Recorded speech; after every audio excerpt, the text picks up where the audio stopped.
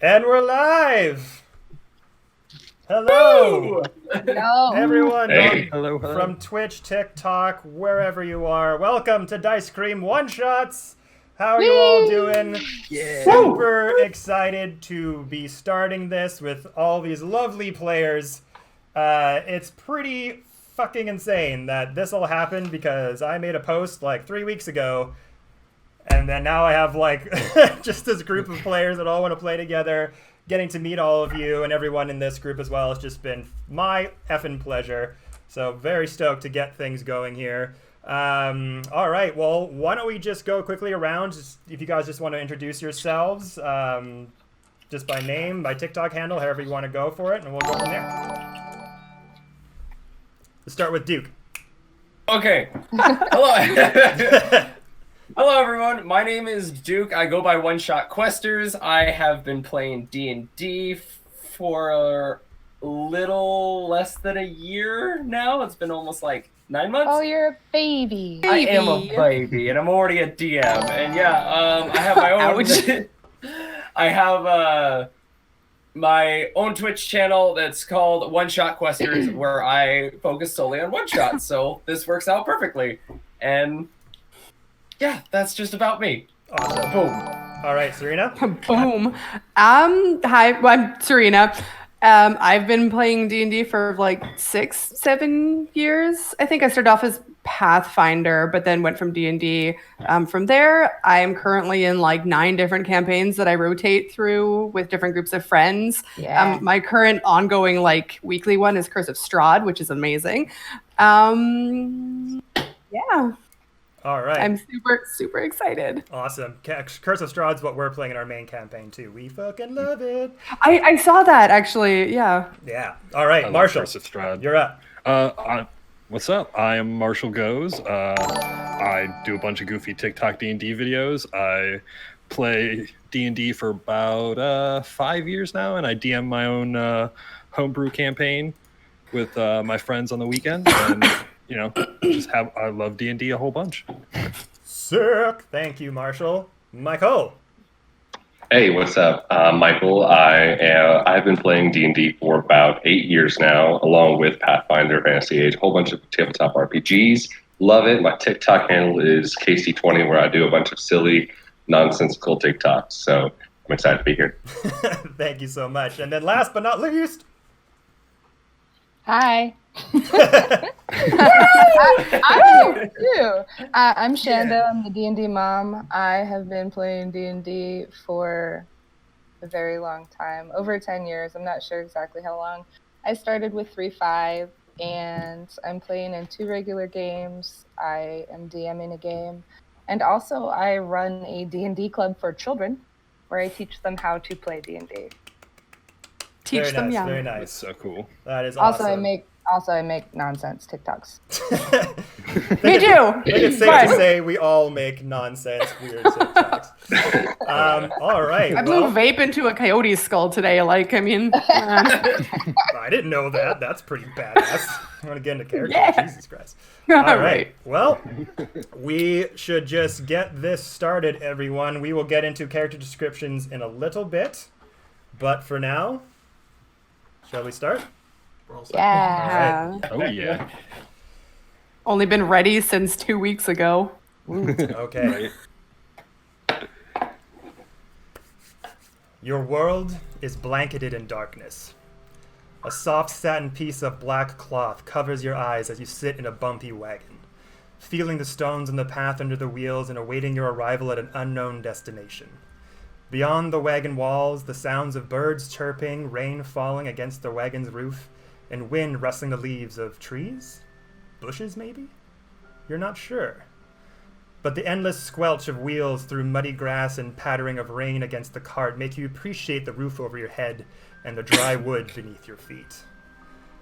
Times have been hard along the Sword Coast. Rumors and echoes of war have reached the western lands as the mythical Prince of Frost has been gathering his forces for an all-out assault against the mortal world. Stories of him and his fabled winter court are whispered in hushed voices, for those brought before him are said to suffer a fate worse than death. For the people of the coast, it is a time of strategy and survival. As if an attack of this magnitude is to come, one must be prepared. So when a representative of the infamous Ruined Saints gang approaches you regarding a job, promising rewards beyond measure, the least you can do is hear their offer. Even if you are a mob gang. Every advantage gained now could prove vital in the violent months to come. The squelching of the wheels slow as the wagon finally stops. You are escorted out and your blindfolds are removed as the rain spatters the top of your head. Adjusting your eyes to the light, you find yourself standing in a thick, lush forest in front of a very tall, twisting and winding tree. As you take in your surroundings, several wood elves accompany your group led by a single, hulking half-orc. Now, Duke, would you like to tell everybody what your character looks like? Yes. My name is Torse. I am a half-orc barbarian. I have like this silver skin. I got a bunch of scars on me. I got a nice, cool little red mohawk going down the top of my head. I am about 6'5", 225 pounds. That is Torse. All right. Serena? I am. Beltana is a drow. She's got kind of like purplish, dark purplish skin, long black straight hair, and she's like, oh, I can't remember her eyes. Her eyes were like black, and she wears kind of like a head crown of like flowers, has a nose ring with jewels that are strung from it to her ear. She dresses in kind of like business casual clothing. She's about 5'9", 200, or not 200 pounds. God, no, 160 pounds. She's like 230 pounds, guys. She's buff. You outweigh a half-orc barbarian. Yeah. Don't mess with me. No, like 160. Yeah. All right. Marshall. I am a green dragonborn druid. Very, very classic green dragonborn with the frill, like the green dragon. I'm wearing just, some common leathers with 2 antlers off my shoulders. And then, I've got a pair of goggles up above my eyes. And, very, very druid. I've got a lot of plants stuck all over and just like tucked into herbs and things just poking out of pockets and things like that. Oh, yeah. Awesome. Michael. Yes, the name is Sir Shorehelm Creek. And he is a turtle, about 6 feet tall, with scales that go along his head that are kind of a rusted golden color almost, and scars that score along the back shell, wielding a pretty hefty warhammer that's kind of got the visage of another turtle shell. He holds his another similarly pictured turtle shell holy symbol, as he has kind of like a darted yellow eye at all times. Awesome. And Shando. Hello. You see before you a almost pink-toned, red-skinned tiefling with long white hair. She's wearing black studded leather armor over kind of like a short, almost mini dress type robe. She's got lots of jewelry on, piercings down her ears that have chains that go up to her long horns that she has that kind of curl behind her, almost like an antelope sort of. She's got white, a bit of a swagger to her demeanor. Doesn't necessarily look like an adventuring type. More punk rock. Punk rock can be adventurers. Her name I is was gonna Betty. say, you were in the wrong place. Betty Rage is her name. Betty Rage. Yeah, at least Amazing. that's what she goes by. All right. So, as you've all taken in each other's appearance, the hulking half-orc simply points towards the twisting, winding tree and just shouts, "This way, please." Do you enter? Yes. Okay. Totally. Stepping into the base of the tree, you feel a hard pull on your chest, and for a split second, your entire being is thrashed in a sudden burst of light and sound, like if gravity itself is pulling you sideways through the space. You blink once in a dull pain and see that you've been dropped into a small, modest room. Small tapestries of cityscapes adorn the walls, and a simple wooden desk and stool are tucked in the far corner of the room. The air is thick with the smell of rotting gardenia flowers, though none seem to be present no matter where you look. A single large fur rug is draped across the bare wood floor, with a wide leather chair placed on the far edge, and a few trinkets and decorative flasks line the mantel above a low, burning hearth. This is hardly a place you would imagine a crime boss to call home, yet it is here you stand across from one of the most powerful men in the underworld. Zafe. An extremely ambitious, calculating, and confident wood elf. Stands about 5'3", around 165 pounds, long black dreadlock hair, wearing a three-piece suit pinstriped with a white dress shirt, brown leather shoes, white leather fingerless gloves, and a long, dark red scar across his throat that is cushioned by a black cravat.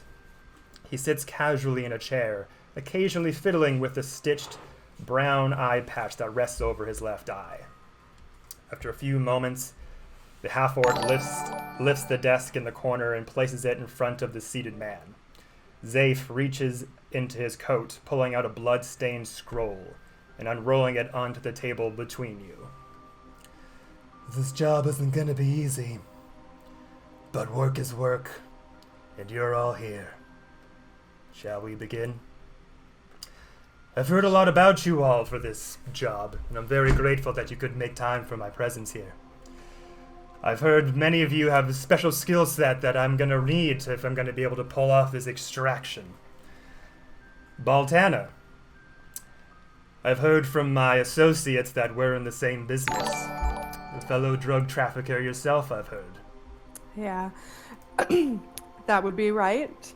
And she'll kind of like finger the necklaces around her neck. 2 vials, one containing a red liquid and another one containing a white shimmering powder. How's the Bitterroot Flower Shop going? I heard that's quite the front you have. Oh, you know, the casuals come in, they leave after they buy their things. My usuals are pleasant as always. They don't suspect anything, I think, anyway. But it's been going well so far. How's that Baron Drummar? That weird old orc lord, is he still running that place, or? Yeah, it's gonna take a lot of work if anybody wants to uproot him. I don't think I would step that far. I'm content being second in that city, just for the protection. Yeah, that man's no We'll joke. we'll just let him think he's in charge for now. Fair enough. Betty Rage. I've heard that in the seediest of places, you're quite the musician. Well, you know, I do what I can. If I may, I've heard a lot about this spectral guitar that you have. Oh, this? And so Betty holds out her hand, and suddenly this, out of seemingly nowhere, this spectral, bright pink guitar appears out of her hand. She kind of flips it around and puts it in front of her and just sort of like casually starts picking at the strings. You're gonna need that where you're going. I could just hope you No can doubt. rein in that famous temper of yours. I'll do my best. Shorehelm, Master. how does one get the name Emissary of Pieces? It's a very interesting nickname.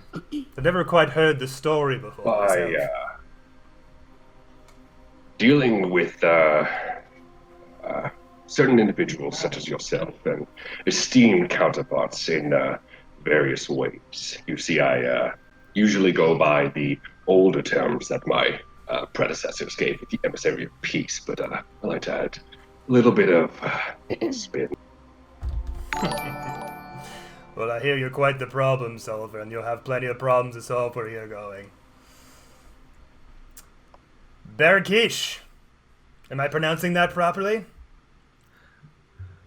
It's a Barkish, yes. Barkish. Sorry, my Give the head nod. my apologies.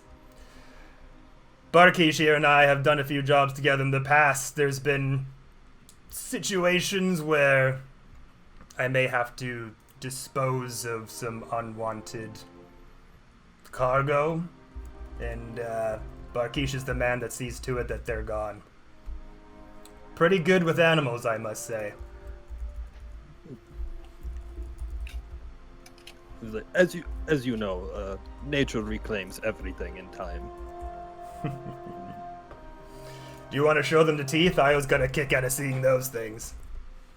And then, yeah, he's gonna pull out from under his little leather armor that he's got two very large ancient dragon fangs, or green dragon fangs. I will recall the tale later, but safe to say, Barkish killed ancient green dragon by myself, and he's gonna be like all proud of himself, just like, yes. Yes, definitely a tale that I need to be. Likewise. I mean, he keeps saying that. I haven't seen quite the proof myself, but, you know, one day we'll find it.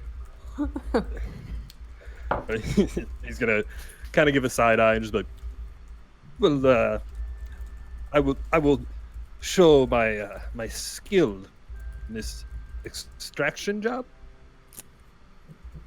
We'll see what you have to offer. And finally, Tors, you're someone I've never quite encountered before, but my people tell me that you're quite capable as well. Am I right in saying that you recently fought a fetus god? Yeah, something like that. I don't know what it was. I remember I got walking in my head, and then all of a sudden I could climb on walls because there was like some god, and they told me to.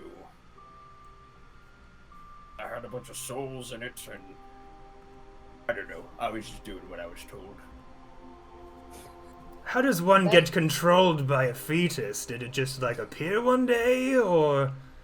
Well, from my recollection, if fetus don't just appear, it's when, you know, a man and a woman really love each other. No, yes, of course. I've known that. Yes, Yes. yeah. Spare us the biology lesson. Betty's gonna sidle up to Baltana and kind of elbow her in the side and be like, "You think he's gotten into the good stuff?" I'm the one that supplies the good stuff, and I haven't sold to him yet. Okay.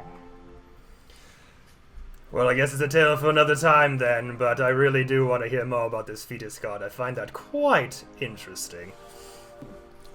But enough of the petty introductions. Let's get down to the job at hand, shall we? And as he lays out that blood-soaked scroll that you saw earlier, kind of putting out the plans he has laid out. As I said before, I've caused you here for an extraction.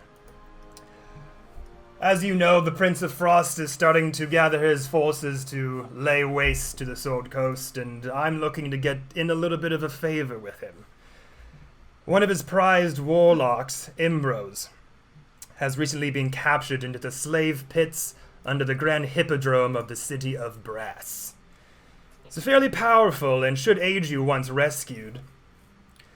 And the portal that I will take you to get there will only stay open for a few hours' time, so you will need this to be fast, swift, and prompt. It's come to my attention that Imbros is also fitted with a magical collar of sorts. That's kind of how they keep people in check down there. But this should help you with that. And he's just going to simply hand Tors this envelope. Imbros will know what to do with it once you've found him. Expect little resistance, as such a bold move has never really been taken against the Afriti, so surprise will be your best asset.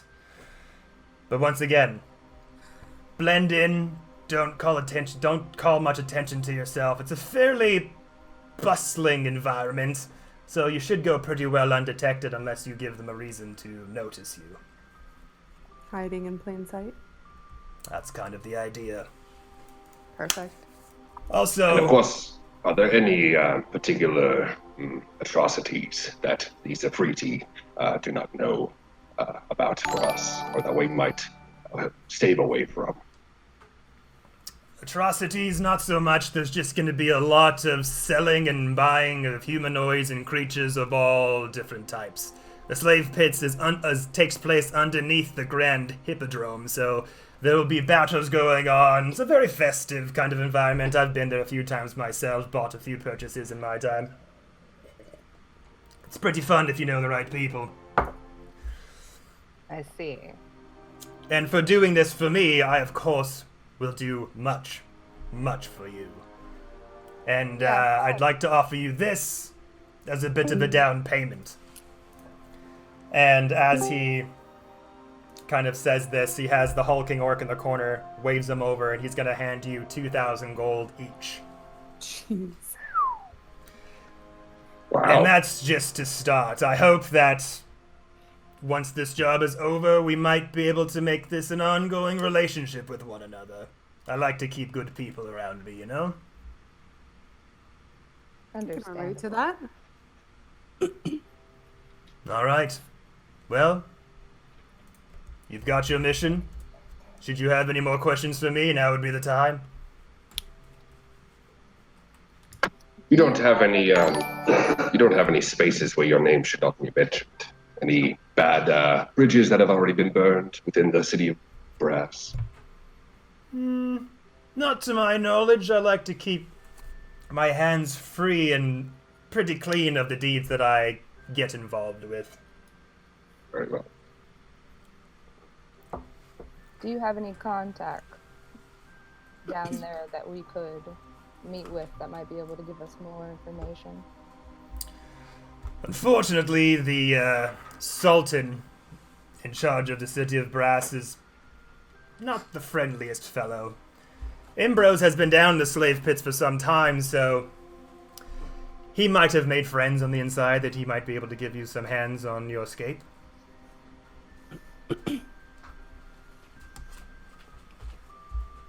Then Ambrose is who we shall seek.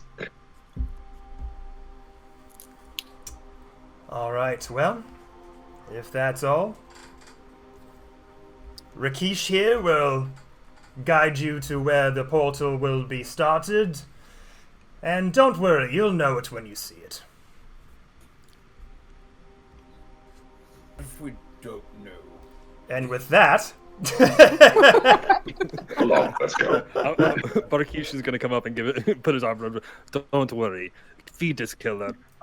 I will show you the way. We have a fetus killer and a dragon killer. Oh, God. I love it. And with that, Zalf snaps his fingers and the party is transported to an undisclosed location nearby. You find yourselves still in the forest, but now in front of a village. As you enter the town, you just see like a few cottages, a shopkeep, few wood elves, children and families just kind of bustling around. It's pretty lovely. The hulking orc is standing next to you, just kind of preceding you forward. Do you go forward? Yes. Yeah. Of course. All right. As you enter the town, again, children playing, lots of conversations happening. It's still like pretty bright early in the morning.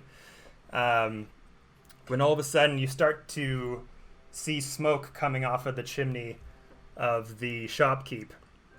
And the smoke starts, it's little at first, a little bit of a wisp, and then it starts billowing out a bit more, thicker, until a fire just erupts out of the chimney and just covers the whole shopkeep, engulfing it in flames.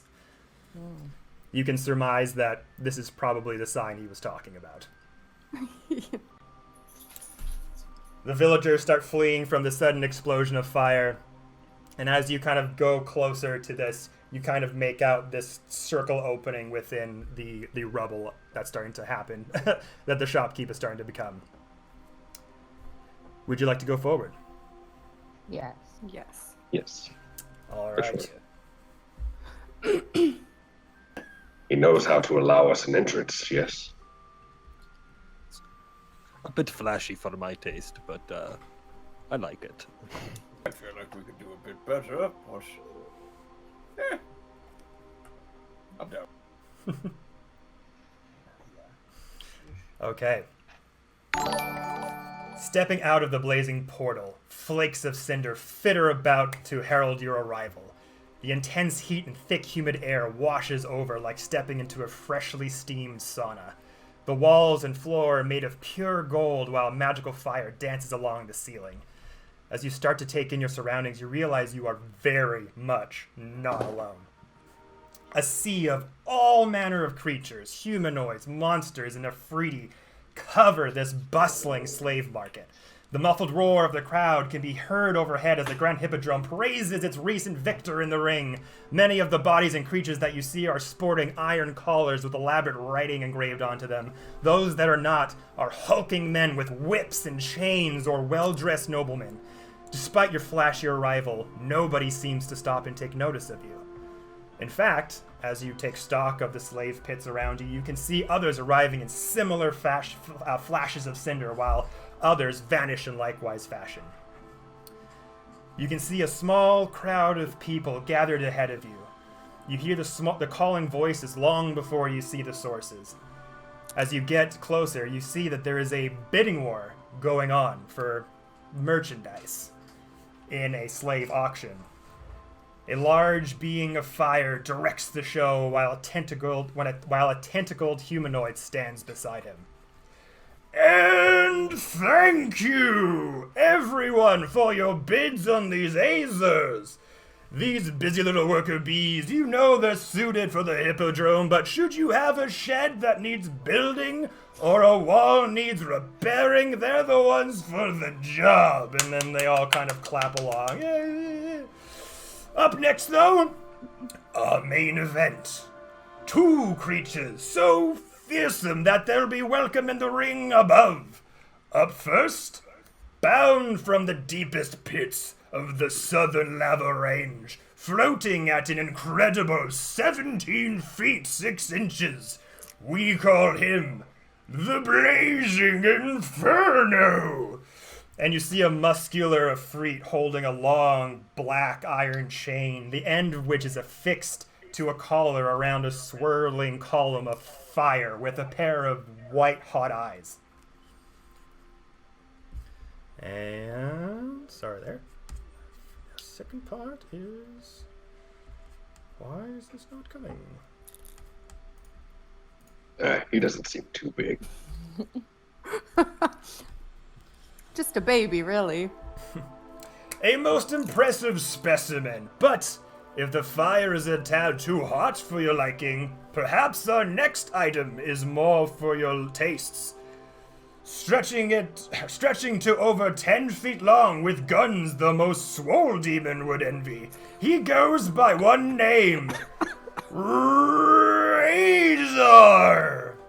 And slithering up the side of the stage, you see an elongated snake-like entity with a similar black chain and collar fixed around its neck.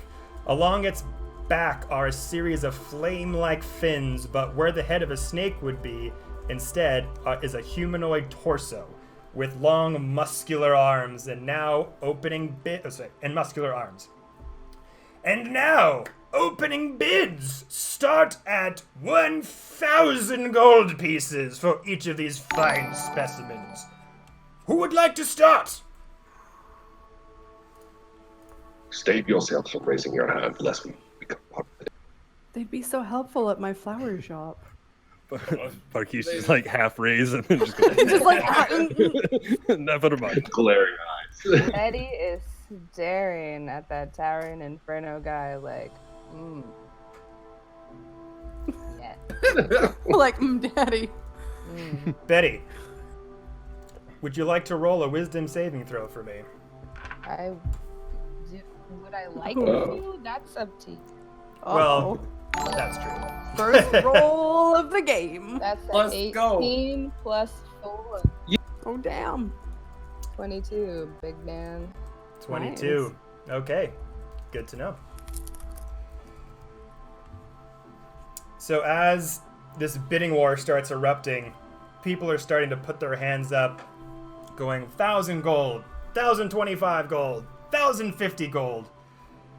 And for some reason, Betty, you really want that hunka hot burning, towering fire elemental. You want that, you need it, you want to own it, you will do whatever it takes to bid on that Afridi and win this bidding war, because god damn, that thing is just too hot not to have. Too hot. Damn. So then the giant Afridi then is sort of calling up numbers as they go on. How are you going to, or actually, sorry, Betty, you start to walk up towards the crowd away from your group in a very frenzied, just overtaken, you want to start bidding all your money on this thing. What is the bidding at currently? Right now, it is at around, what did we say? It's gotten up to like 5,000 now. Oh, dear. Would I understand We have lost the red one. that I The red one is gone. $5,000?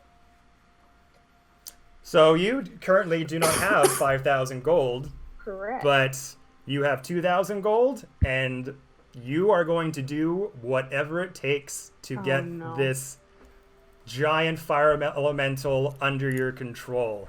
So as you kind of are drawn towards the stage, the giant Afridi, kind of doing the master of ceremonies, looks down at you and goes, "Yes, miss, would you like to purchase this fine specimen today?" Indeed, I would. I have 2,015 gold. Oh, I'm sorry. Right now the bid is currently at 5,000, but Do you accept things other than gold? we will, and as a matter of fact, we do. If you have any items available, any special weapons, perhaps, we'll take all manner of things. And the group, as you are all watching this, is there anything you want to act on, engage, or anything in that matter while this is happening? Or are you just going to kind of let this happen? I think Boltana's just gonna kind Sorry, of watch. my audio cut out. But if I see this happening, I will do whatever I can to try to interpose in between, just kind of like as swift as I can be in action in between, like trying to put my shell in front of both of us between the Afridi and Beth Rage. Okay, so as Shorlam kind of goes through the crowd, you notice that the crowd itself is made up of a few different types of creatures, and some that you may notice, some not. There's a massive red humanoid winged figure there, 2 demons wrapped in living chains around their bodies, and a beautiful female humanoid with horns and wings of itself. And as you kind of like try to get through them towards the main stage, you're there beside Betty and staring up at the giant Afridi with the tentacled humanoid standing beside him. Betty Rage is gonna like try to climb up onto the stage and say, "Can I please inspect the merchandise?" Can't see any harm in that now, can we, ladies and gents? As he kind of looks over the crowd, and they're all just gonna kind of clap and go, "Yes, yes." Yes, Betty would like to get a closer look at this collar chain situation. Okay. Roll. Do you want to roll investigation on that? Sure. Okay. I'm not real good at book learning, so we'll see what happens. That's a natural 20, I promise, I swear to God. Ooh. Hell yeah. My investigation is plus 4, so 24. All right. So, you having, been around seedy bars, seedy types, you've probably seen a lot, heard a lot. the slave pits under the Grand Hippodrome isn't necessarily like a secret thing. It's one of the main places that help and fighters and these types of things come from. So getting that nat 20, looking at the collar, you can see that it does require some type of magical incantation to break free. There's also a special adorned like along of the engraving that's on the collar itself. There's a bit of a lock on the side of it as well. Looks like a key might open it, maybe a sort of mechanism that can manually unlock it, but you definitely... Does it look like it's kind of like a magical dampener sort of a thing? Magical dampener, not necessarily. You probably, again, just having heard, probably entertained a few slave owners in your time. You know that these collars are used to restrict escape. People who have these collars on cannot leave the slave pits. Oh, dang. But it does have like a magical effect on it. Yes. Yes. Okay. So Betty's gonna kind of slide her hand down to her hip and grasp on her rod of the Pact Keeper, and she's gonna just say, "Oh baby, you should come home with me." And then she's gonna cast spell magic on the collar. Unfortunately, you go to put your hand down, and you're suddenly compelled to change your mind. You had that inclination to go maybe try to secretly try to undo the collar, but you suddenly have a change of heart. You want to do this by the books. You don't want to do this in a dishonest way. You want to pay the men for their merchandise, for the fine specimen that you have. They deserve everything that's coming to them. Can I make a perception check to see if there's anyone focusing on Betty, like doing this or something like that? You sure can. Or seeming to make.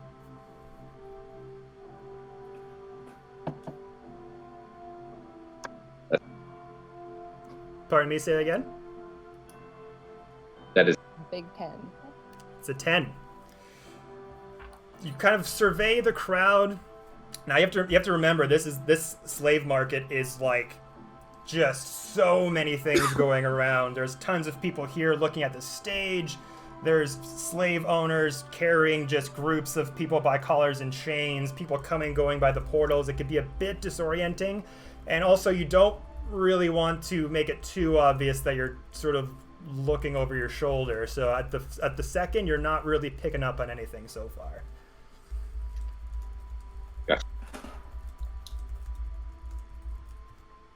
So Betty is going to turn to the auctioneer and say, "Well, I personally do not have enough money to afford this fine specimen, but I do have here with me today 4 other possible trades. Do you need a turtle?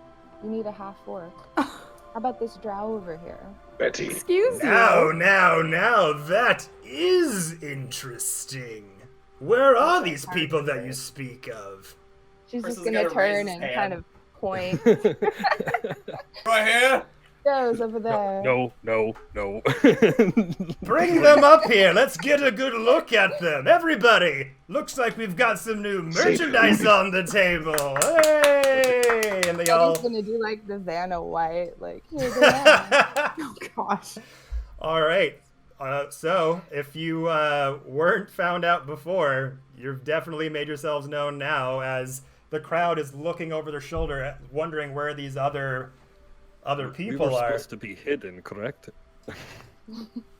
And they're all trying to find out where you are, saying, and they see you kind of off in the distance, away from the crowd, as Betty Rage has just pretty much put you up on the meat slab here. Oh, gosh.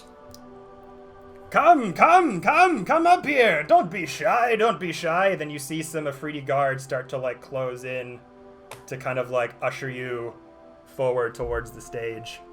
I'm doing the literal best I can, everybody. It's supposed to be a team or something. Maybe she has planned. Let us play along. And Borkish is gonna start walking forward and just being like, With like, son of a bitch. Yes. I'm gonna I lean over to turn Barkeesh. Oh, go ahead. I was just going to say, Barkeesh, do those fangs still have any poison in them? No, these are very old. But, I myself, Disappointment on my face. I myself am very poisonous. And I'm gonna shoot you a wink. I'm just being like, I think I know what you're trying to say. All right. So as you're walking towards the stage, Barakish, you're kind of in the front. Baltana tours. Are you just kind of like following his lead, kind of thing? Are you following him up into the stage? Yeah. Yeah. Shorehound, Yeah. do you go up to the stage why as well? not? Reluctant. Yeah, exactly. Side eyeing, mean scowl. Like, Yeah, shield up, like, just kind of like very.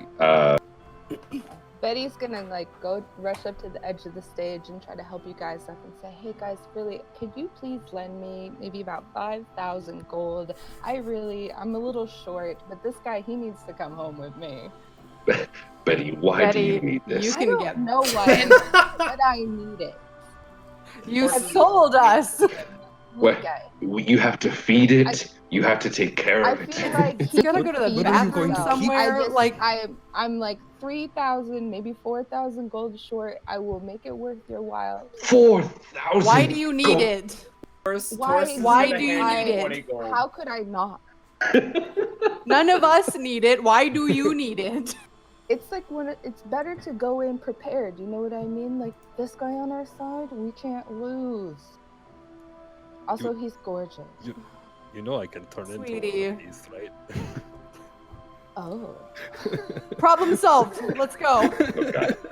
I'm just gonna like continue to sort of like reach out for this flaming guy and just try to go up to him and Barkeesh is gonna come up and like touch your cheek and be like, "Sweetheart, you don't need him." And then I'm gonna cast Dispel Magic on you. All right. Roll. Make sure there's no. Roll your spellcasting ability check. All right. What is it? Okay. What? That's how we What? roll. What? It's a nat What? 20. What's up? yes! Direwolf dice for the win. Of course. So Are you? as you are all kind of having this very awkward conversation in front of literal hell demons, What's up, guys? and you have the That's my third level spell shit. you have the other two items up for bid next to you, standing there with their chains on. The spell starts to take effect, and suddenly Betty, that burning, literal and figuratively, burning desire to have this Afridi, to have him, to want him, to be with him, to have him under your control, suddenly starts to dissipate a little bit. You're suddenly back to your old self. That burning desire starting to fade a little bit. You find yourself kind of on the stage. You're not even really sure how you got up there, or The desire is still there. It's just no longer uncontrollable. And now you're all up on the stage, decidingly up for auction, as the crowd starts saying, "How much for the total? Yes, how much for the black-eyed one?" Just What? kidding. No. We're gonna go now. Bye. As you do that, the large Afridi kind of, again, guiding this whole auction, says, "Wait a minute, I thought we had a deal." I'm gonna go up to the Afridi and say, "Hey, look, I thought maybe we could make this work. However, upon closer inspection of the merchandise, I really don't feel like trading my property for that. I just don't think it's gonna be worth my while. I'll take my wares elsewhere, thank you." You wouldn't want to make me look like a fool in front of all my friends, would you? And as he's kind of, I don't think you need our help. as he's as he's kind of like pointing out to the crowd, and they're all kind of like a bit confused, a bit disappointed, because this these specimens come through that doesn't normally come through the slave pits, and then you start to him sort of also motioning to a few guards that are off in the distance, kind of walking by a couple of Afridi. Are you trying to steal my property from me? Well, I was under the impression that this might be my property for the time being. Lady, I feel are like nobody's you don't property. understand how capitalism works. What to do? What to do? Boltana's just gonna try and walk away again, saying, "I'm owned by nobody." How many Afridi are? Right now there was the two that kind of like ushered you towards the stage that are kind of like on the outside of the small crowd that are just kind of like overseeing kind of what's going on here. You're definitely starting to draw a bit of attention to yourselves. The two that he's kind of mentioning off to there, like I said, like there's tons of people just like coming and going. Like imagine you're in like a bustling night market, right? And this is like a busker that's addressing a crowd, so it's like a small portion of them have kind of been drawn here for a minute. But outside of this, there's lots of people just like kind of coming and going. But you get the inclination that like at any moment he could like make a bigger scene and have more guards show up. Right. Okay. Uh, I turn around with kind of a soft smile at the Afridi, but like still kind of a grimace face and say, perhaps we could work something else out. Oh? What might that be, my good sir? Well, this is a place of sport, is it not? You got Have that you had right. anyone wager their skills in terms of entertainment, if not for to buy such a masterpiece such as this? And I point to the fire, because this is nothing but more for sport, yes. Well, this is all for in the honesty, in the spirit of sport, you might say, but what will this person gain if they should win? Can we take him home? Yeah. Can we fight for the fire guy? How about this? If anyone in this crowd should like to take up this person's wager, if the challenger of this group wins, you are all their slaves. What do you say to that, ladies and gents? And the crowd just starts going, yeah! Yeah! And how about we have a bid to enter this contest from the crowd? Who would like to pay to own all of these people? And then they don't even pay attention to you. This guy's just making a deal, and you're kind of screwed. Like, you can't, like, the guards are kind of coming in closer. He's taking you up in your offer, but now he's looking to the crowd to see, like, who's basically going to pay the giant Afridi cash to take you up on your battle offer, and then kind of negotiating terms. So let me just get this straight. This is Shando talking here. Is the current offer that we will fight somebody, and if we lose, they own us? Currently, that's what they're discussing. Okay. If you lose, right now the offer was to put a battle on the table to get you out of this situation, to like a feat of strength. And the large Afridi is just like thinking about what's the best way I can make money out of this, because you kind of ruined this whole pageantry thing. So he's just like putting shit out there, and it's kind of getting ahead of you a little bit. You can try to reason with him if you want to like work out a better deal. Maybe you guys want to negotiate something that you get if you win. 1,454 gold, and I will take everyone if we win. I think we can do a little bit better than that. How about a limited supply of powdered soul and non-magical bloodshot? Perhaps we could talk to our curator. Maybe you know Ambrose. We are, anyway, seeking him. And then the crowd just kind of stops for a second, all looks at each other and goes, Ambrose, that lucky son of a bitch. He's just a slave. He has no say what goes on here. So, Oh, Ambrose is the guy we're Ambrose okay. is I the thought guy that we were. looking for. Oh, I thought Ambrose was the guy we're meeting up to look for the guy we're looking. No. My bad. Ambrose is the guy we're looking for.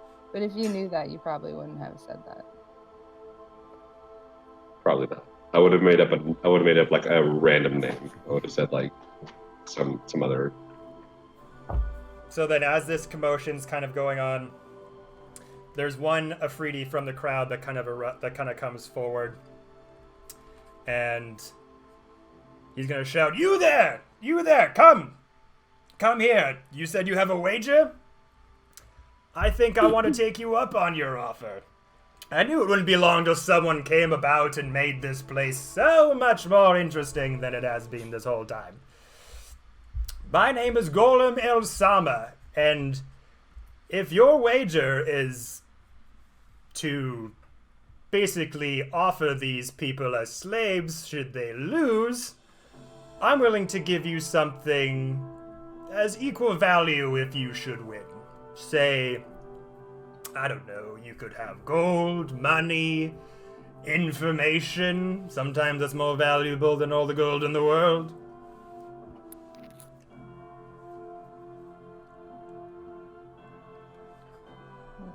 Is he offering this to? Are they offering this to the Afridi? He's offering this to the Fruity on stage, but also kind of like gesturing to you guys as well. Again, this is a deal that he's just kind of like on the fly making. If you want to try to interject, you can. And behind him, he's got 3 chains lined up behind him that, like, it's hard to make out who the people are behind them because they are short. They are 3 gnomes behind him, all chained up with collars with a black chain kind of leading from one to the next. He's like, surely you two would want to take up on a sure thing. These would be your combatants. And he kind of looks, like, gestures behind him to the 3 smallish, unassuming looking gnomes behind him. I just purchased these slaves just about an hour ago, and I have yet to see what they're worth. And it is, trust me, it's going to pay me a lot more money out of my pocket should they lose in the next bout. So, what say you? That seems sketchy. And everyone in the crowd is just, like, looking at you with very much ill intent. So we are to record. fight these dwarves for our not being sold. Freedom? I was gonna say, I think we've walked into, now we are on the market, and so we're gonna fight for our freedom. It's from like, what I understand. or you could, you know... We did not walk into this. We were dragged into this. Fair.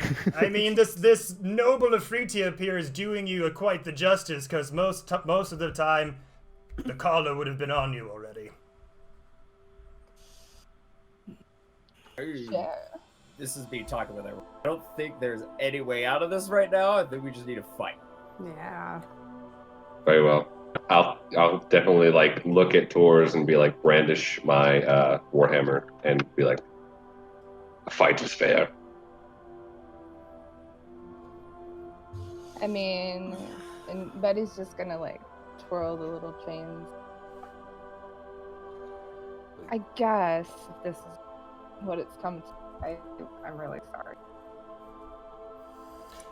Ladies and gentlemen, we have our bout! And everyone starts clapping and cheering, and they just came here for a normal slave auction. That's what they do every day. But now these strange 5 humanoid people have shown up, all wearing different colors, clearly not from the city of Brass. You have just made everyone's fucking day. Like, this is just like the most unexpected left-right turn thing to happen.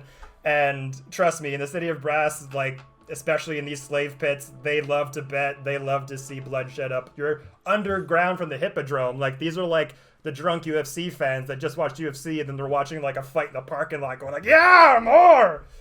I do want to look at the Afridi and be like, now surely you would not allow your combatants to not be in their best shape. Yes. May we have a few hours to prepare? Few hours, you say? We only just arrived in this beautiful city.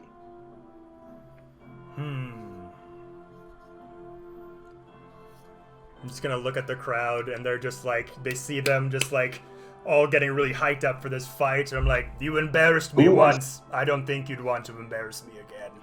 Let's just fight. All right. Can I actually see real quick how many people are actually armed around us? So you have the two Afridi guards that have kind of like that. Once they heard the commotion, they kind of started to come towards the back of the crowd to kind of just like get an eye on just like what the fuck is going on, what's all this commotion that seems kind of out of left field. And they've kind of like slowly made their way to the other side of the stage. And then in the crowd too, you can kind of gather that the people, like everyone here is kind of armed. Like it's kind of a seedy joint. But in that crowd that you saw again, there was the let me just bring it up so you can in the crowd there was a massive red humanoid winged figure, two demons wrapped around with living chains, and a beautiful humanoid figure with horns and big wings. But everyone else, other than this kind of like busker type situation, like live street performance, everyone else is just kind of like moving past and like not even noticing you as you see portals from where you came up to the top, because you guys are on the stage. You can kind of get a good look of like the surroundings around you, kind of like where the stage was up there. You just see constant portals of people just like showing up and leaving and showing up and leaving, people dragging new slaves, people pushing in hurt soldiers from the hippodrome above. Okay.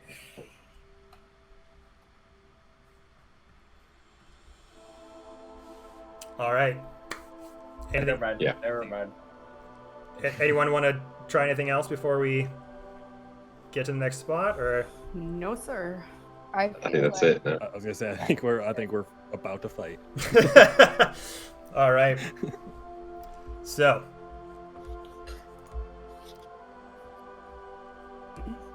let's move on to the Roll20 map Oh, yeah. portion.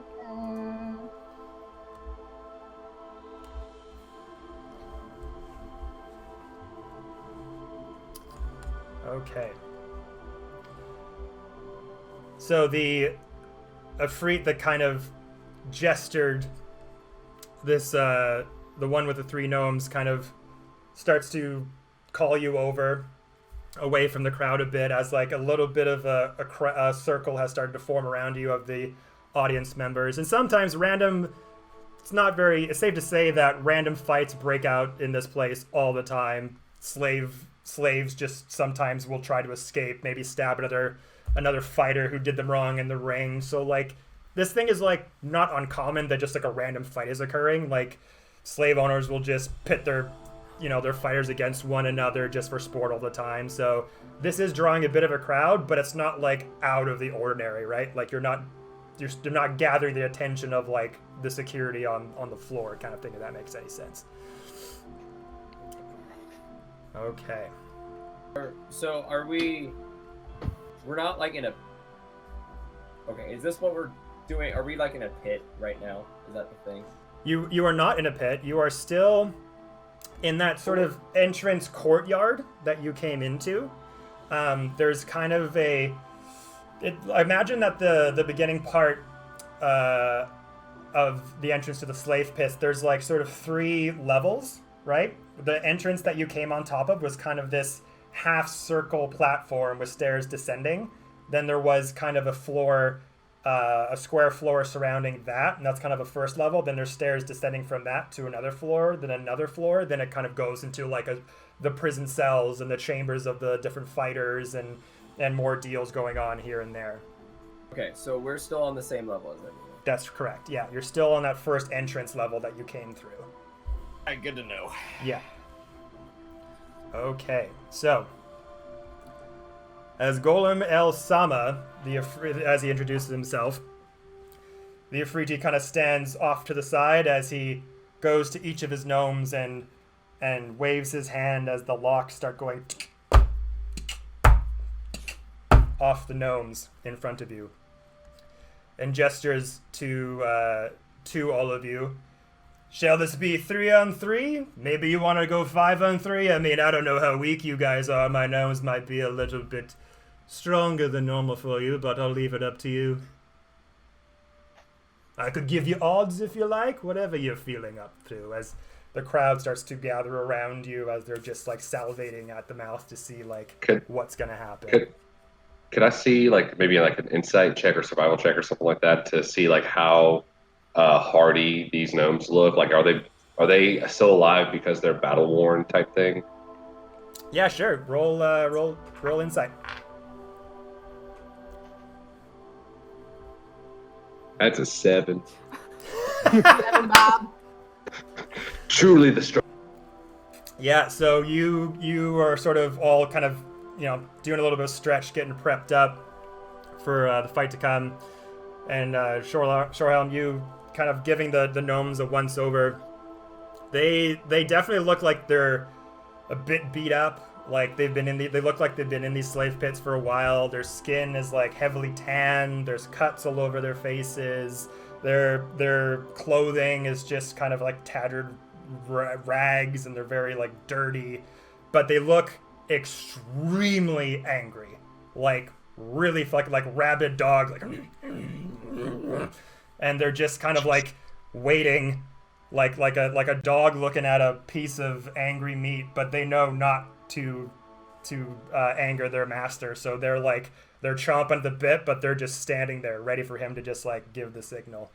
So is it all of us versus them? He asked. We haven't answered yet. Okay.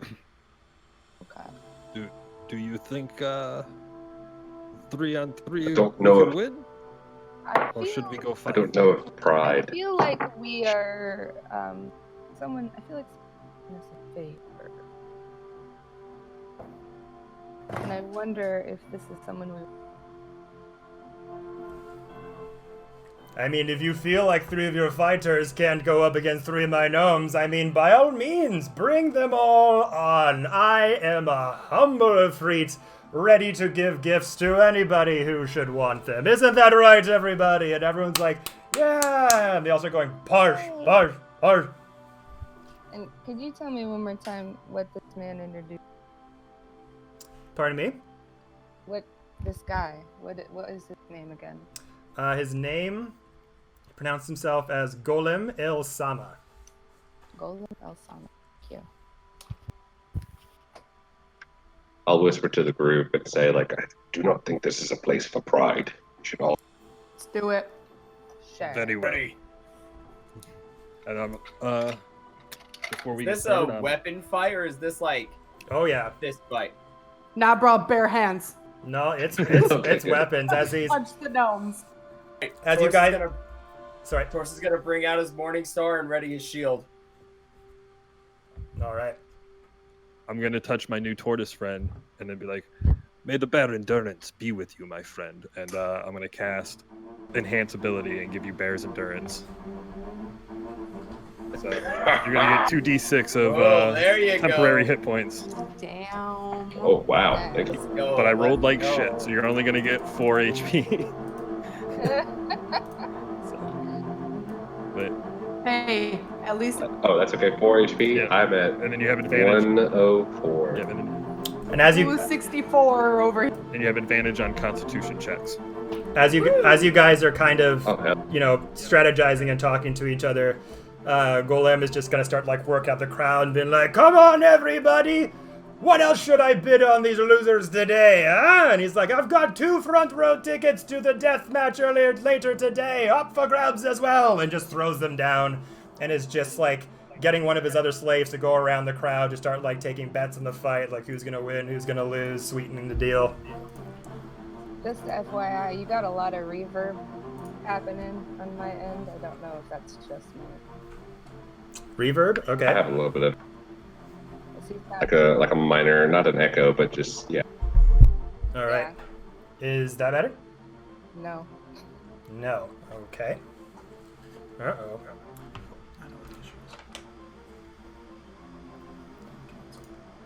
All right, we're gonna fix that. You guys go on. I think it's something on our stream computer, but we're fixing it. But go and go through your preps there, and yeah, roll F in initiative. Heck yeah. Let go. Yeah, here we go. Okay.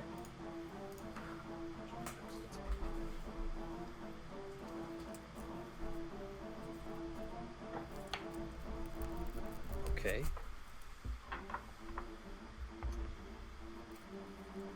Our quiche is ready.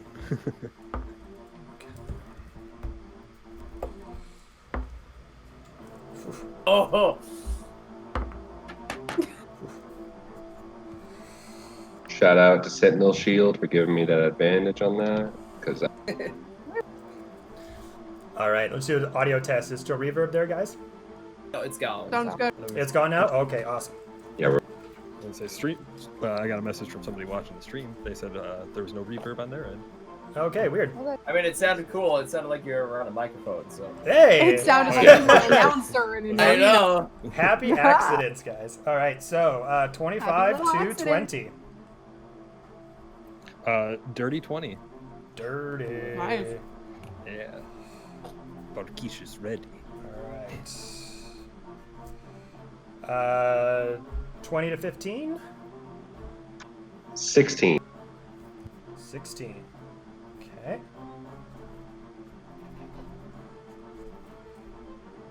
And 15. Oh, sorry. Hold on. Okay. And 15 to 10. 14. 13. 14 to 13.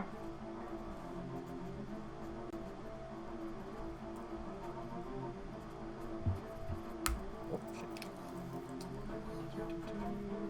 Okay, and 10 to 5. Not everyone. Yeah. Oh, what? I think this voice skipped a second. So I got Bearkish 20, Baltana 14, Betty 13.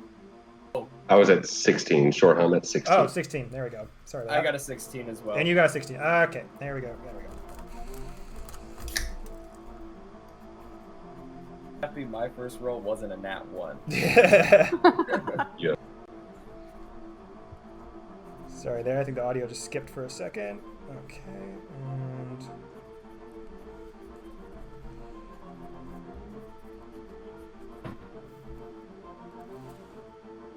All right, and that's good. Okay, so just before we start here, let's just make sure you guys can move your tokens on the Roll20 map here.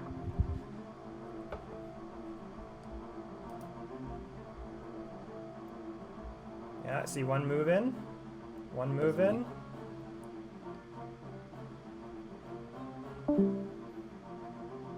Okay. How's everyone else doing?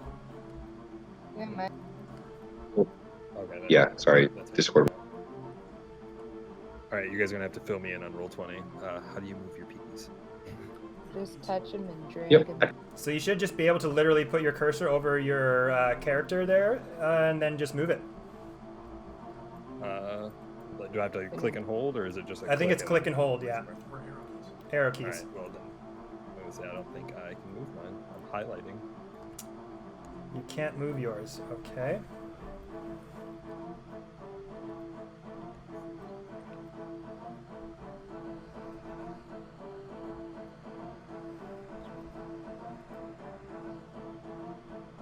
Says yours is edited and controlled by you, Marshall. Well,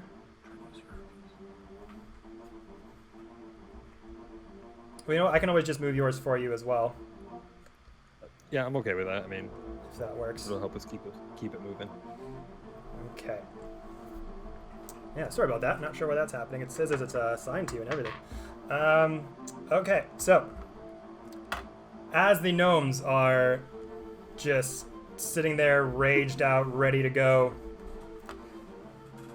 Golem then just simply snaps his fingers, and you can see as the gnomes' bodies just start to twist and contort as their bodies just bodies just start to rip apart, and their arms just grow longer and longer, and their torsos just come up.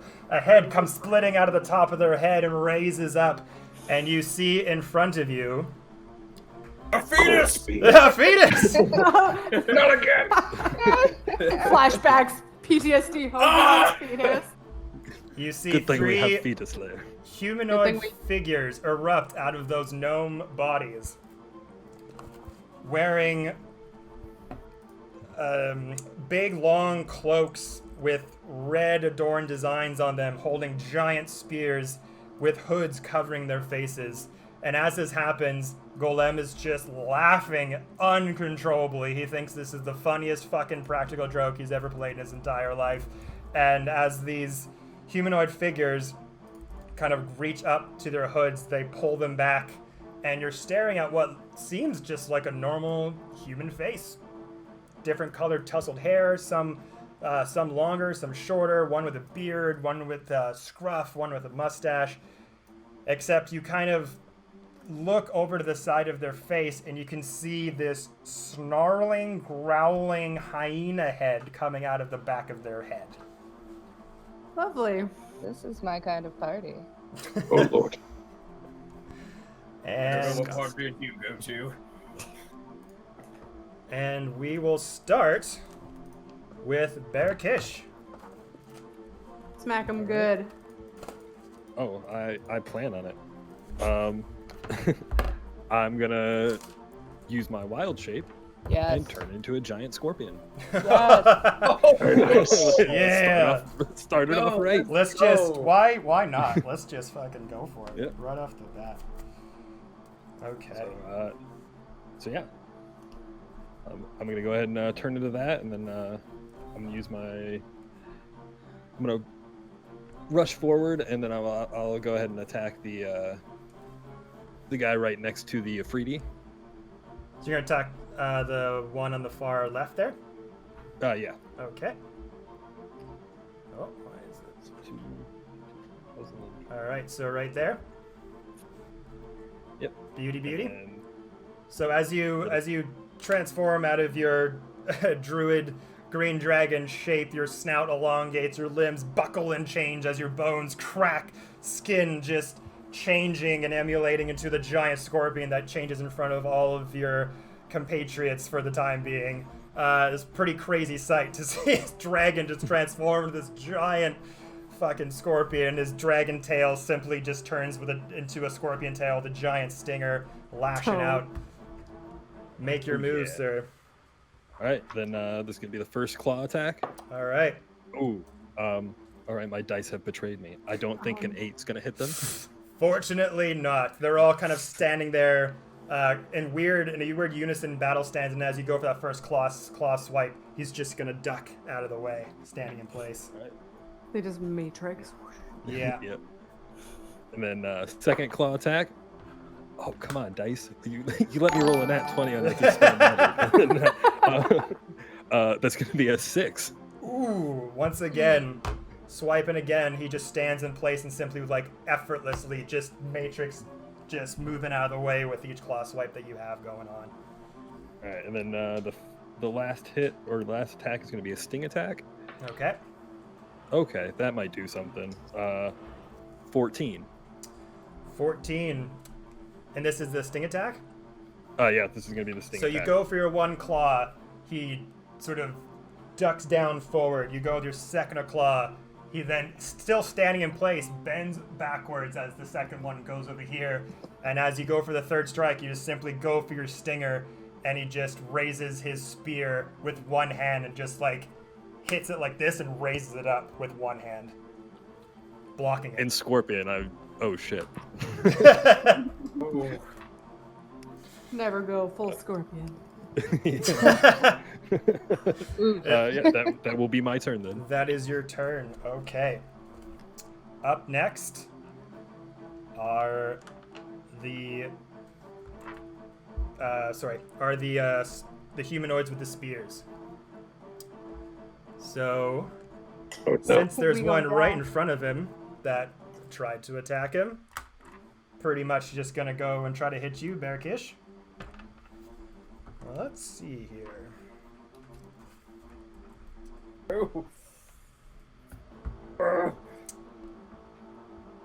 So as he's blocked your stinger, he's going to let it come down just like right by his face, and he's gonna sort of whip his head around and let the hyena head bite your scorpion tail.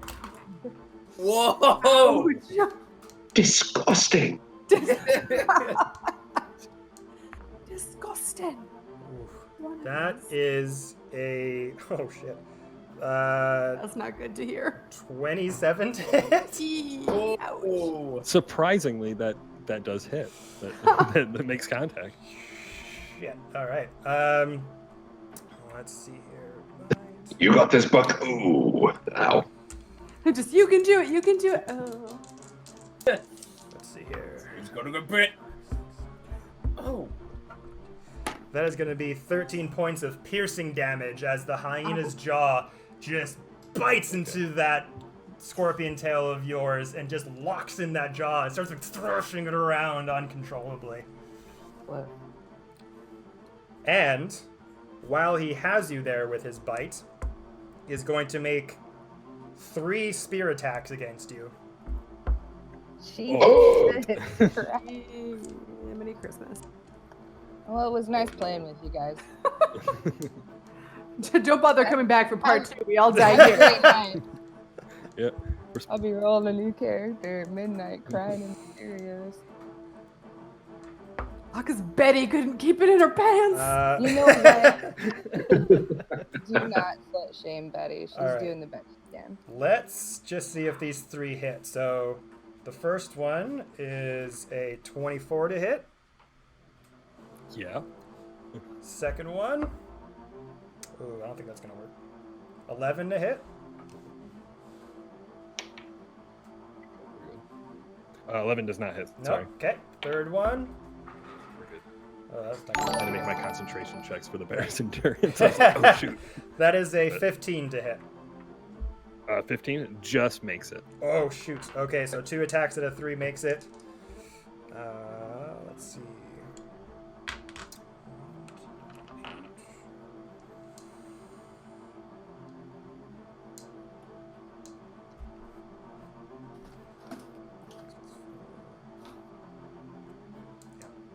So the first one is, oh shit.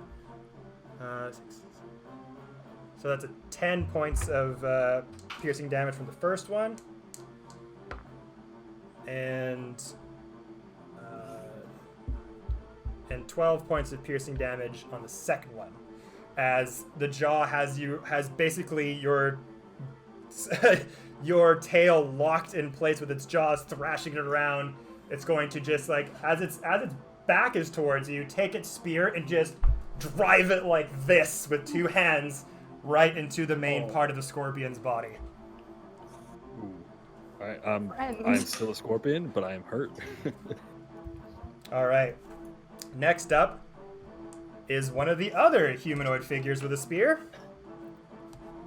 They both rolled 17 on initiative. Ooh. And It's cool. That means you guys just get to beat him up for the rest of the round, right? and You go. surveying you. Great. Dude. You're doing great, sweetie. I just want it to be cool. Can I ask Scorpion a quick thumbs up. question? Yes. He's missing. Yes, I'm looking at the Roll20 map right now, and we have the 3 little hyena guys, and what's directly to the left of them? That is the Afridi leader. The one that's like gesturing to them to fight. Is he fighting? He's not fighting. He's just there. I just thought I would just put him on the Well, he map better, because he is move there. out of the way. I mean, He's got front row we can tickets make to him this fight, massive. but- Better catch these.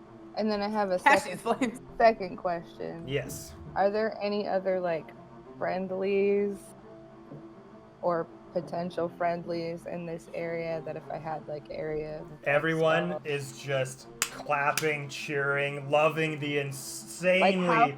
how far away from us is everyone? They're Like, is there a they're like circle of they're people? about, let's say 15. They're like in a semicircle, like in a circle, about 15 feet away from you. But as you move, they're moving away from you, right? They're not like staying stationary. Like as you move and fight, they're kind of Do like you moving think the you could circle put around a you. circle on there to kind of show where the people end? mean- Sure, we can do that. Yeah. They're all slave auctioners and stuff. I mean, if some of them get collateral damaged. I mean, Arkish. Here, hold on. Let me see if I can do. Come on. I'm getting beat up right now. I want you to blow these these dudes up. I want to blow Fair, them up too. I just don't want to I blow went up way too confidently into everyone. this. Go big or go home. So there's a little line now Maybe you're drawn around asking- you of kind of where they're at right now. Okay, So thank you you. should be seeing it. Yeah, Appreciate it. no problem. All right. Okay, go back to mauling us. No problem. I'm on it. All right, bet your age. This Those are next fighter Is it here me? is going right No. for you. Great. Oh, gosh darn it.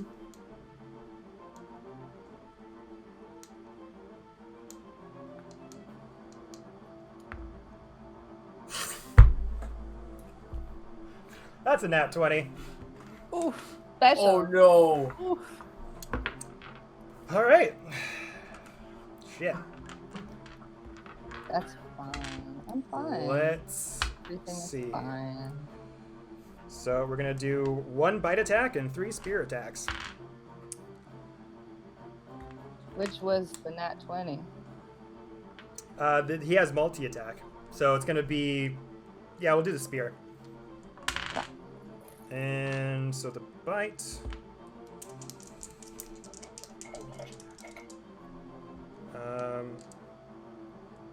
So we do the bite first. And all 3 of them hit? This is just for the bite, or sorry, for Okay. the yeah. This, sorry, I'm getting confused here. The spear. Sorry, the spear is gonna be the nat 20.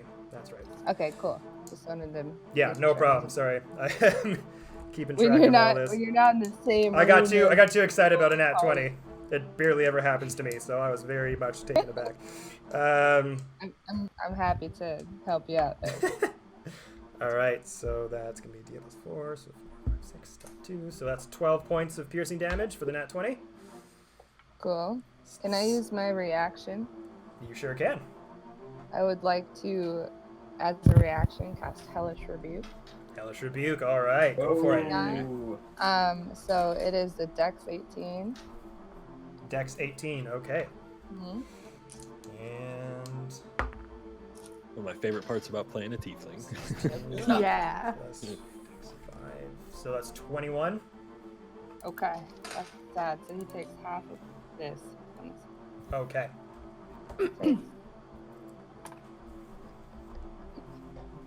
He takes half of 4, so he takes 2 fire damage. Ooh. Sad. So as he goes in for that, just rushes towards you and does that very like precise spear attack. It pierces your gut a little bit, but a little bit of fire energy just kind of bolts, hellish fire energy just bolts forward, singeing his eyes a little bit, but not too badly. Oh wait, hold on a second. This is my first time playing a warlock. Yeah, I heard that. Yeah, so They're fun. I'm just looking at. Can I say that I cast that at a higher level than first level? Because I can cast using my warlock spell slot. You want to cast Okay. Hellish Rebuke at a higher Yeah, at a higher level because you have the spell Yeah. slots. Because I have the spell slots. Can I do that? Yeah, sure. Okay. Well, it's not fair. I didn't say that ahead of time. Never mind. No, it's okay. It's your first time playing a warlock. Sometimes it takes a while to remember how stuff Okay. works, so I'll allow it. Okay, so I'm gonna add some D10s to that. You have no idea how many times we do reneging and like, can I wait? I didn't realize. Wait, I want. Okay. He's so a that's kind half and of merciful 20, DM. That's half of 22. So 11. Okay. 11. Thank you. I appreciate it. No problem. So you said I took 8 points of damage, first of all? I believe you took 12. 12 Well, points of thank piercing damage for that Okay, first one. Keep hurting me. No problem. The second one. Oh, I don't think that's going to do it. Another spear attack, and that's going to be... where are you? That's only 12 to hit. Oh, thank God. Miss. Okay. My armor is not great, you guys. I haven't the cast. All right, and we'll just roll the bite attack. Oh, that's good. That's going to be 22 to hit. Yeah. Okay. So for the bite...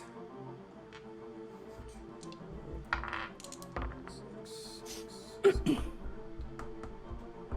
So that's 14 points of piercing damage from the bite. So that first spear, the humanoid figure lunges at you, puts that spear into your belly.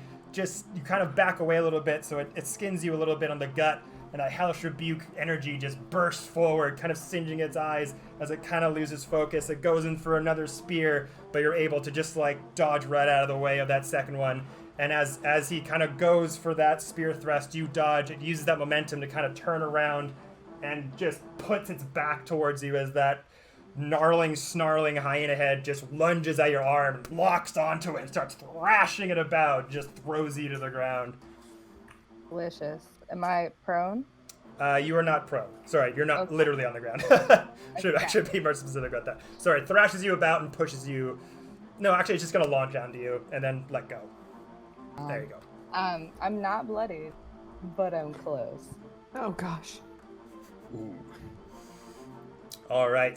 Then up next is Tors. You've just seen. Oh, let's go! All right. You just saw.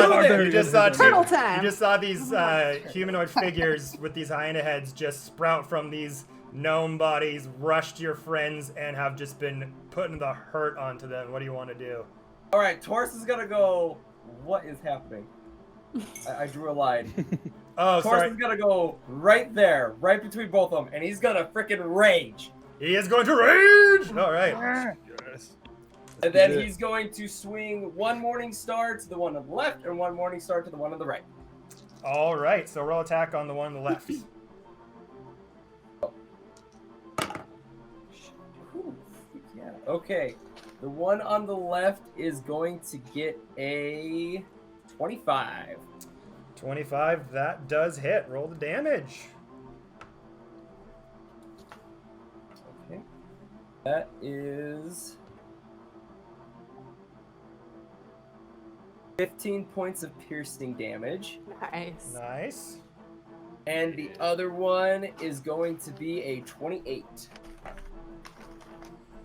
28. That also hits. Roll the damage. Oh! Let's go! Okay.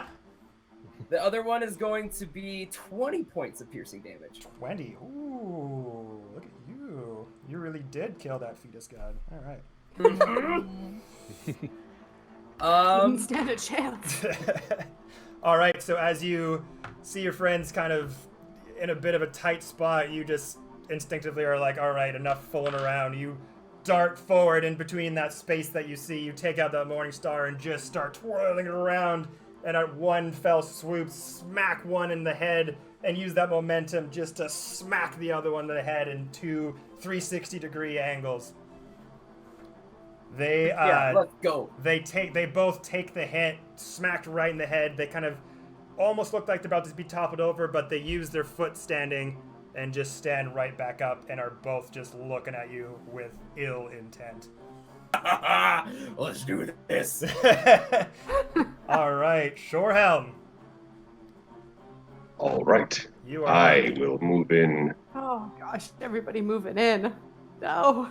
Move out as right well. in the middle where I like to be. Everyone within 10 feet has +4 to their saving throws, as long as I'm right here. And I can do some other stuff, but that's for later. For now, I'm going to beat some booty. All right, here we go. Beat that booty. Beat it. So Good. That booty. the one that's attacking Betty Rage, I will attack twice. Okay. The one, so you're behind him right now. Okay. Roll your attack. Yes. That is going to be a 20, Pardon me one more time. 27 to hit. 27 definitely hits. Roll the damage. As we'd like to say on our main campaign, roll them dammies. Roll them dammies. Roll them dammies. Get them dammies in ya. That is 9 points of damage.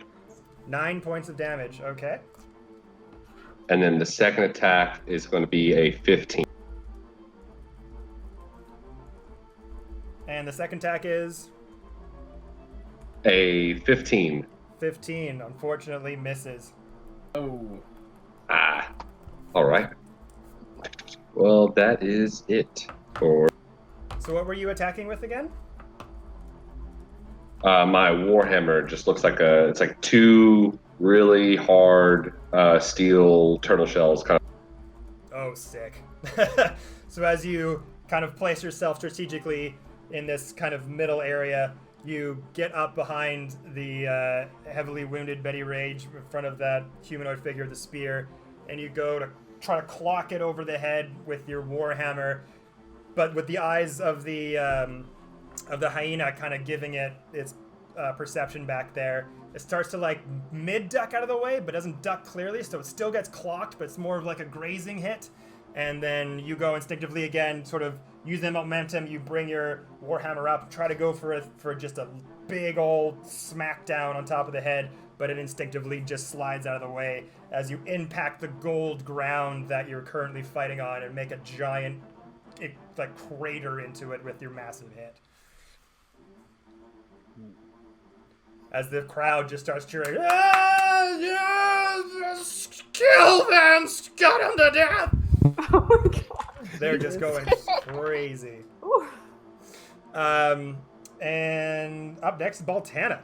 What up? She's gonna 20, 30. Gonna go right Light there. Fire. And then I was gonna cast Shatter, but y'all three decided to get right in my range. Ah! It Right, happens. man. Sorry. It happens. I know. And then on the top guy closest to me, I'm gonna do Ray of Sickness. Okie dokie. Let's see here. And it's a level 1. So I want to cast it at a level 3. Just because. Ray of Sickness. Is that a Yes. poison spell, I believe? Yeah, necromancy? Yeah, it's necromantic. One Do I of those do- classic misdirect. Do you have to make a saving throw?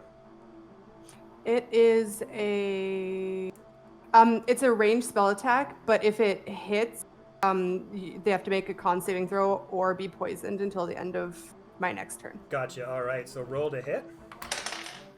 Nat 20. Hey! I love these orange dice. That's like the fourth time today that I've just like rolled and it was a nat 20. So yeah. So and which then one are it's you hitting? to- Sorry, just one more time. The one closest to me. The one in front of Betty Rage. Okay. Yeah. All right. So and that then definitely it's- hits. Yeah. And then it's 2d8 normal, but I'm casting at level. It's up 1d8 each time. Okay, and no Pretty saving cool. throws. It's just a blast. It's just yeah. Okay. 2, 7, 9, 16 16. What type of damage? poison. Poison damage. Okay. Yeah, and then they have to make a con save. Gotcha. That's what I was looking for. Okay. So.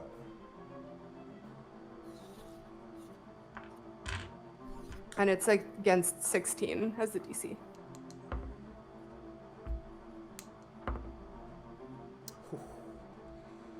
So as the ray of sickness, you just conjure up this deathly green glow and just spend time molding the orb, shoot it out from your hands, and it just nails that sucker right in the face, almost pushing it back, but he's trying hard to kind of just like go against it, like pushing against your ray as like bits of flesh are like flaking off from the side of his face. But he stands there in place and is not poisoned. Oh, damn it. But it was 16, you said? Yeah. Okay.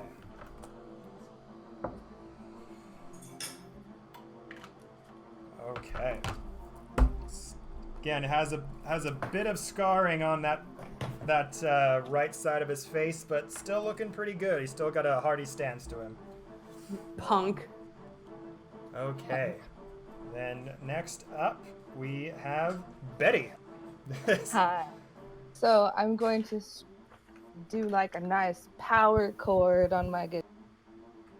And then with that, I'm casting Armor of Agathis on myself, except instead of like ice crystals, it just looks like pink Varsky crystals all over my body. Like I just bedazzled myself. Right. And then I'm going to back away, and I know this incurs an attack of opportunity, they can bring it, and kind of hide behind their little guy, their little buddy.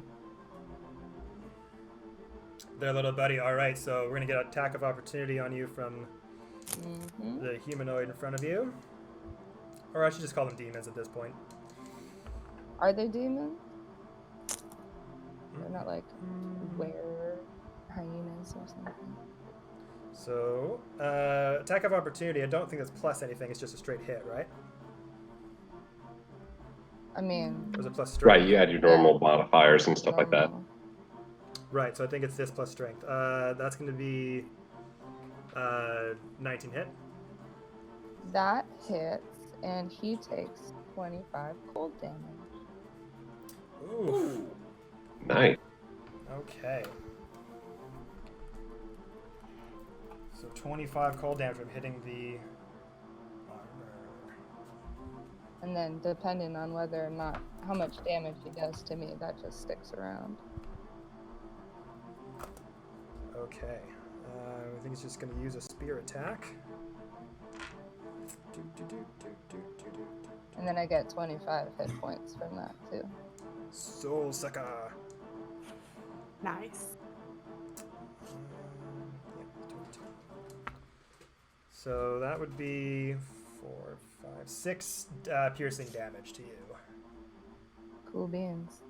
Okay, so as you kind of instinctively just having gotten pretty hurt from that first bout, you're like, I gotta change position, I gotta get out of here. And he goes and thrusts the blade once more as you try to leave, and then suddenly you put on that pointy, crusty cold armor onto you as this frosty sheen just covers It's your entire pink body. and sparkly. Pink and sparkly. Oh, my mistake. Pink and sparkly armor just covers your entire body, and as he goes in to thrust it, that spear right into your gut one more time, it shoots back that ethereal energy and just once again hits him right in the chest and kind of throws him off a bit as you're able to escape. Okay.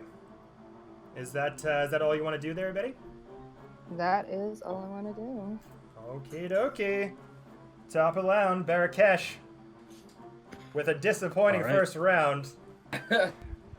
You being that cocky green dragon that sprouted all about killing that ancient green dragon holding its teeth. Right now, your friends are not too sure if that's true or not, but you feel like you got to prove it to them one way or another. Yeah, let's give this another shot. Let's go with the first claw attack. All right, that might be a little bit better. 22. Oh yeah. Just a little bit better. That's a little bit better. All right. 22. It certainly does hit, my man. Harder. Cool. All right. Gonna take, and then. Okay, sweet. All right, then he's gonna take 1d8 bludgeoning damage. All right, that'll be 4 total bludgeoning damage. Nice. And he is grappled. And then he has to make a DC 12 escape. Okay. So, and then I'm gonna go ahead, since I've got him grappled up, I'm gonna go ahead and try to hit him again with the other claw. So he got hit by the first claw attack that connected. He's holding him in place. He is now grappled. Yep. That's a nat 1. Oh! Breaks wrist. So this was for the second claw attack? Yep, that was the second claw attack. All right. All right, then let's try to sting him now. Okay, all right. 17. 17 just misses. Oh no! The stinger's like the big hit. Right. So as you've just been like, all right, this time I have to do this, and you go in with your claw. As he put in kind of his back towards you, has that spear in. As soon as he takes it out, you kind of use the advantage that he's not looking at you directly with his human face. You go in and grab him with the claw hand, holding him in place. Then you go to like swipe him with the other claw hand, and he just instinctively ducks forward, missing the claw attack. Then you go in for the stinger again, and one more time he's able to just dart his head right out of the way. But it's like it was going for him, and he just barely misses his eye. Like it just swings right by the corner of his face, but misses nonetheless. Curses in Scorpion. That's Donald Duck. Never mind. Just imagine like Robbie's voice. All right. Mandibles. So one, and then up again is Spear Guy number 1, who is currently locked in place in the grapple with Barakesh. And you said it was DC 12 to escape? Yep, he's gonna roll DC 12. Okay. And he can still attack, it's just that he can't move, correct? Yeah, I think he's considered grappled, and then I think that gives him like disadvantage or whatever. Right. Okay. So. Ooh, that's not good. It's not plus anything, right? It's just a straight roll? Yeah, it's just a strength check. Yeah. Oh, strength check. So, no, it's not good. That's 7. Yeah, he's still in there. Yeah. So his arms, like his main part of his weapon proficiency is using a spear. Now his arms are locked in place, and he's trying to get free, but he can't move at all. There's nothing much more he can do if he's stuck there. All right, now I don't get beat up this round. Yeah. Yeah. Let me just double check. Grapple. Grapple only makes your speed 0, Oh, is it? Yeah, Okay. so I think you can still but you have attack. to spend an action to get out of it. Yeah, I was gonna say I think he has to spend his action to get out of it. That's Yeah. But I think he can still attack. So he's still going to go for a hit since you're caught up right with him. Let's go with the fuck die that always fucks me over. Why not? And it's going to use his multi-attack and is going to use the bite first. Nat 20 again. Oh, No. Buddy. Oh, that's with disadvantage. Oh, that's right, isn't it? Is it disadvantage? or is it just- Restrained does disadvantage. Restrained, I was gonna say, It's just Yeah. I was gonna say, I think I was All right, thinking of. I got everyone way restrained. too hyped. I know. I was It's I was all super excited. I was like, oh, he's grappled. Yeah, I'm Wow. pretty sure that. Like, No, I'm and I was pretty like, sure that never mind. grappling just holds you in place. I don't think it has anything to do with combat. Okay, so yeah, nat 20 with the bite attack. Big oof. Fuck, that thing usually doesn't do that. Okay, 2d6, so that's...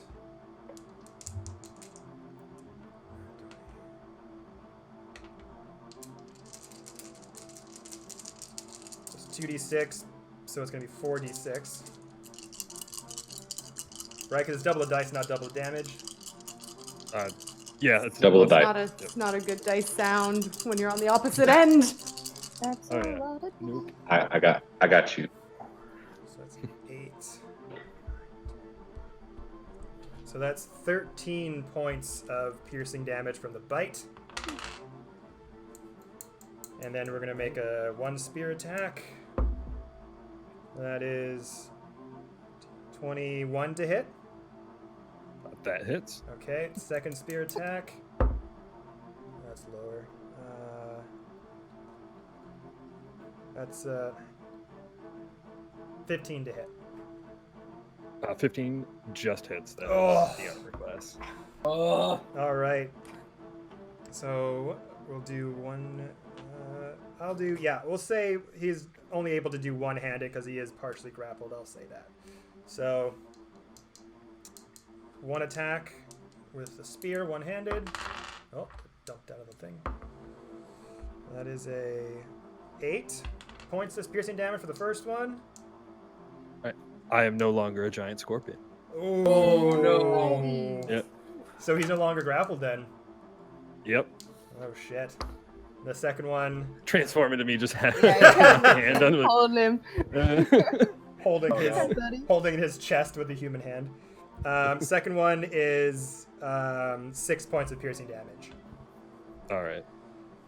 So as you had him grappled there, thinking like, I got this guy, there's no way he's gonna be able to move or get out of the way, you forget that he has a fully grown human animal hybrid head going on, and he just leans back onto the claw that's holding him and just sinks those teeth right into the claw and loosens your grip a little bit for him to kind of get the top part of his spear out of the hold, and just uses that just to stab the claw that's surrounding his torso, and then you suddenly poof out of being a scorpion back to your green dragonborn form. Oh shit. Just sitting on the ground. I am That wasn't supposed to happen. so sorry, Barakesh. All right. I knew the possibilities rushing in up front. All right, so second spear guy, who is back, is facing Shorehelm. He will turn around and, well, actually, he sees that Betty Rage is right next to his master, and he doesn't really like that. Bring it. He is going to dart over to Betty. Do we get tax opportunity? Sure you Is do. he dashing or is he? He has, he's not dashing. He's just using his. Oh wait, it's action to move, isn't it? Well, he can use his action to disengage for no attacks of opportunity if he wants. But then he can. But then, Yeah. Or we get to beat him up. or else we get to Oh. beat. Yeah. How clearly is this guy thinking? You know? Heard me like crinkle into my microphone. That's all good. I'm crunching on some cashews. Crunching and a munchin'. All right, so.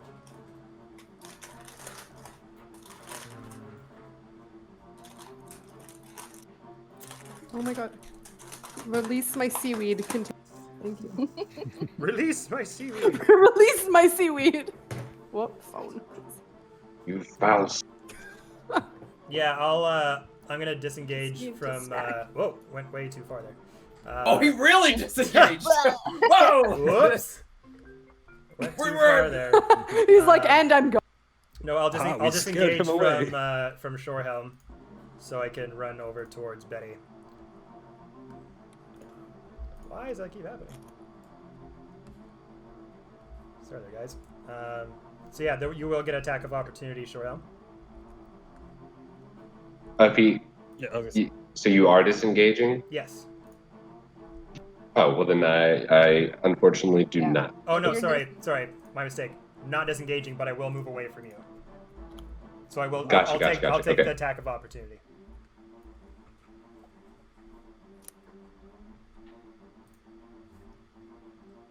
Yeah. Damn. How much was that? Sorry. That's a 22 to hit.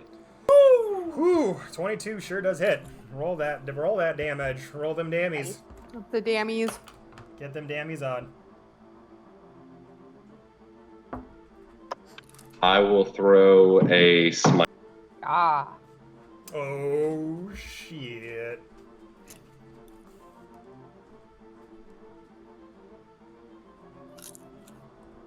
Just first level. Oh, that's Booty. Okay, that's only 7 points out of 3, plus 6, so 30. Booty is a good thing.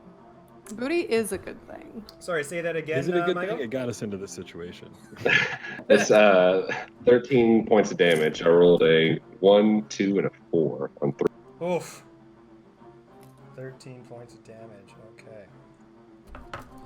That was with the Warhammer? Yes, that was with. Okay. Does Barkish get an attack of that? I was gonna ask. How is he moving? Is he gonna move within 5 feet of me? He's definitely going to move around you. Fair.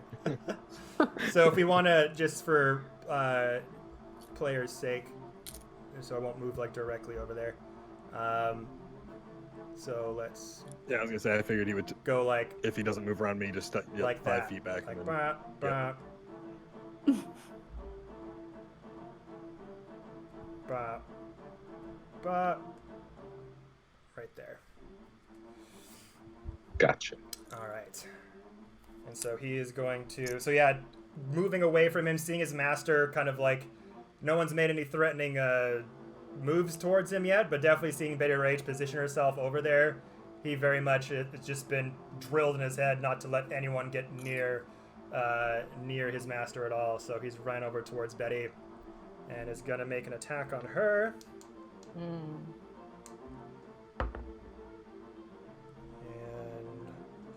let's go with spear attack. So that's 19 to hit. That hits, and he takes 25 points of cold damage. Oof. Damn. That is amazing. I love Armor of Agathis. It's such a great spell. I got it for my Bard lock that I'm playing in my homebrew campaign. Nice. I don't even think I've ever heard of it. Or if I have, I forgot about it. Shit. Wait, So, it's called Armor of Agathis? Yeah, it's in the player's handbook. Yep. So I first heard about it thanks to that classic Critical Role. Mm-hmm.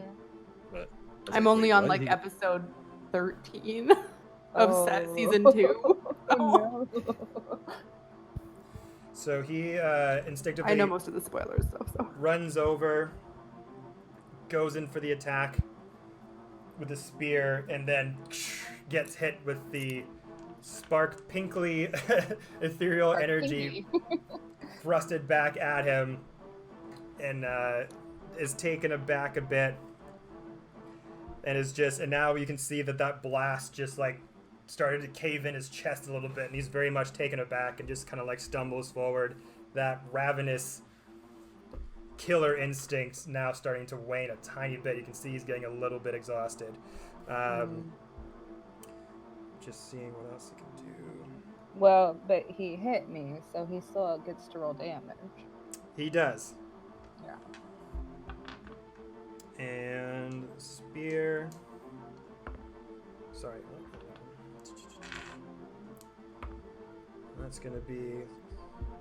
That's 10 points of piercing damage to you. Inside of the chest.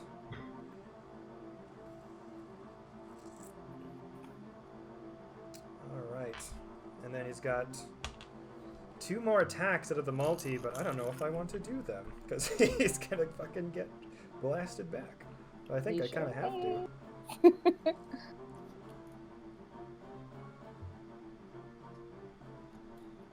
At least on the bright side, now that I'm not a giant scorpion, I can start throwing some healing magic around.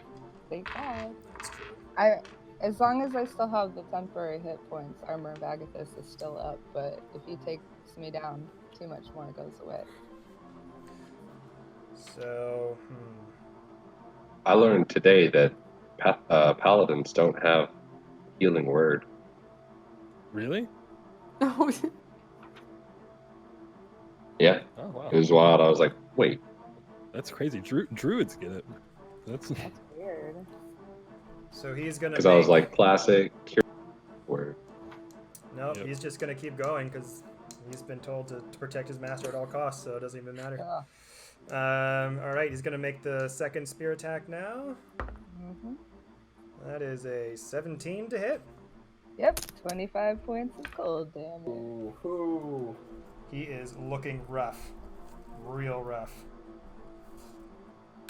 Basically, it's very you have no idea why this person is just attacking you, trying to stab you, and it's hitting you, causing you damage. But it's also you can tell that it's really hurting him, but something's compelling him to just keep going and to serve his master through. All right, so that'll be 9 points of piercing damage again to you, Betty. Yeah. One more hit and that armor is gone though. Well, he's got one more attack left, and it looks like this might actually kill him. Actually, it's guaranteed to kill him, but maybe he'll miss. Maybe he'll be lucky. let's see. Let me see. That's 26 to hit. 25 points of cold damage. All right, so I'll do the. Actually, the damage. Would the damage still take effect if he got hit and died?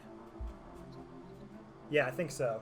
Yeah. Yeah, I think he it hurts depends me. on how the spell It reads. hurts But me. Right. So he still hurts you. So yeah, that still covers. So he's going for his bite. Oh, that's shitty. So that's 8 points of piercing damage on the last attack, and as you've just got him to the point where that you see that big glaring green scar on the left side of this humanoid's face from Baltana's hit. He's been taking some hits from everybody, and just seeing that his master might be in any kind of inclination of danger, just instinctively rush towards you, start spearing you in the chest, even taking that blast defensive damage from the armor of Agathis, still compelled to just keep going with it, which each blast he just gets weaker and weaker, and is falling down to one knee, and is still just attacking you as he's getting hit, kind of like a prized boxer that refuses to go down after each haymaker is lodged onto him. And as that last blast of pink ethereal sparkly energy hits him, he just kind of uses the momentum of that last hit to kind of twirl his head around and puts one last hyena bite on your thigh and just locks into place before going out.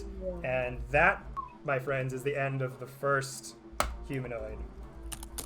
That's a lot of damage. Betty, how do you want That's to? a lot of damage. Did you want to describe how he gets taken away at all, or? Me? Yeah, I would love to. Okay. But one thing really quick. So when I reduce a hostile creature to 0, I get 15 temporary hit points. So I'm just gonna pop those. Yeah. Awesome. Warlocks are cool, you guys. I love this. So we're gonna say that he tries to non-consensually munch down on my thigh, and just bedazzlement just erupts from me, blinding him. It's gonna look craft project gone wrong. He's just gonna be covered in blood as he collapses to the ground, coughing up little sparkly bits. Awesome. To go. And the glitter gets everywhere. Yep, I was just gonna say everywhere. it's like somebody just exploded into glitter. It's like sand. It's coarse. It gets everywhere. Oh. Okay. Sand is my least favorite thing on the entire planet. And as that first humanoid goes down, the Afridi who basically incited all of this, as he's stabbing you and clearly kind of killing himself, he's just what are you doing? Stop that! No, what are you? No, stop it! And just clearly something went wrong on his Sir, part. you're the one that wanted this fight. Something went wrong on his part. No fault.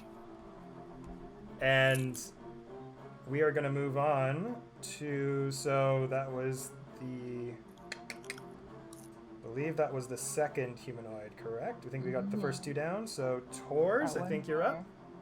Let's go! Okay. Do Question. it.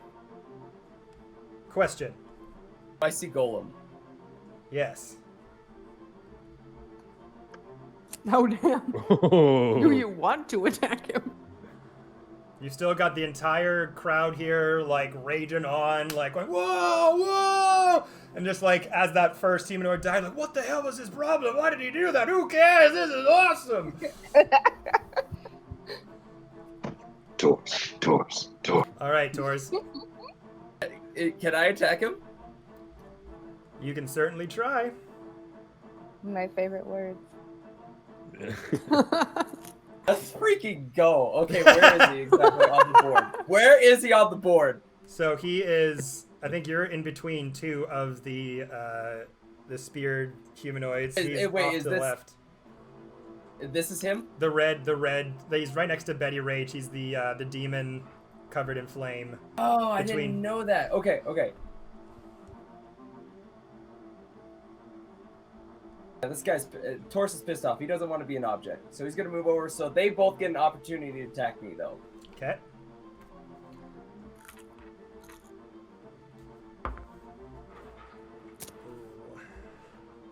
So they're gonna attack you with the bite, so that's gonna be...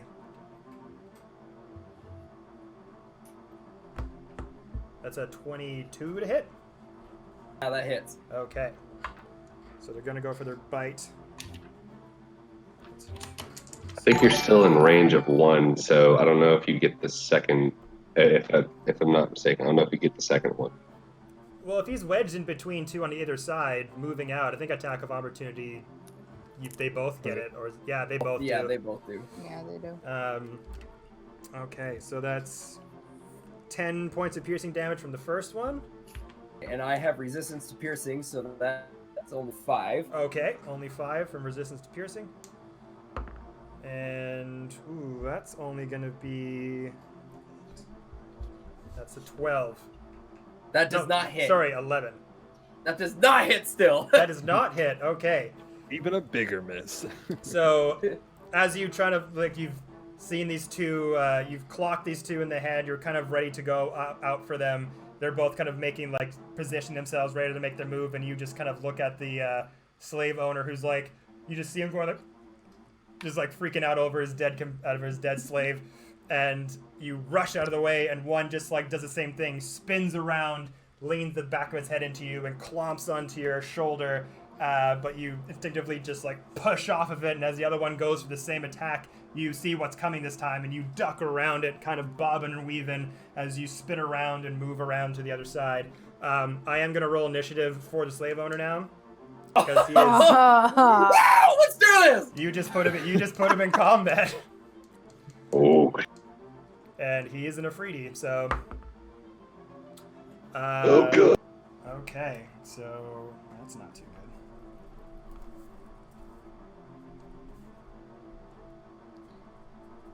Golem is now in the fight. I have a great idea. Oh no. Okay. I'll for sure like try to pump up the crowd now that if as I see that and be like, yes, another. And that helps. Like, the more you give to this crowd, the more they want. They just see the bloodshed. They see this Afridi that seemed so cocky and confident before is totally having the tables turned on him all of a sudden, and they're not helping him whatsoever. They think this is the funniest fucking thing they've ever seen in their entire lives. And you could probably guess that, like, Golem himself is kind of a dickish guy, like, inciting all these fights and trying to trick people into giving him money through different forms of combat. So let's so Tors, I think it's you're still on the chopping block here. I am gonna swing twice with my Morning Star, and I am gonna hit him once and for my bonus action with my shield smash, my shield slam. I like how you gestured like it was a magic wand or like a conductor's baton. Booper da Right. booper da. The new magic wand sound effect. Boobity boobity. Let's go. All right, first attack, my friend.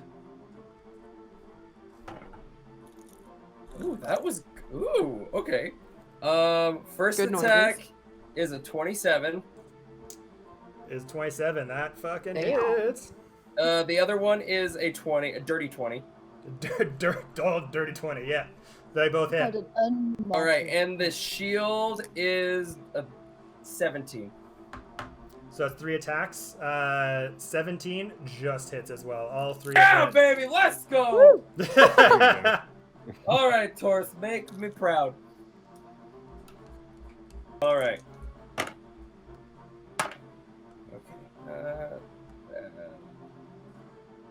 Hold on, I gotta do math now. How's everyone feeling? Everyone doing good? Yes. Oh yeah. I'm good. All right, right on. Just checking in with you.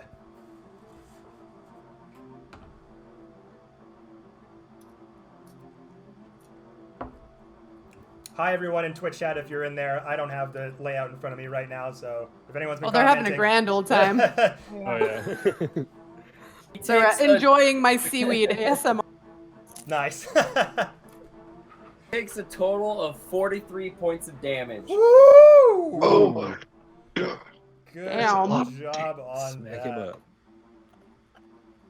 43 points of damage to the free slave owner. So that's a fucking hit. So this, Barbarians, man. yeah, barbarians indeed. I would like to rage. So this was 2 attacks with the it was a shield attack and then 2 attacks with the weapon, correct? Yes. With the, it's not a warhammer, it's a It's mace? a Morning Star. Morning Star, that's what I was thinking for. Okay. So, you instinctively make your way over there. You've dodged the other 2 humanoids with spears. You've run to the slave owner. He's kind of preoccupied with what's happening to his slave and, like, kind of sees Betty kind of encroaching in on him and being like, oh, fuck. Oh, and then it's like, suddenly kind of realizes he's inside. He was just kind of like, before he was kind of spectating with the crowd, you know? Like, he was like in that sort of inner part of the ring as you guys were all fighting. And as the fight's kind of gotten closer to him, he never really looked behind him and realized that the crowd has like moved away from him more and more. So now he's just like looking around him, realizing he's in the fucking pit. Betty Rage has gone closer to him. And as he just kind of turns around, Tor's just raging, rushing at him. With his Morning Star, clocks him once, clocks him twice, and then just pushes that shield right into him, giving massive amounts of damage because he did not see that coming whatsoever. Good job, Tors. Oh, all right. That is. Yes. I'm sorry. that is it. Okay. Up next is Shorehelm. Right. So, for the farther one over at the bottom right, I'll be making 2 attacks. As a bonus action, I'm going to cast Wrathful Smite.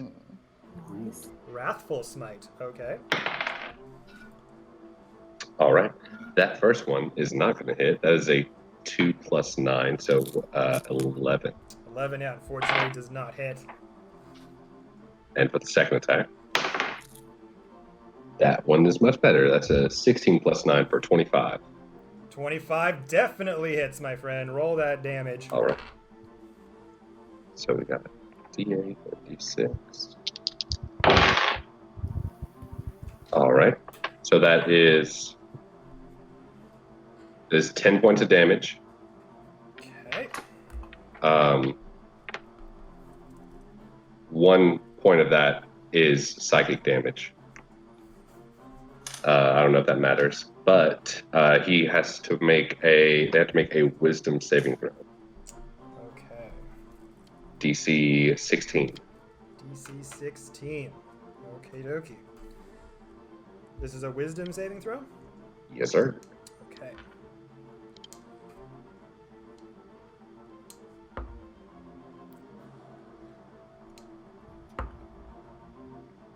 That's a nat 20 on that one. Oh. I'm sorry, guys. Roll 3 nat 20s You today. need to All right. Insane. Don't you wish I could do this fucking well in my own game? Like, Jesus Christ. All right. And that ends my turn. I'll stay where I'm at. Everyone's within about 10 feet of me. Okay. Good job, Shorehelm. Baltana, you are up. Okay, I want to question if casting Shatter here, it's a 10-foot radius. I will be fine. I won't hit anybody, right? People? 10-foot radius? Yeah, Or like- I'd say you would. Like you're saying, would you hit the crowd? Or no, I don't care about the crowd. I hit the crowd. They might Like- care though. That's We true. are the crowd. True. I don't know.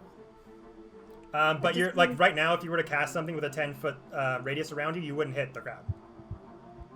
Okay, but would I get like these two guys? Yeah. Let's see, 10 feet. I But don't I'd think miss- you would hit anyone around you for a 10-foot radius. Oh no! How big are these squares? The squares are 5 foot each. I think she meant centered on the Oh, little on the dot. the purple dot. Oh, sorry, I see that now. Sorry, yeah, My I was drawing the apologies. purple dot, and I'm like, I'm pretty sure that's. like- Okay, so you want to use a 10-foot radius? That would hit him. No. Yeah. So yeah, that would hit the humanoid in front of you. And the other one? Yeah. Oh shit! It would hit the other one too. And the other one, yeah, but it wouldn't hit my two. It wouldn't hit your team. I think that Torres is out of the range of the. Yeah. That's like where he Okay. is like pretty much where the range would be. Okay, cool. That's what I thought. I just wasn't too No, sure. that's okay. Google, I wasn't asking you to turn on. Stop that. I'm gonna cast Shatter. Shatter. All right. Yeah. So 10-foot radius. It's a con save, and I'll cast it because it's 3rd level. I'll cast it at 3rd level just because. So then I'll do 4d8, Cast it at And then, 3rd yeah. level. Okie dokie. and then con save. DC. So we're rolling to hit. No, Or no, I it think just it happens, automatically right? hits, Right, but con right, save. Yeah. Oh god, that's good. Okay. 8, So let's do damage first. 20, 26. So 26 to both. Okay. If they fail, yeah. If they fail. Okay. So, and this is a con save, correct? Yes.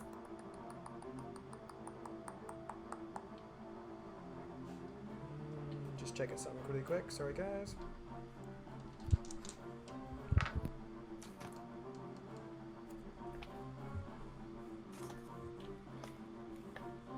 So, what does Baltana's shatter look like whenever she casts? So for the first humanoid here, that was a 9, and I'll take that. For the second one, sorry here, that is a 16. I think 16 would meet, and the 9 would fail. So then, yeah, 13 to the one that passed, and then 26 to the one that didn't. Okay, so And then Shatter doesn't really look like anything. It's just like a loud shakes and is like painful to them. And then it Gotcha. it causes structural damage to like non-magical items and structures around in that 10-foot radius as well. Nice. so 26 points of damage to the first one, correct? Yeah. Okay, and then 13 to the second. Woo, you guys. This fucking battle is awesome. Okay. So yeah, you instinctively see that your friends are kind of like starting to carry their own. You've seen. Actually, I should get rid of this guy. He did. Dead. You've seen one of them go down. You've definitely taken your position as the ranged spellcaster for the team. Yeah. Give them support. You start to see this purplish cloud start to emanate behind the two humanoid figures, and then all of a sudden this shaking starts to erupt around them as they start to just quake and just start getting this innate pain just starts coming all around them, and they just start falling down to one knee, just writhing, like ah, but still holding their own. God dang it! Nice. All right, is that your turn, Boltana? I will. Oh, I have it on paint. I will move there, and then yeah, that's my turn. Okay. Betty. Hey, just so you guys know, I'm experiencing some weird lag on my side, so people are kind of cutting in. I might try to troubleshoot it once we go to our break. Okay. There's been a couple that have had a little bit of lag on my side, but not too badly. Like yours right now, Betty, is a little bit laggy. Can you hear me okay? You're pretty laggy right now. Okay. How about right now? It's still a couple second delay, unfortunately. Maybe try putting going out of the video screen and coming back. So what I would like to do is if these guys are distracted.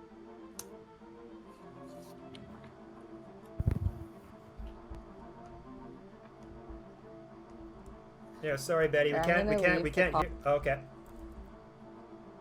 I'm gonna leave the call.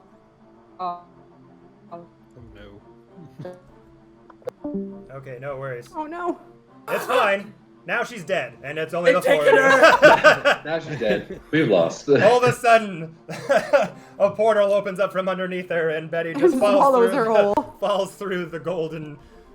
Save for like nothing. Hello. Can you hear me now? Sure can. Yes. Yeah. Okay. I'm gonna leave the video off for just a second and see Okay. if that helps or not. No problem. So,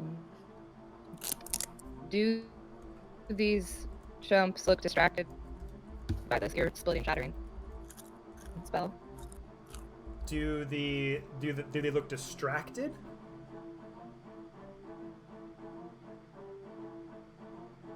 Do they look distracted by the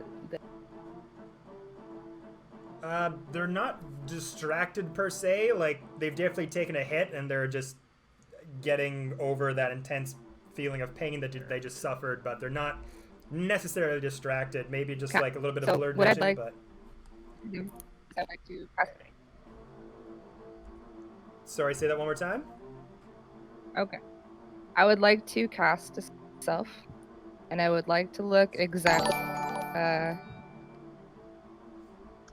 Nice, Okay, now I nice. see where you're going with and this. I would like to try to deceive them to think that I am their boss and shout, hey, they're attacking me. Guy, get him.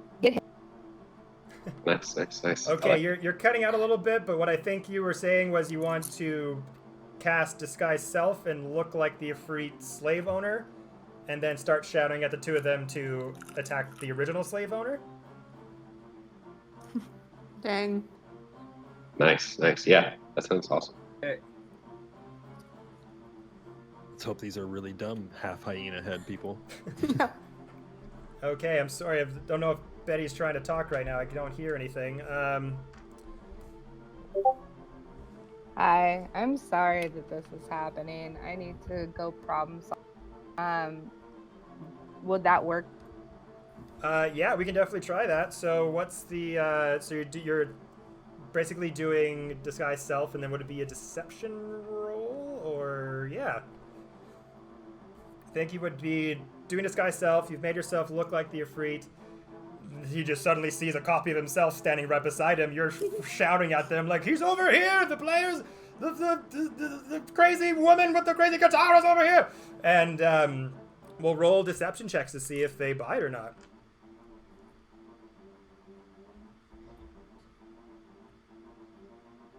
Do it big. Go big or go home.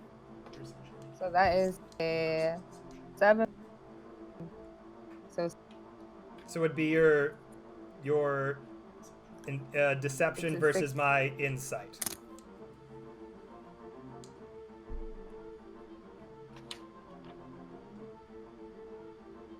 So what was your deception there, Betty?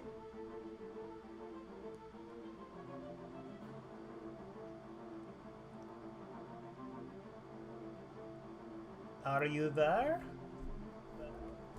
Kind of. Oh no. Okay.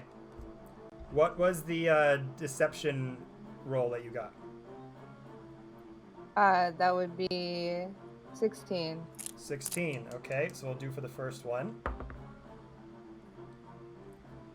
So, the first one, so you shout out to both of them, saying, he's here, he's like the Betty Rage of the world's over here, come kill him! And they both kind of instinctively look over as the slave owner was getting horrifically torn apart by Tors.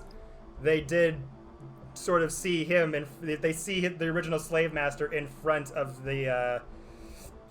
Tors, and see you standing there above, and they can kind of put two together and realize, like, wait a minute, that's not our master at all. Unfortunately. Shenanigans. Okay, I'm gonna be right back. I'm gonna see if I can figure. Okay, no problem.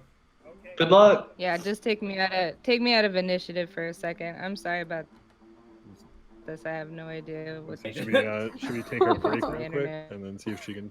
Yeah. Well, she's near the bottom of the the initiative roll. So we could go through quite a few people before she comes back. So Yeah, I think she was last. Right. she's like third last there. So Oh. we'll go through everybody, and then hopefully she comes back before then, and then we can decide then if maybe we'll take a break for a little bit. Does that sound good with everybody? Yep, Yeah. that's perfect. Sounds good. Sweet. All right. Because now it's the Ifrit's turn. Right. Oh. I'm very interested to see how this works out. So- It'll be Yeah. fine. Who is he more mad at right now? Oh, I don't know. Who could that possibly be? All right. Still swinging his morning star around. Let's go. Bippity boppity bash. A beautiful battle cry. So this is gonna be fun. So as he's, been taking all those hits and is just taken aback, sees one of his slaves dead. He thought he had this in the bag. He sees Betty Rage kind of transform into him for some reason, trying to shout at his slaves who are so dedicated towards him. One of them died trying to protect him on a whim. Just very confused, and then all this rage just starts billowing inside of him, and as he just kind of looks towards Tors, and then sees like the crowd of people like pointing at him, shouting, and I'm like, what a loser! This Ifrit doesn't know what he's doing. Blah blah blah.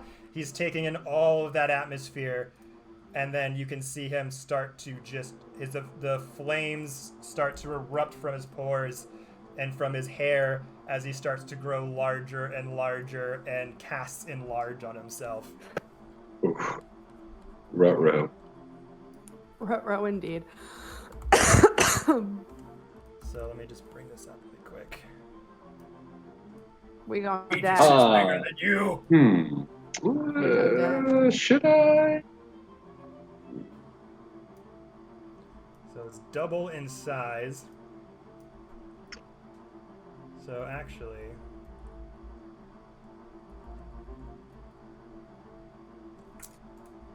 let me just see how big he is. So I think I have to see if he can actually stand. Or maybe there's enough room. Just bring this back up. Yeah, so he is normally takes up 1 square. He's gonna be taking up 2 squares. But I'm not sure how that works. 4. So he's surrounded by people, so I'm not sure how that works necessarily if he's surrounded by everyone. Did they get pushed back? Yeah, so we're going to be pushing people back a bit because he is now enlarged himself.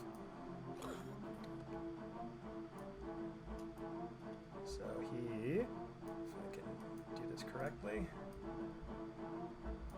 Now takes up 4 squares. Oh, That's a big boy. Wow.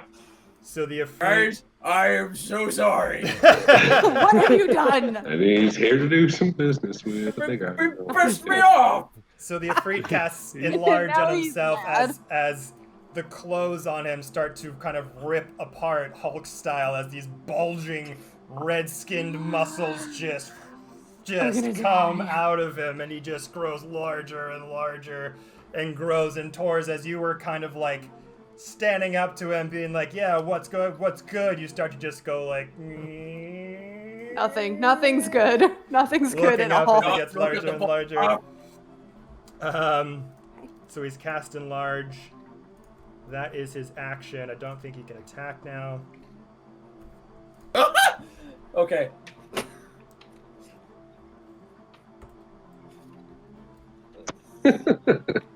Yeah, that's what he's I'm gonna excited. Ah! do. So I think, This just changed my plan. and I don't think enlarge.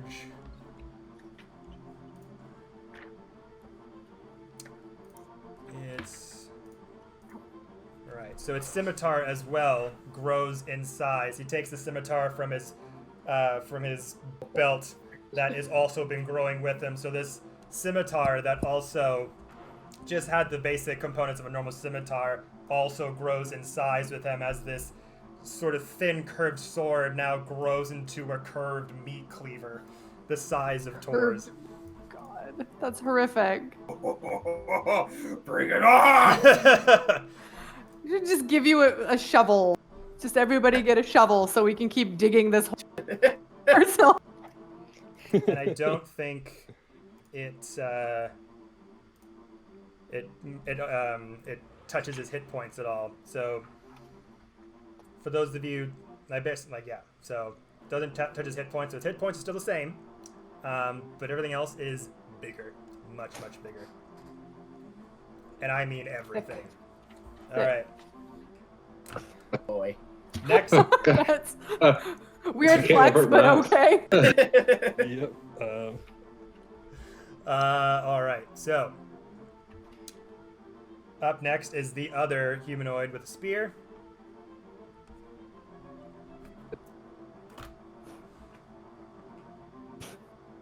We're everywhere. And that is this guy. So he sees his master being threatened, attacks grow in size.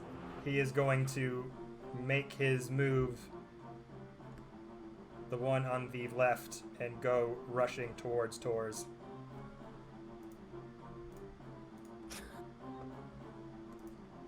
All right. And he's going to make a spear attack against you, Tors. Okay. Do I get an attack of opportunity? He wasn't directly in front of you. He was kind of adjacent to you. What do you think?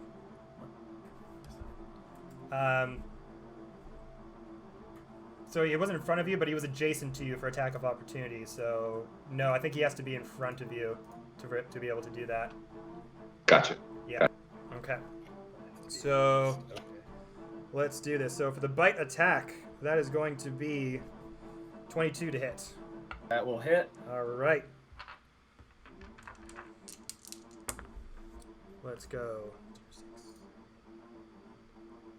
That's 14 points of piercing damage for the bite.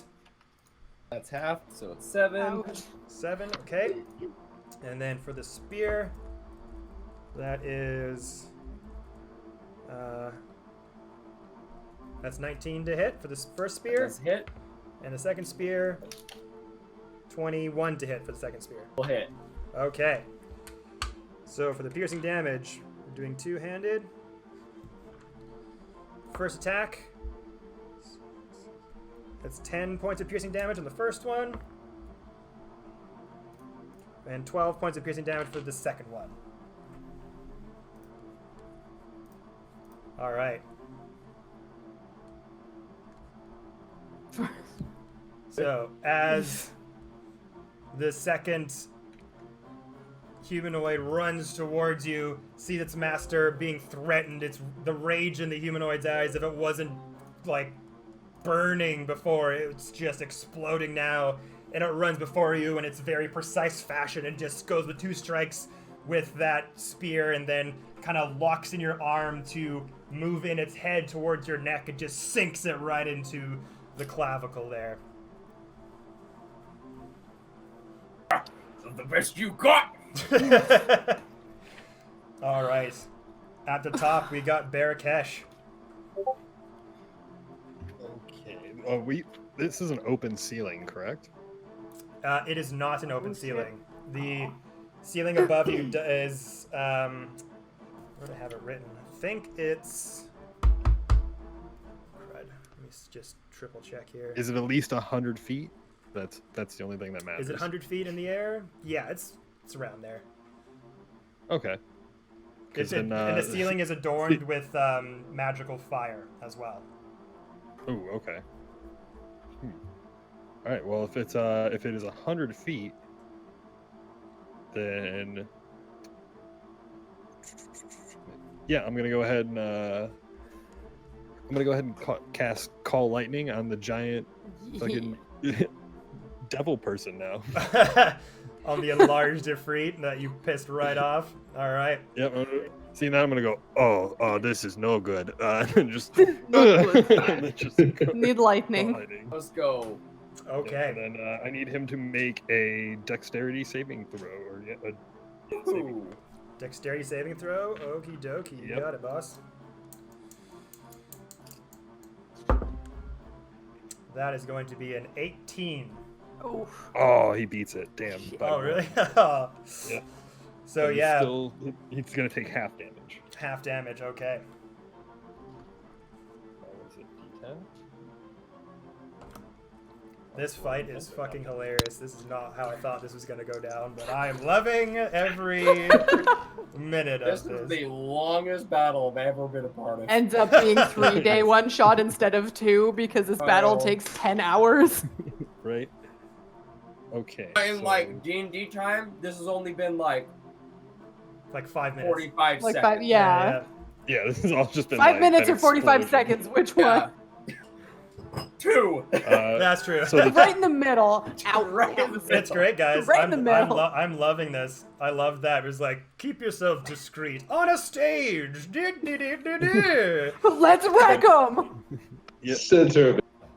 So the total damage hangry is going boys. to be 23, but he's going to take half of that. Okay. He made a save. So that'd be, Yeah. let's just say 11? Yeah, Yeah? Okay. I think- 'Cause it's 11 and a half. I'm bad at math, so I'm gonna. Yeah, I was gonna say, you're the DM. You can tell me if I rolled round down, Yeah. and then So- that'll be action, and then Ow! Hello. We missed you. Jeez. Well, shit. Anything else, Barakesh? For real. Rip. if I cast something like that was a 3rd level spell, I can't cast anything except for a cantrip, correct? On bonus action, right? On bonus actions, yeah, you can cast cantrips. Because I was gonna use a healing word on Betty, but I don't know if I can cast that at a level 1 spell. Or Yeah, you can do a any leveled higher or spell and a cantrip, and that's it. Oh, okay, yeah. So then I will instead of trying to provoke an attack of opportunity, I will just stand there and be like, "Take that, you big fuck!" Ah! Sucks to suck. All right, so Barakesh, you try to you kind of just looking around, seeing what else you can do, because the situation just seems to get worse and worse for you. And as you look up at the ceiling distance, kind of eyeball it, kind of licking the finger, kind of see how the wind's doing. It's just humid air; it doesn't really help at all, but you try. And then start waving your hands around, and a big gray cloud starts to appear above you, and a lightning bolt shoots down on top of the Afridi as the lightning bolt hits kind of in the shoulder area, but its enlarged form just does one of these, just hits it in the shoulder and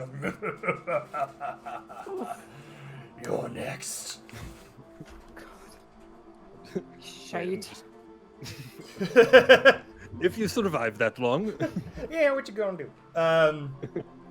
All right, and up next is the other humanoid, the spear.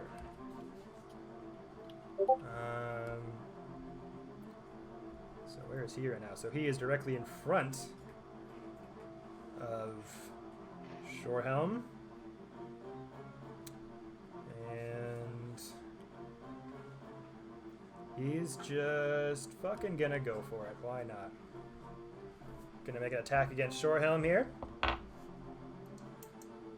Let's go for... Hey, can you guys hear me? Yes, Yeah. we can. Yeah. Yeah, welcome. Does it sound bad? Not on my end, anyway. Oh, First attack is not gonna hit. Alright. That's a 9 to hit, Shorehelm, for the first one. Does not. First spear, second spear. Is 11 to hit. Damn. And the final bite attack. Oh no. 16. No. None. Oh, let's Oh go. no. Okay, so Just turn my shell around. yeah. Tink, He sees that his friend has gone off to take care of the slave owner. It's just gonna focus on what's in front of him. Goes for its spears, attacks, tries to do that trick where it wraps around with the hyena bite attack, but you instinctively just turn around with your shield and just push it right into it. Try to get close up into it so it can't really get the distance to be able to hit the spear as you're just shoving your tortoise shield right into its comfort zone, let's say. No hits hit at all. Glad you decided to stick around. Stick around. And let's see. 2 is... Yeah, that guy's dead. That guy's dead. So up next is Tor's. Woo! You've got Do it! All right. You've got this hulking, enormous energy is Afridi real. standing in front of you. You've got well, we're just gonna call it what it is. We're gonna call it it's the Kishi demon on your other side there. All right. You know what? I wish I did this sooner, but I'm going to enter a frenzy now. Okay. Ooh. Yes. So going I back. get 3. I do 3 main attacks with that. 3 main attacks. Okay, against Yeah. the Ifrit or the Freak out, dude! Against yeah, the yeah. freak. Okay. All right. Like everything's doubled, so now I'm like really nervous. Oh, crap. Okay. All right. A 22. Whoa. Okay, hold on here. I'm just checking if enlarge affects armor class. I don't think it does. Nope, does not. Okay, so that was 20. Yeah, that was let's go. 22. Yes. It definitely hits. Hey, the other ones were higher than that. I got a 15 and an 18 on that roll. So first one hits, second one doesn't, third one. No, does. I meant like my lowest one was an 11. And so, and I'm saying like that turns into a 22. My other dice was a 15 and 18, so it was 26 and 29. Yep. I see what you're saying. Nice. Go, Let's go. roll hits on those bad boys. Oh, sick. Okay. I'll show you to look down at me. You look down at me, I'll punch and kick you right in the face. Give me them. There is no safe kneecaps now. No. Put on them steel toe shoes. All right, so this is with the Morning Star. Yeah. 48 points of piercing damage. Jesus. Holy crap. Look at you. Yeah, Oh my that reaction exactly. 40. Okay, guys, I'm gonna do one more thing really fast, and I think that might solve all of my problems. So Yeah. I appreciate y'all bearing with me. I'm That's sorry, okay, I'm we're kind of ruining the party here. That's okay. There's 2 more before you, so you'll have some time. Oh yeah. Holy shit, man. You son of a bitch. I don't know. If Taurus keeps swinging. If Taurus keeps swinging like that, I don't know if this battle's gonna last much longer. So realizing, him just like growing in large and just be like, "What is that all you got?" You kind of realize where your positioning is, in that you're in a good arm's reach of his groin area. Hell yeah, dick punch. So you just kind of look up at him and just swing that hammer and just instinctively be like, "You want to do this, big boy? All right." Whack! Whack! Whack! And just with Call this one the Nutcracker. 3 strokes, just take your Morning Star and just go to town on this giant Ifrit's ball sack. Just... That is something for D&D Mom to come back to. And him just going, "Arrgh!" and just erupts a loud roar of pain as the crowd is just falling over laughing and just clapping and cheering, and there's more people have now joined as this fight has just gone from like a petty skirmish and just a simple trickery of one of the local Ifrit to like a fully blown out fight that is just going balls to the walls with lightning falling off, rays of sickness falling off, enlarge being cast. There's a lot of commotion going around here right now. Heck yeah. I look at Shorehelm and go, Nice job. so that's how you kill a fetus. You make sure it's never I born see in the his first. technique. Okay, I'm back. I think. You're sounding good. Yeah. Sound okay? So, yeah, Oh, yeah. you sound Yes. good. Great. Could you just give me like a really quick Yes, recap? of course. I'm guessing my Of course, of deception course. did not work. Your deception did not work. It Okay. was against my insight, and I did roll higher. Okay, good. And the Kishi demons is what they're called. I just find it easier to call them by their name than humanoid man with spear. So the Kishi demon saw you trying to pull off that slime move, but it saw where the original master was in front of Tor's being hit, and just like kind of saw the positioning. It was like, that doesn't make sense. That's the original slave owner. And as after your turn, it was the Ifrit's turn, and he cast Enlarge on himself, towering over Tor's to get some much needed payback. But then one of the Kishi demons went toe-to-toe with Shorehelm, did not land any of its hits as Shorehelm kind of turned around with its very heavy armored tortoiseshell and just took all those attacks and just pushed the tortoiseshell into the other Kishi demon, having no effect. Then it was Tor's turn, and he just frenzy raged, and judged by the size of how big the Ifrit was and where he was standing, he took his Morning Star and just clubbed him in the groin 3 times as hard as he could, dealing 46 points of damage. Heck yeah, Something dude. crazy like that. Owie. Yeah. Okay. Um, Well, I apologize to everybody on the stream no problem. for distracting everyone from the chaos. Everyone's having a good old time, I think. Yeah. All right, so up next after that is Shorehelm. So you just had this Kishi demon trying to stab you, trying to bite you. You've used your shell to block it off. What do you want to do? I say, I look at the demon next to me and I say, I've got bigger fish to fry right now. And I hold my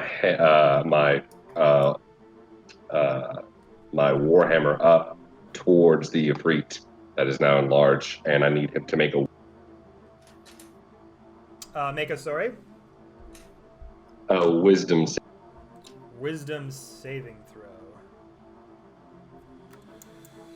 Okie dokie.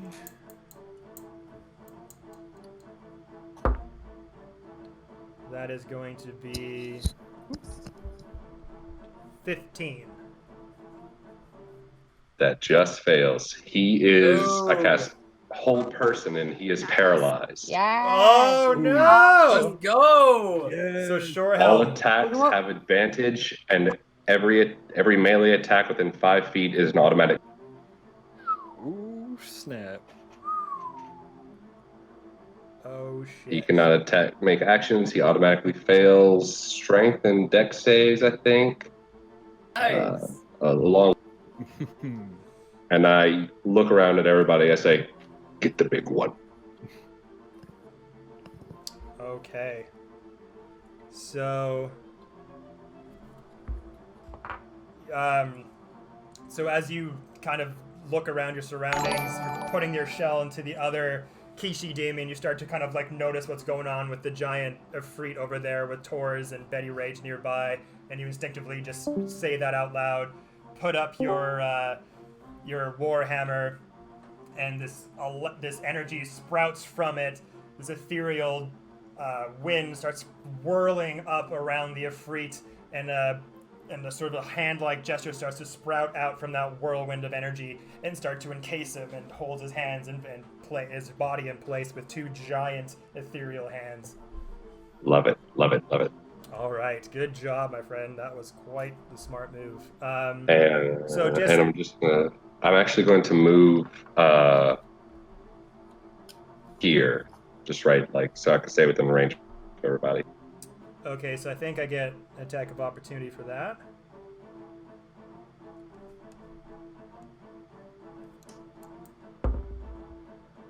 Oh shit. So that's going to be a 26 to hit. That hit. Okay, so he's going to hit you with the bite. That's...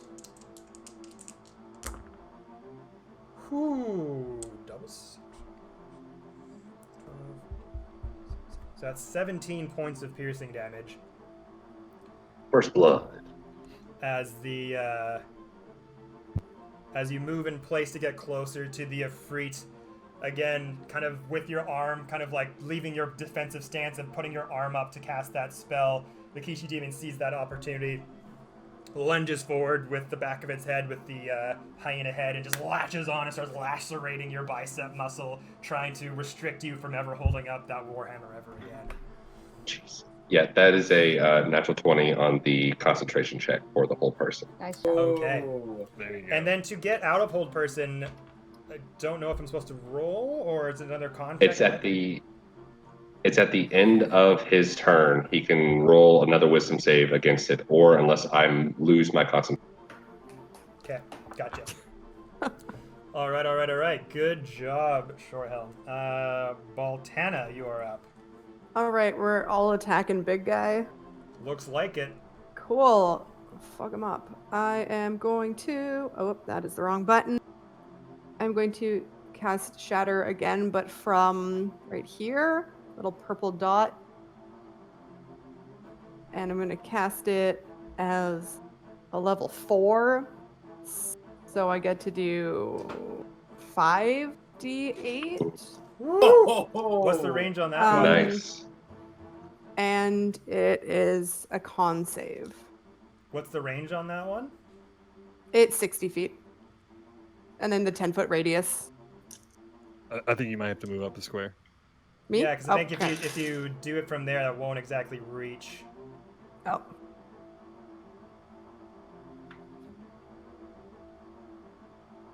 There? Oh, you're casting For the point of the Your spell. 10-foot Yeah. radius. Oh, I see. Okay. Yeah, you gotta move it down So one. the target Cool. has to be within 2 squares Oh, from the yeah, target's yeah. origin. Okay. Then we'll do it, yeah. Like, right there. In that square. Yeah, that'll do it. Nice. Ooh, that's a lot of clackety clacks. Oh yeah. 24. Nice. It's 24 points of damage? Yes. Okay. I can't do jack shit about it. Alright. Well, con save, but That's true. But does it has disadvantage on con saves for hold person or no? I don't think it does. No effect on con. darn. Yep, nope, I thought the same thing. I was like, oh, it's about to be a blight. I rolled 2 6s That's a and con 8, save. and then like the other 2 were crappy. Oh, it could have been so much better.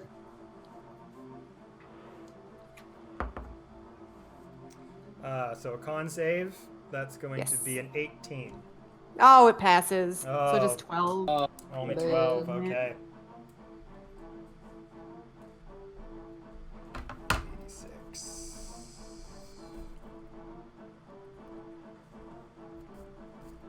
Okay. So once again, you wave your hands around, start conjuring that same purple mist, and it makes its way over to the giant Ifrit that everyone seems to be going to town on, and that same familiar rumbling starts coming up around him, and as the ethereal energy holding his arms and his body in place, not able to move, the shaking starts to erupt through him, aching his bones and vitals and organs everywhere, putting him into just intense pain, not being able to move, just having to take every fucking blow he's taken. Good job on that one. But he's still standing and still is just eyeing Tors with that look of like, once I get out of this. Oh, sweetie, you're not going to get out of the Eats cracker. All right, Spaltana up next. Betty. Hey, so every hit So on currently him is you critical, are right? disguised as him. I am disguised as him. So So because he's being held, if I hit him with an attack, I do full damage, right? That's correct. Does that include my spell attacks? I believe so. It's hold person. He can't Let me move. see. He's stuck there. I know Okay. hold person gives advantages on And some he things.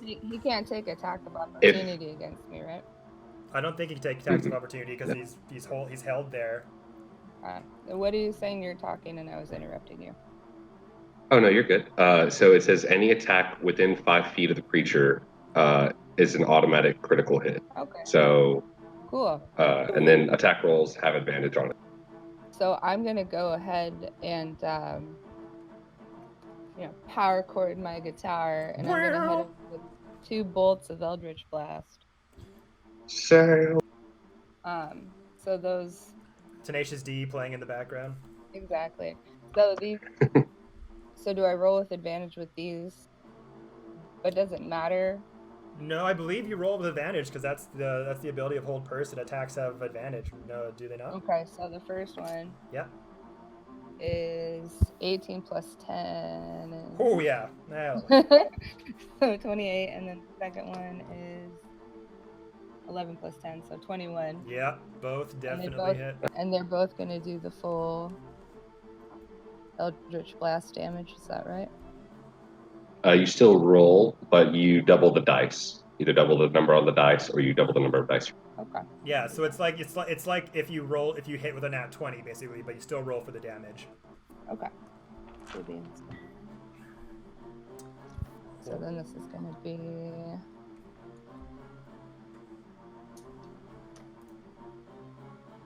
That's 2 10s. Whoa! Nice. Hell yeah. 2 10s at Plus full damage. 2 10s plus 5 twice. So that's 30 for the first blast.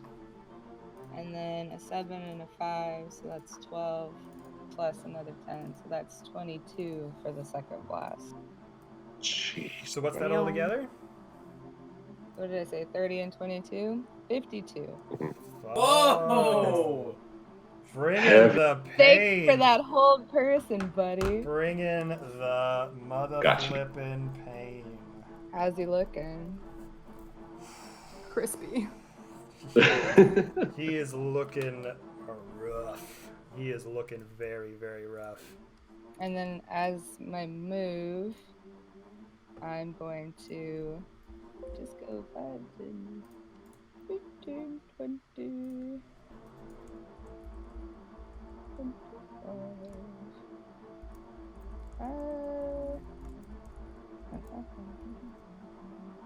I'm gonna go here. Can I go here? Yeah, if your speed allows you to go that far, you've done your attack, I can go 30. and so so it's use your action to attack. So for movement, Here. I can go here. I'm gonna go right next to Baltana. Oh, hello. Hi, friend. all right. Whew, that was a mother flippin' hit.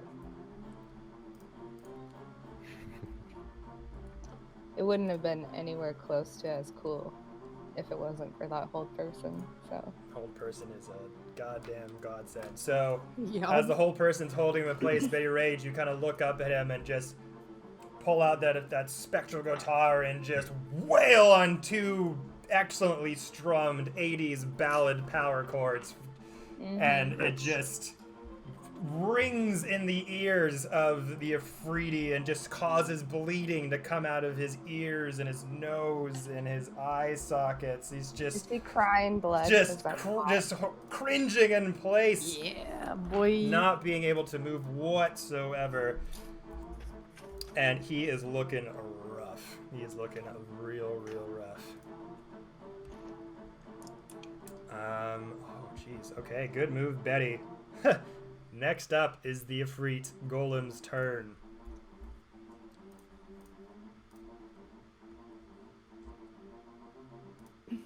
And can't do anything. He just has to make a save and end his turn. Just gotta take it like a man.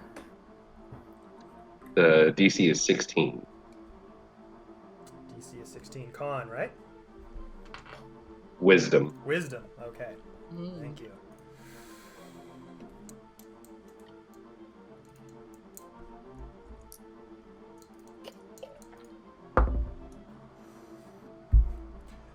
That is a 4. You are. I maintain concentration. Woo. Yeah, there we go.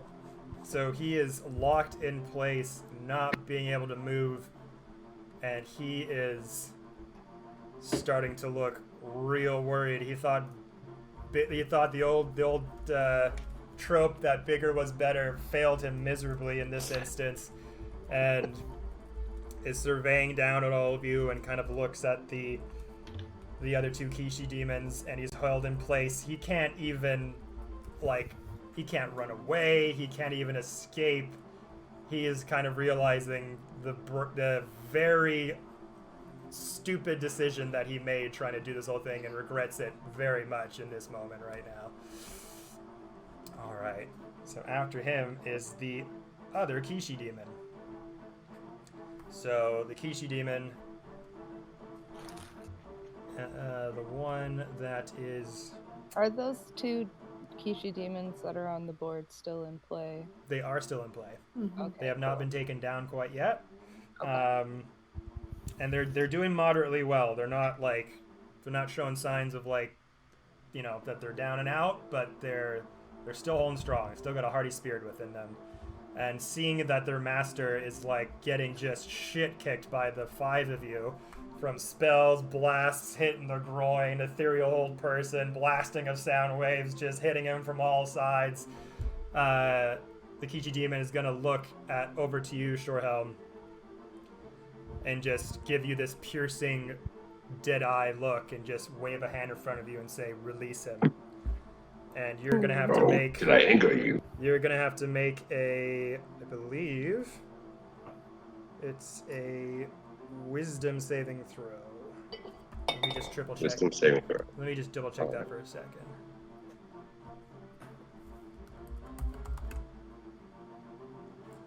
So I just want to make sure it's the right throw for you.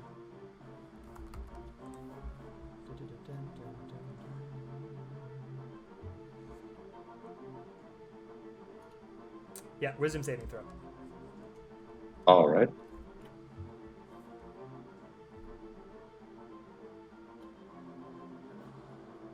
All right, that is an 8 plus my wisdom saving throw is 4, but plus my aura gives me a bonus from my charisma score, so that's another 4, so that's 16 total. So, as the Kishi demon looks at you with those piercing eyes, waving its hand, "Release my master."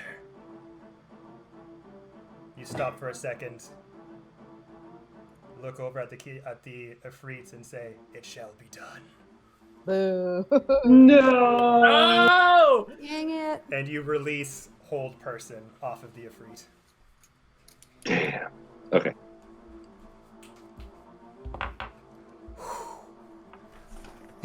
Okay. That was hilarious. That was 1 point. You had to beat 17, It was 1 point off. Oh no! Don't tell me that. No, God. It hurts so much more. It's like lemon. But, you know, there's a lot that can happen between, since he just went. Still a lot that can Hey, happen. I got 1 round out of it. I was happy with that. Yeah, that was pretty much the combo of that with the Eldritch Blast at top fucking form. That was a good combo. All right, and now we're up to. Sorry, that was an action to do that. I don't think I can do anything else.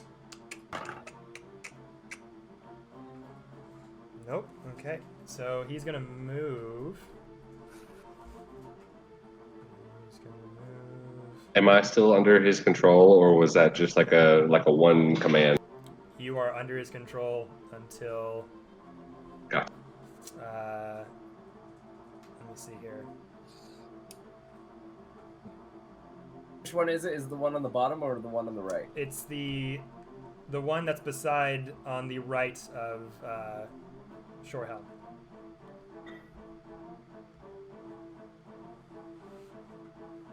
I take precise control of the target until the end of the next turn.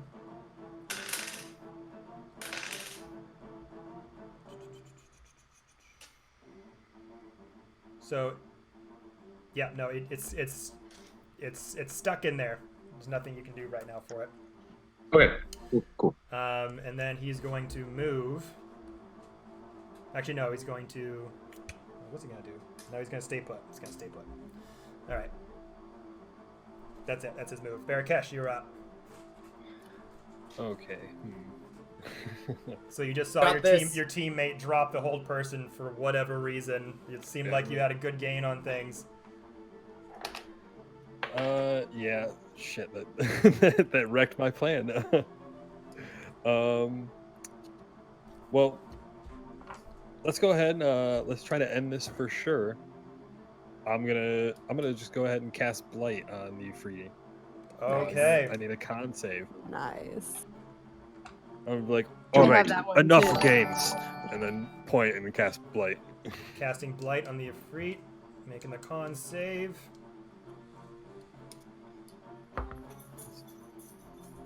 Where's my dice bag? I need a lot of dice. 8d8 necro damage. Yeah. That's a 19. Oh, he saves. Dang it. Saves. Okay. So, I'm pretty sure that's just half damage though. Correct. I think so. Okay. Let me count all this.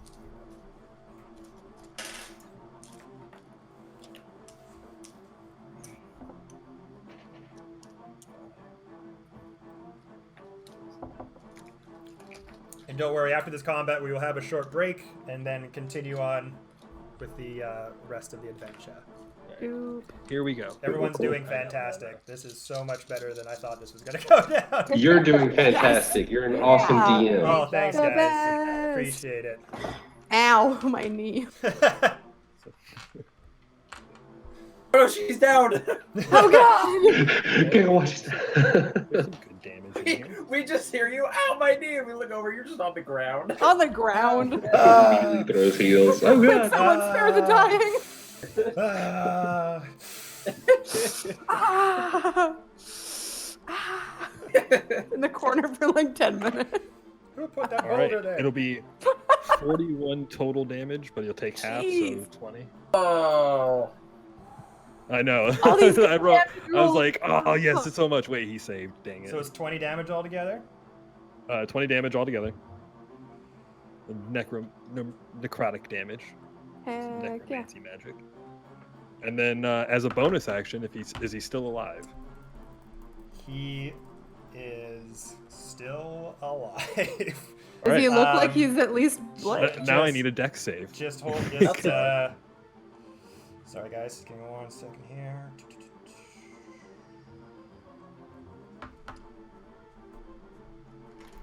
Yeah, so you hit him with the blight, and he's released. The whole person is released, so he's able to move. But after you throw that hulking amount of energy into him, he then starts to drop to one knee, and he's just in like blood's just coming out of every part of him. He's just barely holding on and just looking at the crowd, like gesturing for someone to help him, and the crowd is just loving that it's turned this way, and they're just like, yeah! I never liked him anyway, he's a piece of shit. Yeah!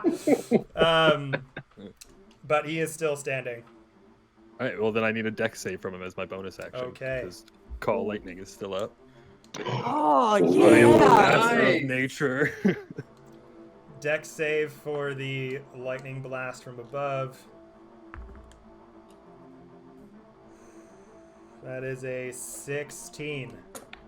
Ah, he fails by 1. Oh! All right, that's gonna be I love Call Lightning. all right. It's great.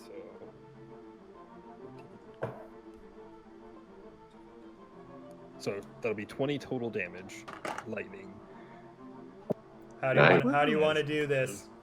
Oh, yeah, baby! Yeah. So as the Alright, Ifrit I'm is gonna down say- on one knee, all manner of pain. He thought he had the ropes on you, but too many combos, too many hits, making himself bigger just made him a bigger target. And he let his greed and deception get the better of him. What happens? What goes down? I'm gonna Gandalf this. I'm gonna blight him and be like, no more games, and then blight him, and then as soon as it drops to a knee, I said no more games, and strike a staff to the ground, and then lightning's gonna come down and strike him. Okay. Heck yeah. So as you kind of gather those hits from the blight and see him go down to one knee, and you say, I said this is over, and he just kind of looks at you like like not thinking, like just thinking like I'm gonna get out of this somehow. I'm in like my area, my homeland, like someone will save me and take me out of this. And you said, no, I said No. it's over, and you put your staff down. He forgot entirely that there was a cloud above him that could possibly hurt him. And he's bigger now, so he's closer to the ceiling than he was before too, and just going, what? Looks up, and this crackling thunderbolt just like crashes through his giant skull, through his eye socket, through the corner of his jawbone, sinking him from this corner of his head into one part of his shoulder blade, separating one half of his head, and the other part of his arm shatters through, and he just boom, topples over. Beautiful. And the crowd goes fucking wild, and they're just losing their shit. And they're like, you can hear just people talking about the battle. They're like, can lightning even get in here? I don't know, I've never seen it before. And, excellent move. Way to finish off that giant Ifrit. Yes. Yeah. Up next is the Kishi. Now I demon. believe one of Yeah. And Roll for dentistry. Oh boy. let's get rid of that guy. And More teeth for the necklace. the Kishi demons both are going to look at you, seeing that their master is now dead, is going to look at each other and just instinctively lay down their spears, put up their hoods, and kneel down in submission. They don't want to. Yeah, boys. They don't want to fight anymore. Do you want to accept? yes. Betty would like to. She still looks like the Ifrit, by the way.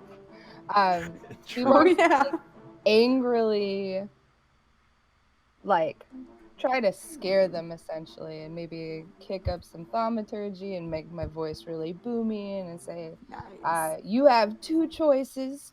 You can work for us, or you can meet the same fate as your master.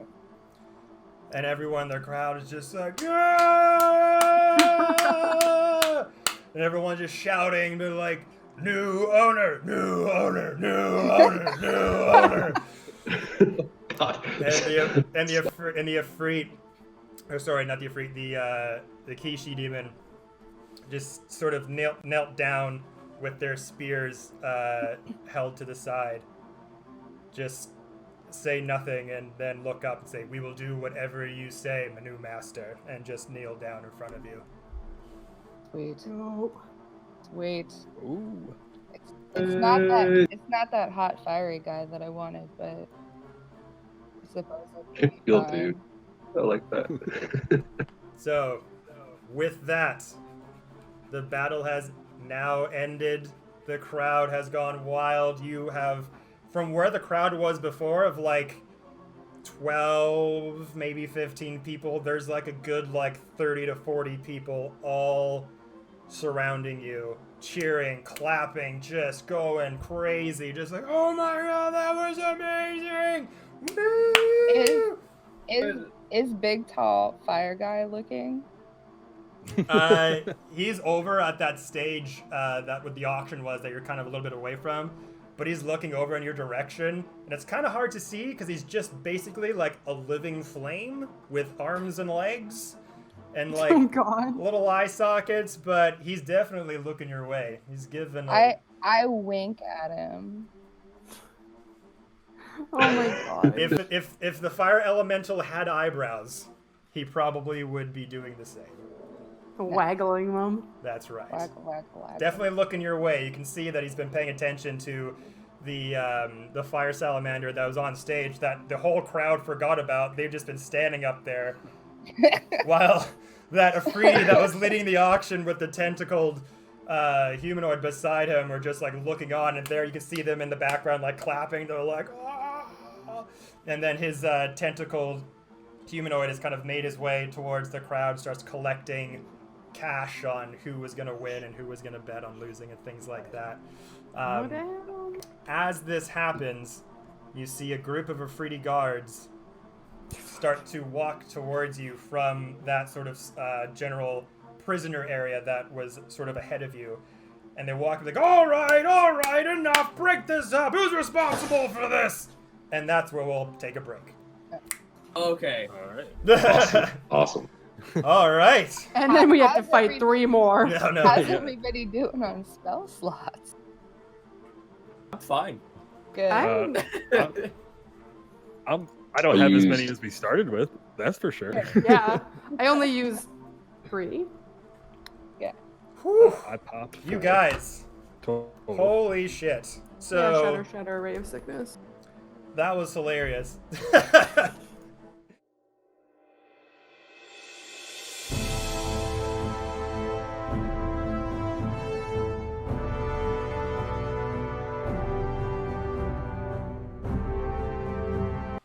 Before the Afridi come into your general vicinity, the Kishi demons kind of look over to where the Afridi was, because as the Afridi perished, kind of all of a manner of items and weapons fell to the ground as the body of the Afridi kind of vanished into thin air after he was destroyed. Stuff. And one of the Kishi demons kind of realizes one of the Afridi guards is coming, runs over, and grabs a couple of the items that the Afridi had that had left behind, and kind of goes back to its kind of submissive stance.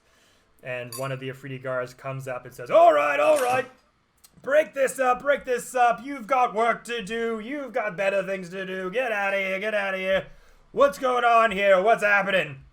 And kind of just addresses you all as you're all just kind of standing there. Nothing more than sportsmanship, my good men and people, Ifrit. How did you guys get here? What is your purpose here in the slave pits? Purely nothing more than to be dabbling around within the area of auctioning. However, we got roped into it accidentally and decided to, as we have now done, win our freedom through a martial competition. Betty points to the 2 demons and are like, these are ours now. We won these. Yeah. Oh, you weren't talking with Golem, were you? Yeah, Golem doesn't live here anymore. As you are all kind of looking around, kind of being like, oh, I don't really know what to do here, one of the Kishi demons walks kind of with his head bound, goes to the Afridi guard and says, they have been approved, master. Here is the ground seal to allow them passage through the gates. And he gives him one of the guards, one of the Sultan's seals, and it's for all intents and purposes, this is like a backstage pass to be able to roam the slave pits, to be able to go into the prison section, to roam around without anyone kind of asking secondhand questions or anything to that in that nature. Are there any Yes? distinguishing characteristics between the Afridi demons so that I can tell which one is which? Yeah, so the two of them coming up kind of have kind of guard armor on them, so they still have their kind No, of. I mean the ones that are ours now. Oh, so they're not they're Kishi demons. Kishi demons. Sorry. Yes, so Afridi is the people that live here. Right. So the Afridi are kind of a more demon-looking humanoid that have like red skin and kind of look devilish looking. And the Kishi demons, they look like people. They look like humans, except they have that giant hyena head coming out of the back of their head. But for all intents and purposes, they are demons, but they look way more human than demon. And I just want to be able to know which one is which. Right. So at the beginning of the battle, I think I mentioned one has kind of like a big bulbous beard and long hair, and the other one had kind of like scruff, like not clean shaven, but looked like he had maybe been like groomed recently, and has kind of like a sort of a long sort of mohawkish hair that also like the back of it kind of goes down. So we got bushy beard and mohawk. That's right. Okay. So as he sees this Grand Sultan seal, just kind of looks up and goes, "All right," hands it over to the other guard, looks at it. "Yep, this checks out. This is from the Grand Sultan himself. All right." Hands it over to him. He's like, "Just try not to cause any more ruckus around here, all right? You're gonna give us more work than we have to do in a day, okay?" Okay. All right. Of course, And then- officers. Thanks for keeping the peace. All right then, and then just like walks off, just kind of done with you. Starts to disband the crowd, just saying, "Move along, go along your business, get out of here, go on." And the two Kishi demons, who you saved, kind of stand there with their heads down, just standing there, waiting to be addressed from you. What are your names? Oh, I'm talking to the demons. are we allowed to speak, ma'am? Or look at the other party members. Yeah. Like, What? question. Yes. What would you be called? Well, my name is... Actually, I don't even know what my name is. It's been so long since anyone addressed us by a name. Is this Beardy or Mohawk? This is Beardy. What would you like to be called? And I vote for Shaggy. They just kind of look up. They're just bewildered. They've been in the Was it- service of this Afridi Do for... they look hungry? Do they look... They look just weathered. Like, they look like they haven't eaten in a while. They've got battle scars I'm gonna all go over into them. my like little purse and like pull out some snacks They Yeah. and they and offer them snacks and my water skin and say, "You boys certainly put up quite the fight. You must be hungry."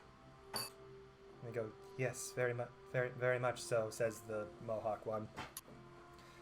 And they go, they just kind of, every move they do is like really, like very careful, and they're not making any sudden movements because, you know, obviously they come from an ownership where any sudden move probably get a lashing or a back of the hand, so they just kind of instinctively put their hands a little bit forward, with their head still down. Makes me sad.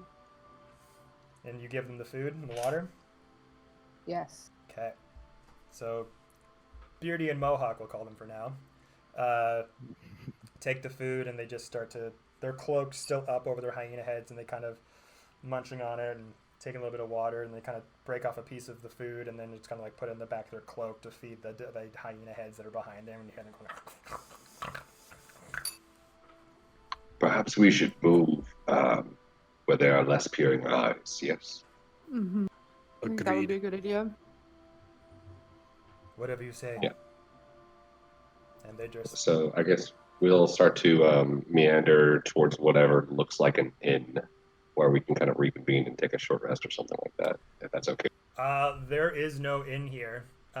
This is all this. This is just a giant. This is a giant slave ring and holding cell for the fighters above. So there's not really an inn or anything like that. There's just these big open areas with people making deals, lugging slaves into their holding It's gotta cells. be like a food cart or something with like a benches. This is clearly a place where people go for some sort of entertainment. I mean, there's got to be like a Knish cart or something. They're like maybe above in the Grand Hippodrome if you found a way up there where there's like that's the established entertainment with some food and drink and thing. But this is like an underground. People are selling people down here, and sometimes if the wrong person comes in here that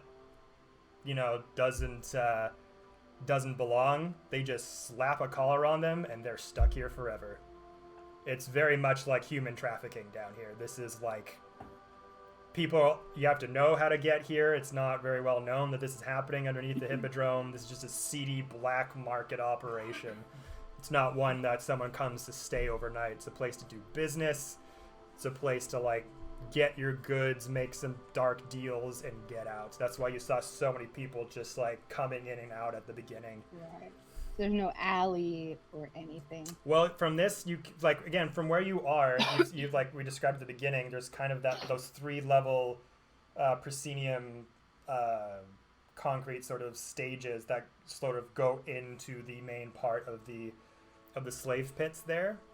So as you're looking forward over the entire area, you're kind of at the start, and as you go down, there's kind of like this main path that makes its way to the southern part of your area, and you can see like little like pathways and things that kind of go into other areas, but there isn't really like an inn per se or like a food cart or anything like that. How many people are looking at us right now? Right now, everyone's kind of like, again, they've dispersed the crowd. They've got some guards just like sweeping up the floor from all the spell marks and any blood that would have been drawn and everything like that. Kind of going back to business as usual. But after you wave that salt and seal, and the Kishi demons kind of did their part to kind of make them go away, there's no one really keeping eyes on you now. They're more concerned of just like getting everyone back to business and having the place make money. Okay. Can I kind of circle all y'all up a little bit? Huddle. Can we get in a huddle? Huddle up, huddle up. Huddle up. I say we ask Beardy and Mohawk to show us the way to the guy that we're looking for. They might know where this Ambrose character is, and we can get it out of here fast. Otherwise, if we don't think we can do this quickly, we should find a place where we can take like a quick breather. Yes. I agree. I'm not feeling 100%. And if they don't know the person that we need to find, or when they lead us to the we need to find, I would like to send them to my hometown to be taken care of. Not in a bad way. I put 30 points of lay on hands for. Oh, I appreciate that greatly. All right, so 30 points of healing energy onto Betty Rage. I am back to normal. I don't think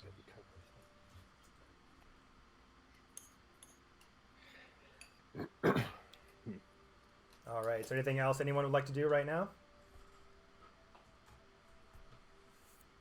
I don't think so. Nope. I want to make a perception check to make sure that we're still not being like watched by like people that are still trying to look at us as if we're like.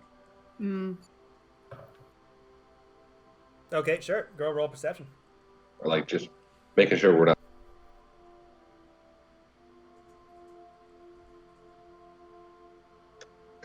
it's a theme.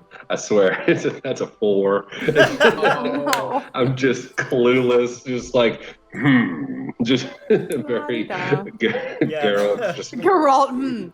Fuck. Yeah. So as you look around, like you're just kind of seeing people back to their normal way of doing things, like when you first entered. People coming and going by that portal entrance. People making deals. People dragging slaves by their chains and those iron collars around their necks. Slave owners like giving a backhand to anyone that gives them an awful eye or anything like that. But you don't notice anyone intentively like staring you down or like showing any special interest of sort. You might catch like someone like their gaze maybe like looking at you for a second, and as soon as you look at them, they kind of put their eyes down to the ground because seeing like your display of power right now. You've pretty much like when you've first gone to jail, like you kill the biggest guy in the yard, like you've kind of set a standard of like, don't fuck with us, don't try to do anything. We're the kings ill. of the playground now, bitch. sweet. Yeah, we all know who's in charge here. It's like a pig amongst guinea pigs. Okay, so do we see a little place, a little corner if we go down the steps and head into the next level, someplace where we can just... Yeah, I was gonna say if we can get out of the eye line of everyone, I can make us extra sneaky. Soup sneaks. Okay, so as you walk forward, like I said, there's kind of like three platforms that descend. And you're going down this first set of steps near where you had your battle into the descending flat plane level. You can see that there are 2 sets of towers kind of adorning this that are set up in that leveled area. So when you're going down that after that first step and entering into the second, you see 2 kind of towers with 2 guards, just one on each, just surveying everything. And as you go down to that third level, there's 2 more before you enter into kind of like the main bustling area where you can see the prison cells are being held there, quarters for different people, various different rooms. There's a couple pathways that go off this main path. And as you walk down, there's 2 paths that kind of go left and right. And if you go further than that, there's 2 more paths going left and right. And at the very end of the room, there's another set of 2 paths going left and right. Well, if it is at all possible, take a 30-minute break. I can get both of my warlock spell slots back. But if it is not possible to take a 30-minute break, then I will soldier on, I guess. I will remind, just a quick reminder that Zafe did say at the beginning We had like 2 hours. that you only have a couple hours for the portal to be open. So there are wiggle room to take breaks here, but you don't necessarily know how long the portal will stay open for you to get out. Yeah. I'm just stating my need. It's up to the rest of the party. Oh, for sure. I just wanted to just remind everyone on that one.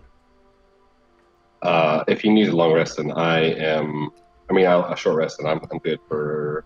I can do that too. I wouldn't mind. Let's maybe do a little bit more probing to see Yeah, for sure. where this food is. Let's go find a little path and turn off and see if we can get out of the more bustling part of this slave market. Yeah. Okay. I want to look around and see if any of these paths seem a little less traveled, a little darker.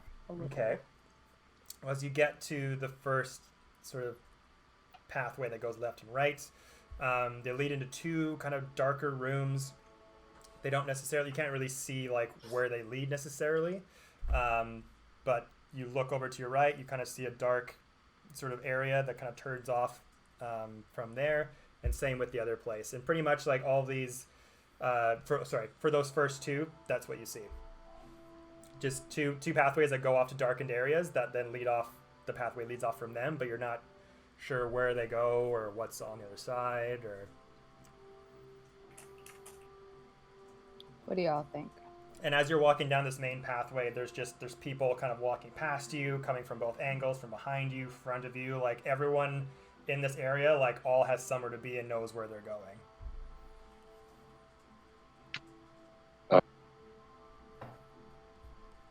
I think I asked Beardy, where is it that you think, and speak up, do you think that we would find a place of less You wish to find a resting area. Bingo. Yeah. Well, the inmates, the slaves here, don't really get much time for rest unless they win matches. Then their quarters or resting areas are a bit less busy. Me and This my is so sad. me and Technically win. me and my friend here have had the privilege of winning a few of our matches lately, and I mean, it's been a while since we've been in there, but we could try our best to lead you to such quarters. We can't necessarily guarantee that they'll be empty, but there could be a place to kind of get away from prying eyes. Please lead the way. this is suitable? Okay, and as they kind of go forward, you notice that their collars are still attached, and they have sort of the chains that were attached to them kind of off to the side. They're about to walk forward, then they say, "You're gonna have to act the part if you don't want anyone to think you're suspicious." Oh. Oh. I'll take I'll the pick. chain. I was gonna say I'll pick up one chain at least. Yeah. Just like, this is only temporary, my friend. Yeah. I'll take Mohawks. Okay. Alright, I'll take Beardy. So as you kind of like leading them by the chain, them head Okay. down, their cloaks still up. They're kind of sauntering through as, you know, you're kind of it's kind of a weird thing because you have to kind of they're kind of insinuating like it looks like you have to lead them, right? Because slaves don't lead their masters. So, but you're kind of just instinctually like kind of checking your peripherals to make sure they're walking with you, kind of thing, that you're like not going in any weird direction or anything like that. And again, you're seeing just all manners of different creatures passing you by, different fire newts, different types of demons, creatures. Some here meant for the slave pits, some that are rare creatures, beasts that are maybe being traded or sold off here as well. And they're leading you down to the furthest point of this long pathway that's taking you from where you started. And they take you down to the very end where there's 2 points going left and right. And they kind of instinctually like try to like they're pulling the chain over to the right side. So you kind of like try to lead with them into there. And they take you past one big room that has a few guards sitting in there, and they're just there on chairs kind of like hanging out. And you can see that there's 2 pathways as you enter this room, one more to the right, one more to the left, and there's a gate blocking going into this next area. And the guards are just sitting there being like, "State your purpose." And they get up from their seats and stand up, 2 Afridi guards.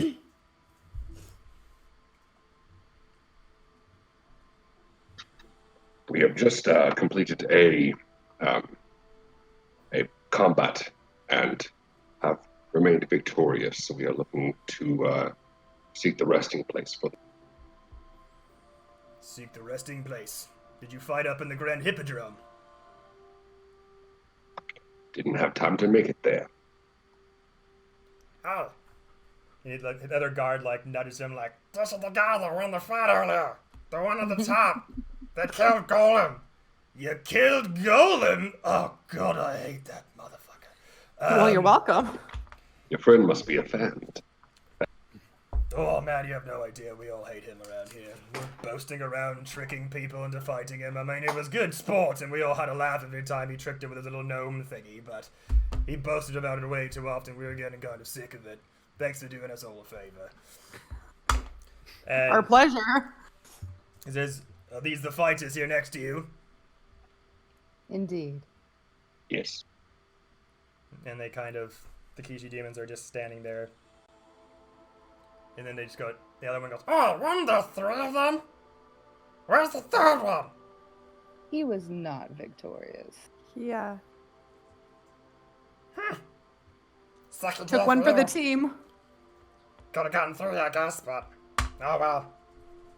And they kind of looking at them up and down as they just start standing there solemn, not moving a beat.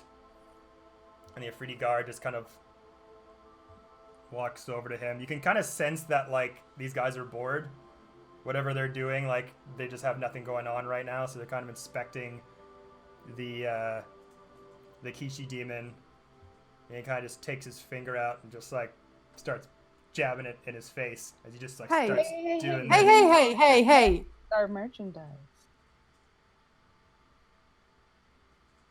Kind of looks at I you believe all. you know the code for the property. Okay. I just like to see if they move at all, you know? Sometimes they flinch, sometimes they stay steady. It's just nice to know who's be able to do that. You want to let him in? Is there anyone else back there? And the other one, the other guard goes, no, I think, the last fighter holdings, they just went up for a fight, so it won't be done for quite some time, so... I mean, if you want to let them rest, I guess we could let it pass for 1,000 gold.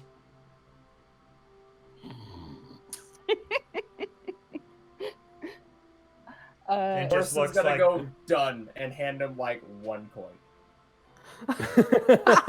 Over it.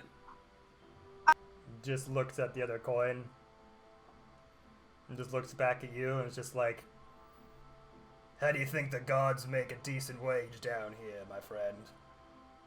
Your fighter was clearly not in the Grand Hippodrome, and although your fight was comical, I wasn't even able to see it in person, and quite frankly, I'm very bold, and I'm looking for some coin, so if you're not gonna comply, you can find somewhere else to go. I mean, we did happen to take out that annoying person. Not everyone decides.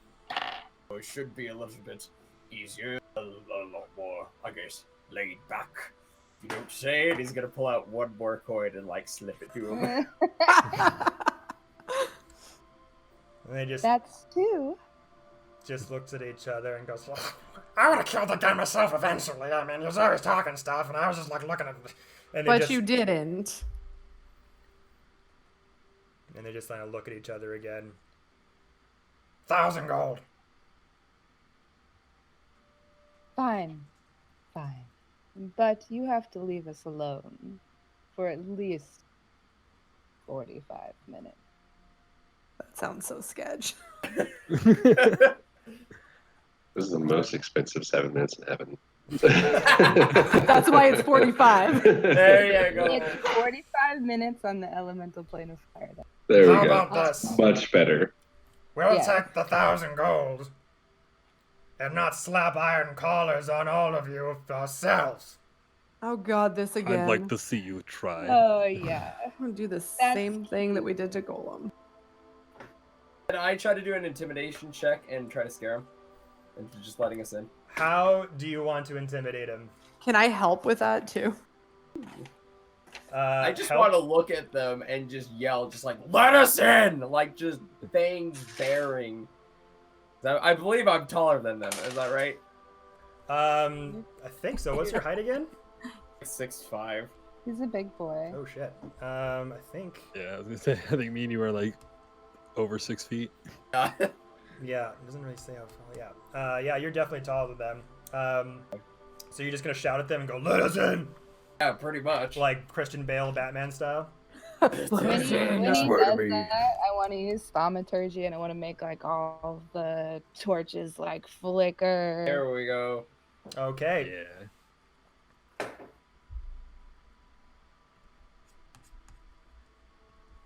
Does he get advantage on that? Because I'm playing. Oh, I Doesn't do? get Oh. doesn't get advantage, but it will spice it up. Oh, okay. That was a. I got a 23 to help if that helps. Woo!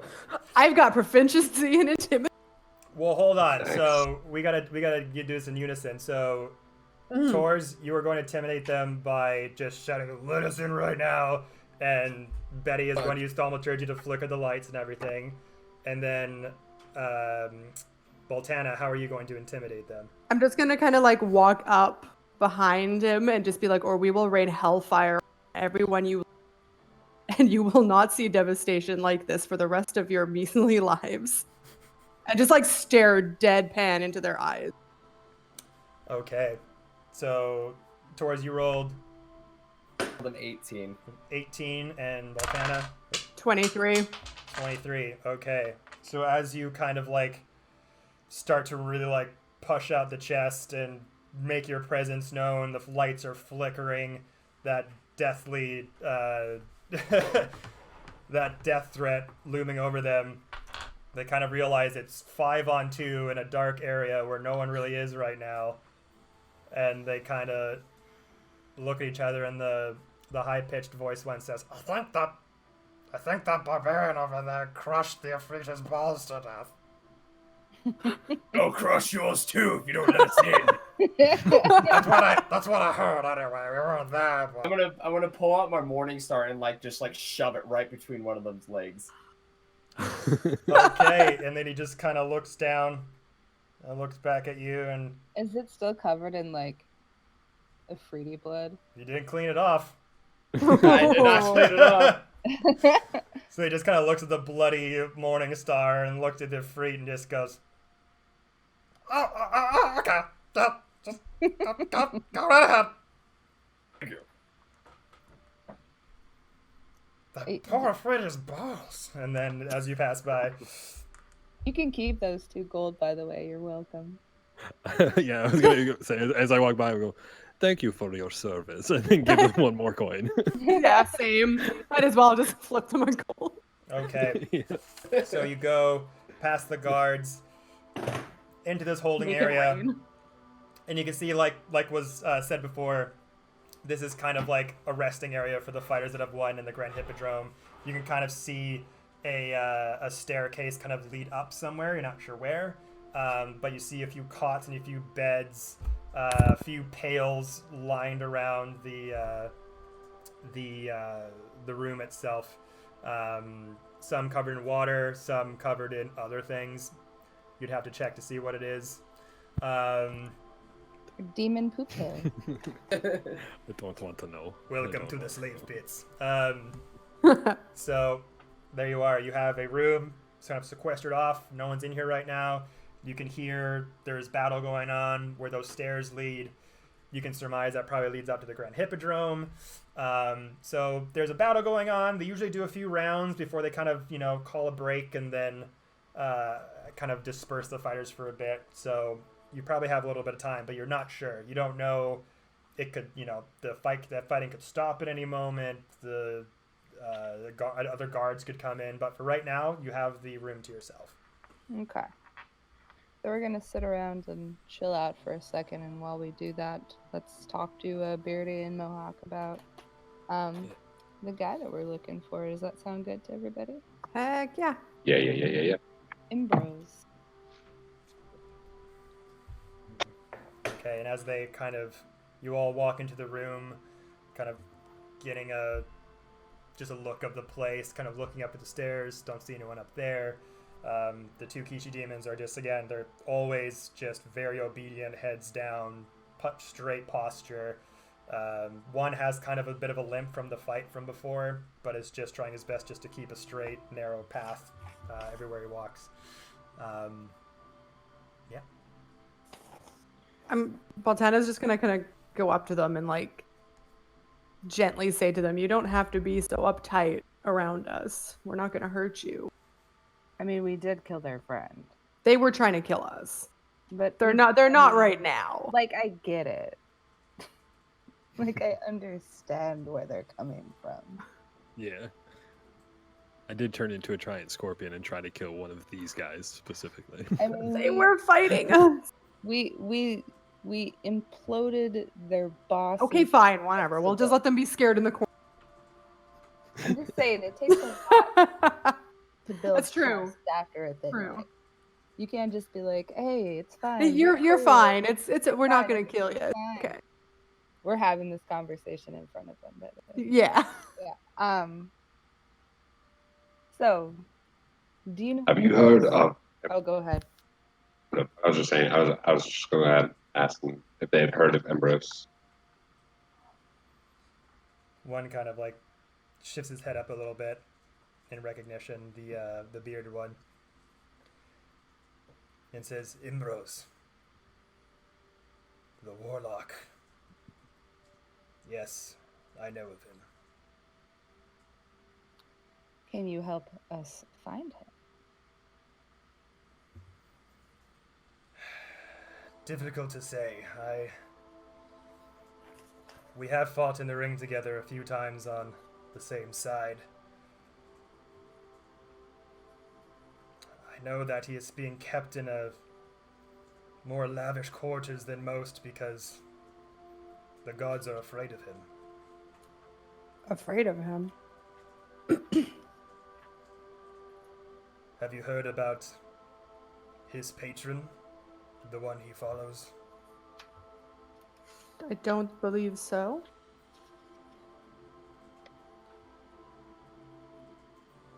His patron, the one he follows, is the Prince of Frost.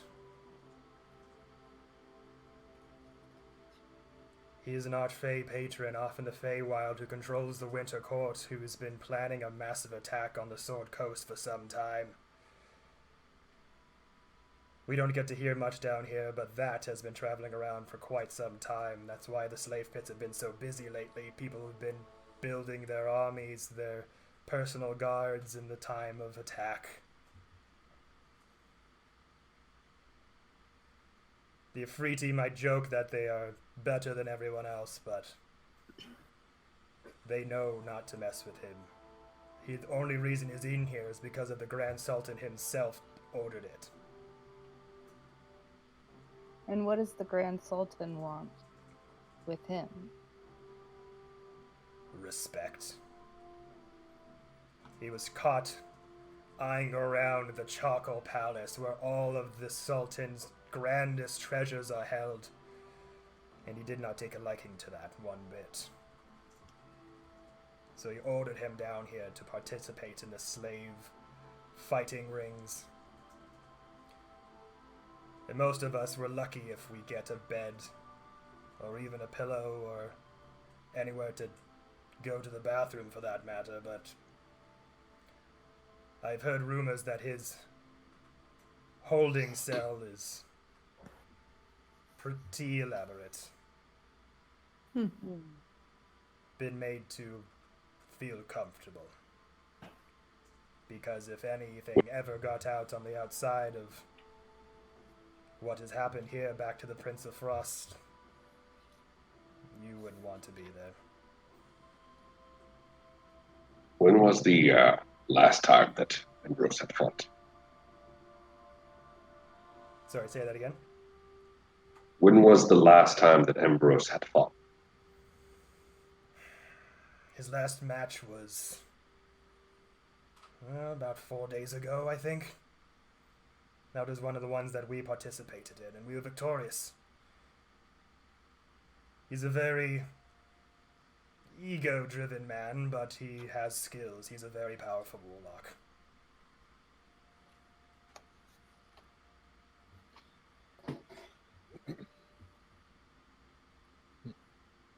How difficult is it to get to his special chambers?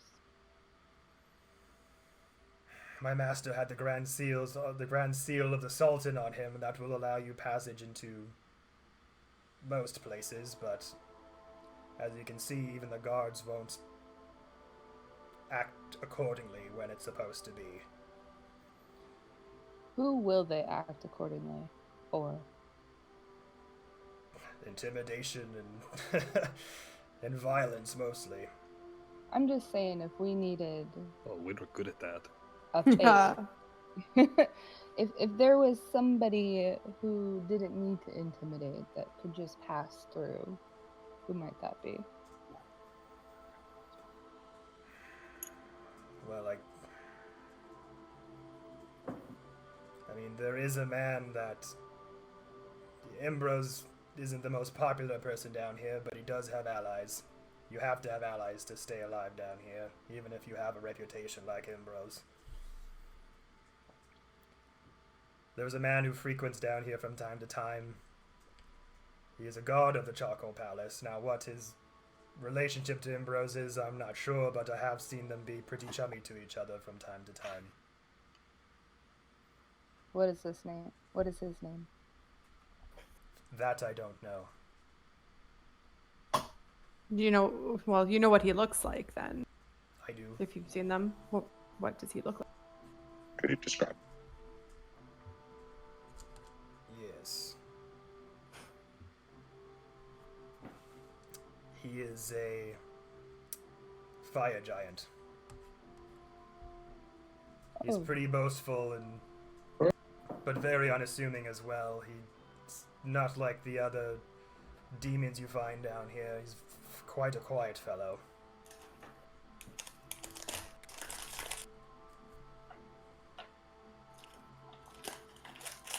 Fire.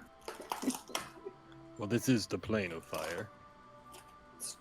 I like it. Of course. Does anyone have means of creating the form of a fire giant? They're pretty big, right?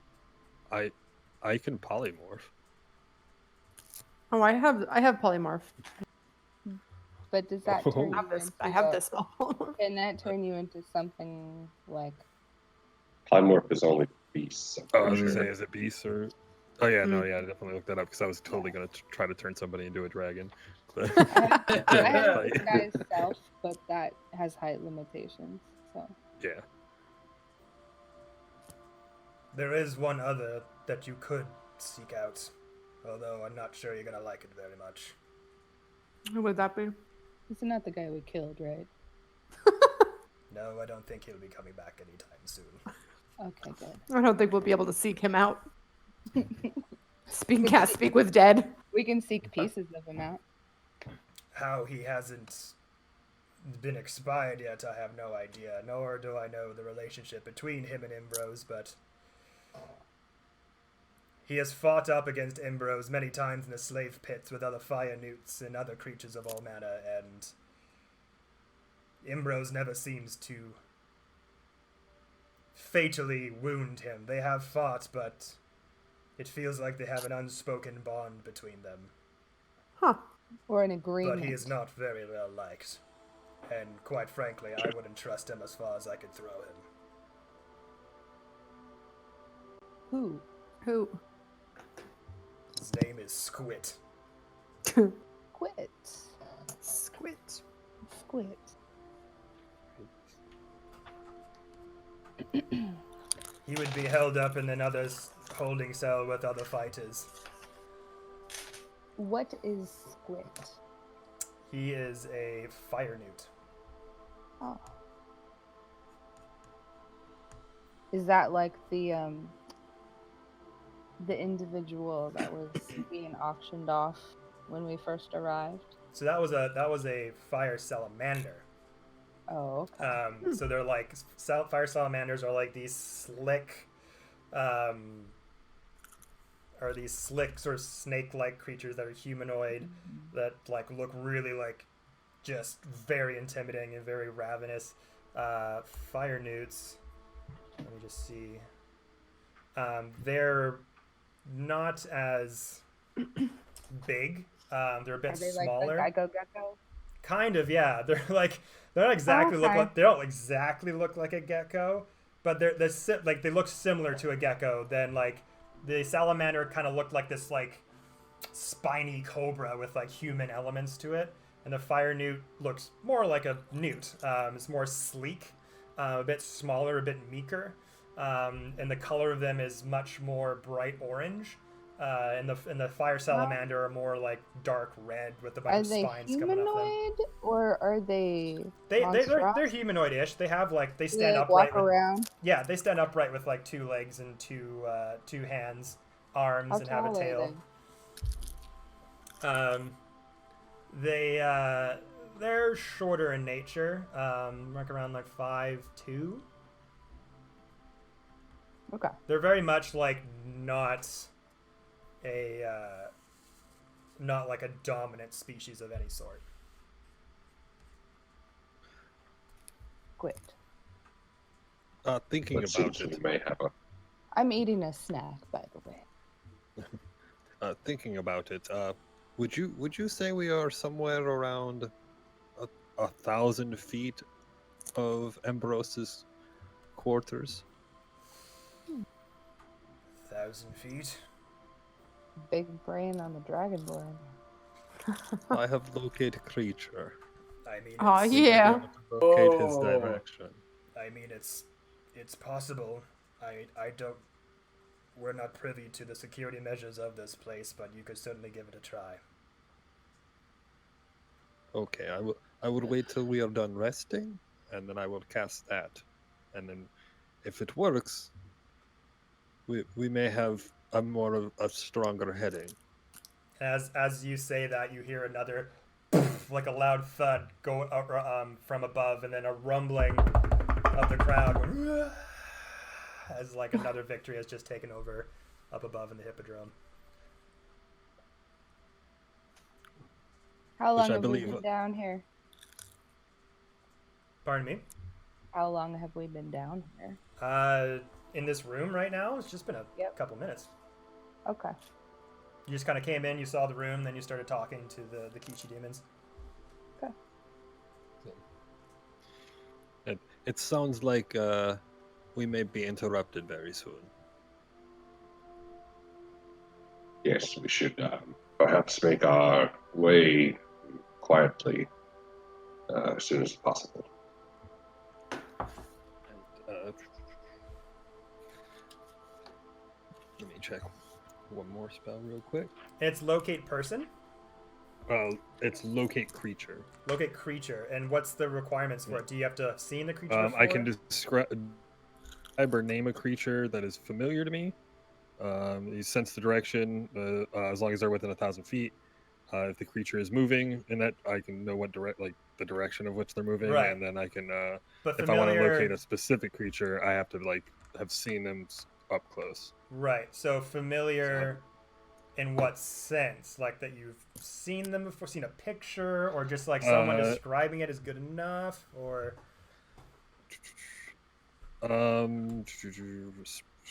Speed reading. Okay. If it's a specific kind of creature, like a humanoid or a unicorn, I've had to have seen it up at least 30 feet. And then the only other one that says like I can describe or name the creature. okay. Got the So, name. I'm gonna say we have the name and then a slight description. If that is good enough, all powerful DM. I mean, we can have Beardy or Mohawk give a very specific description. That is true. Yeah. They will do whatever you say. Ask for a very specific, Like, give me your adjective filled yes, description. the very best description. Leave no detail. Very, Or, very good. Very good description. Okay. Let me just pull this up here. I had that description, and now it's gone for some reason.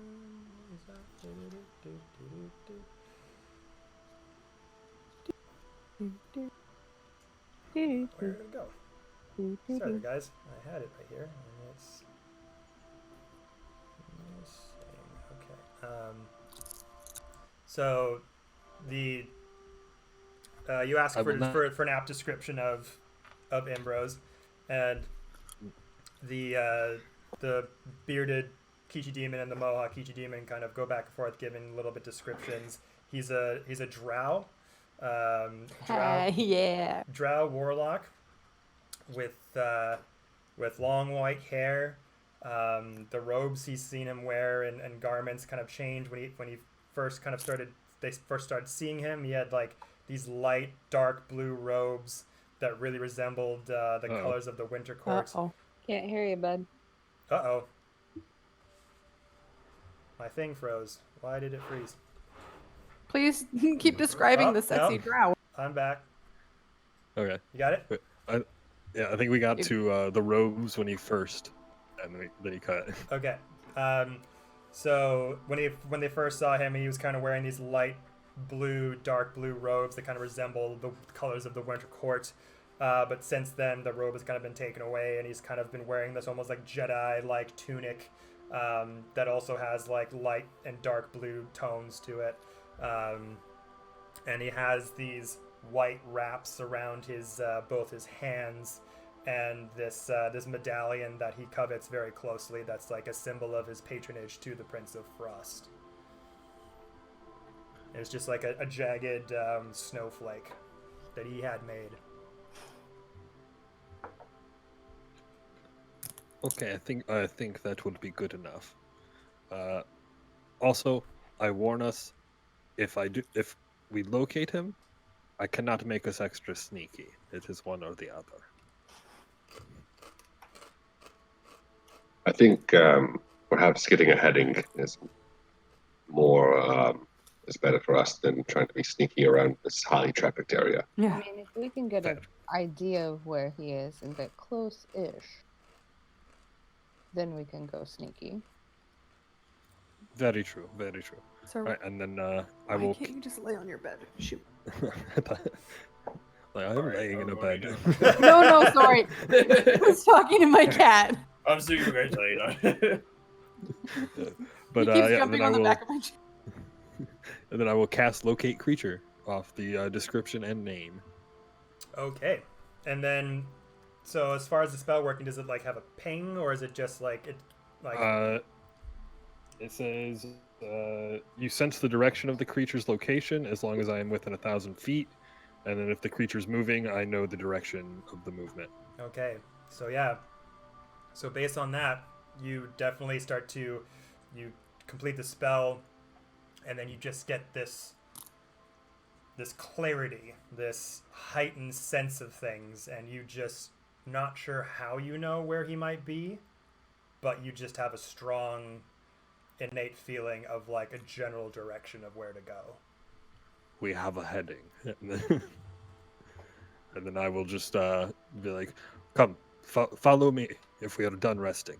And then I will take beer. You've been in here for about 10 minutes so far. Did you want to take a short rest for the 30, or did you? I thought we were just like kind of. Oh, sorry, for 1 short hour. rest, and then we were going. I mean, a short rest is only 30 minutes, so all I need. I thought short rest was an hour. Yeah, it's an hour.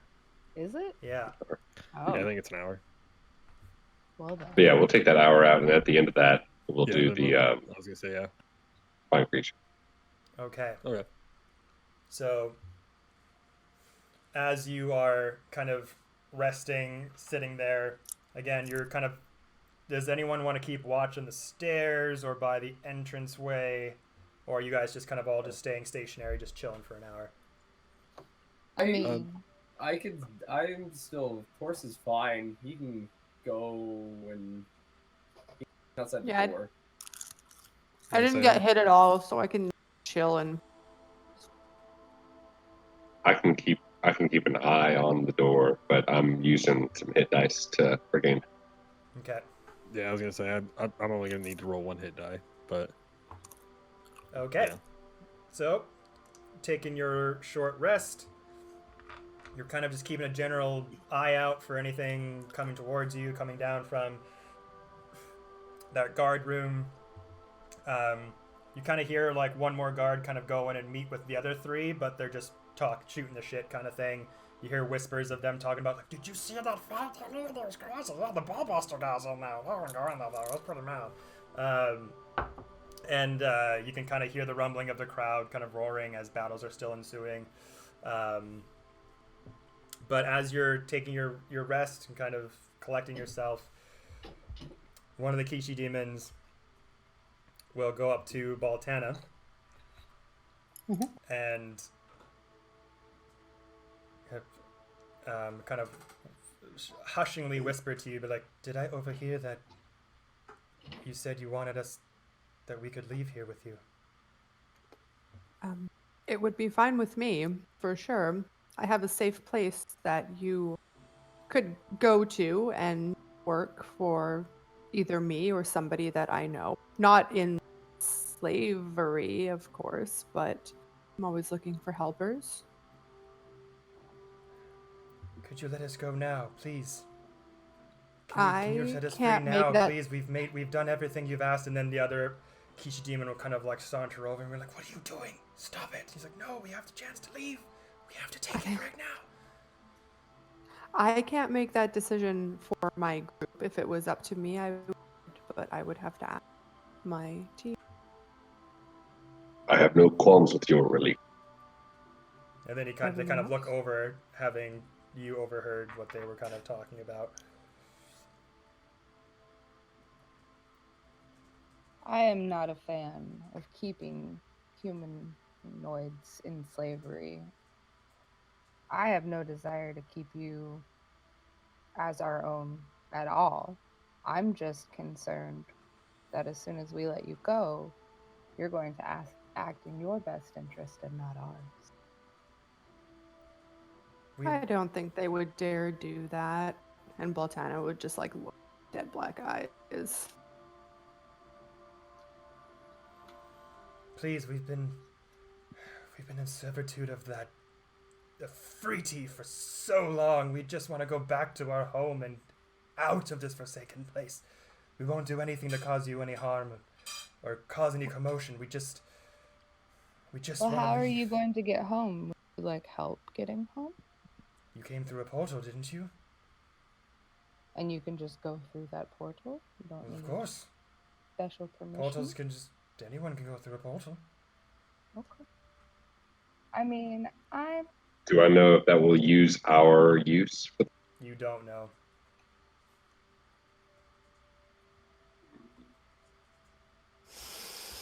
Now that that's been brought up. That's why I was just like, Yeah. yeah. I asked Voltana to see if she knows, if they go through, are we able to? Could I roll like an insight or Arcana. or? Oh yeah, I have proficiency in Arcana. Yeah, I'd say roll an Arcana check. Okay. I'd love to see if your knowledge of these portals. 13. 13. So you kind of mulling that over. You know that this portal was kind of conjured by Zafe and his team, and that he did mention a few times that the portal can only be stayed open for a short while. So you don't really have the means to know how much power is infused into this ability to get into this very secret place. The type of magics it would take, the precision it would take to find exactly where the entrance of this magical holding of the slave pits are. You surmise that any portal with a little bit of a time limit definitely has it's gonna hard to maintain it. So using it could potentially affect the duration of it, but not necessarily close it for good or anything like that once gone through. It just might affect it a bit, but there's no really real way to tell how long it's going to affect it by. If it'll be just a few short seconds, if it's going to take an hour off the timer, if it's going to, it won't close immediately. Like once they go through, it's not going to just close behind them. After them, yeah. But it's kind of like this portal is being run on some sort of magical battery, let's say, and you're not really sure how much use of that portal is going to use up the battery's time frame to keep it open. Yeah. Okay. Well, Betty's how? thinking... Oh, go ahead. How far away from the portal would we? Like, in feet? How far away are the portals from each other? No, are we from the portal? You guys are on the exact opposite of this whole entire area. Okay. You're at the farthest southern point from the north that you were just currently at. Right now, you're in the farthest southern eastern part of this Okay. area. I was gonna try and like message boss man and be like, hey, if we send these guys to the portal, but that wouldn't work. Yeah. So I relay to them that it won't necessarily close the portal right after they go through it, but it might be detrimental to how long the portal will stay open for. Right. My thinking is that because we might possibly continue to need the aid of these two, if for no other reason other than seem legitimate in our presence here, that I think we should agree to let them go as soon as we have met our own objective. Yeah. And as you say that, the Mohawk one just kind of under his breath says, "That's what they all say."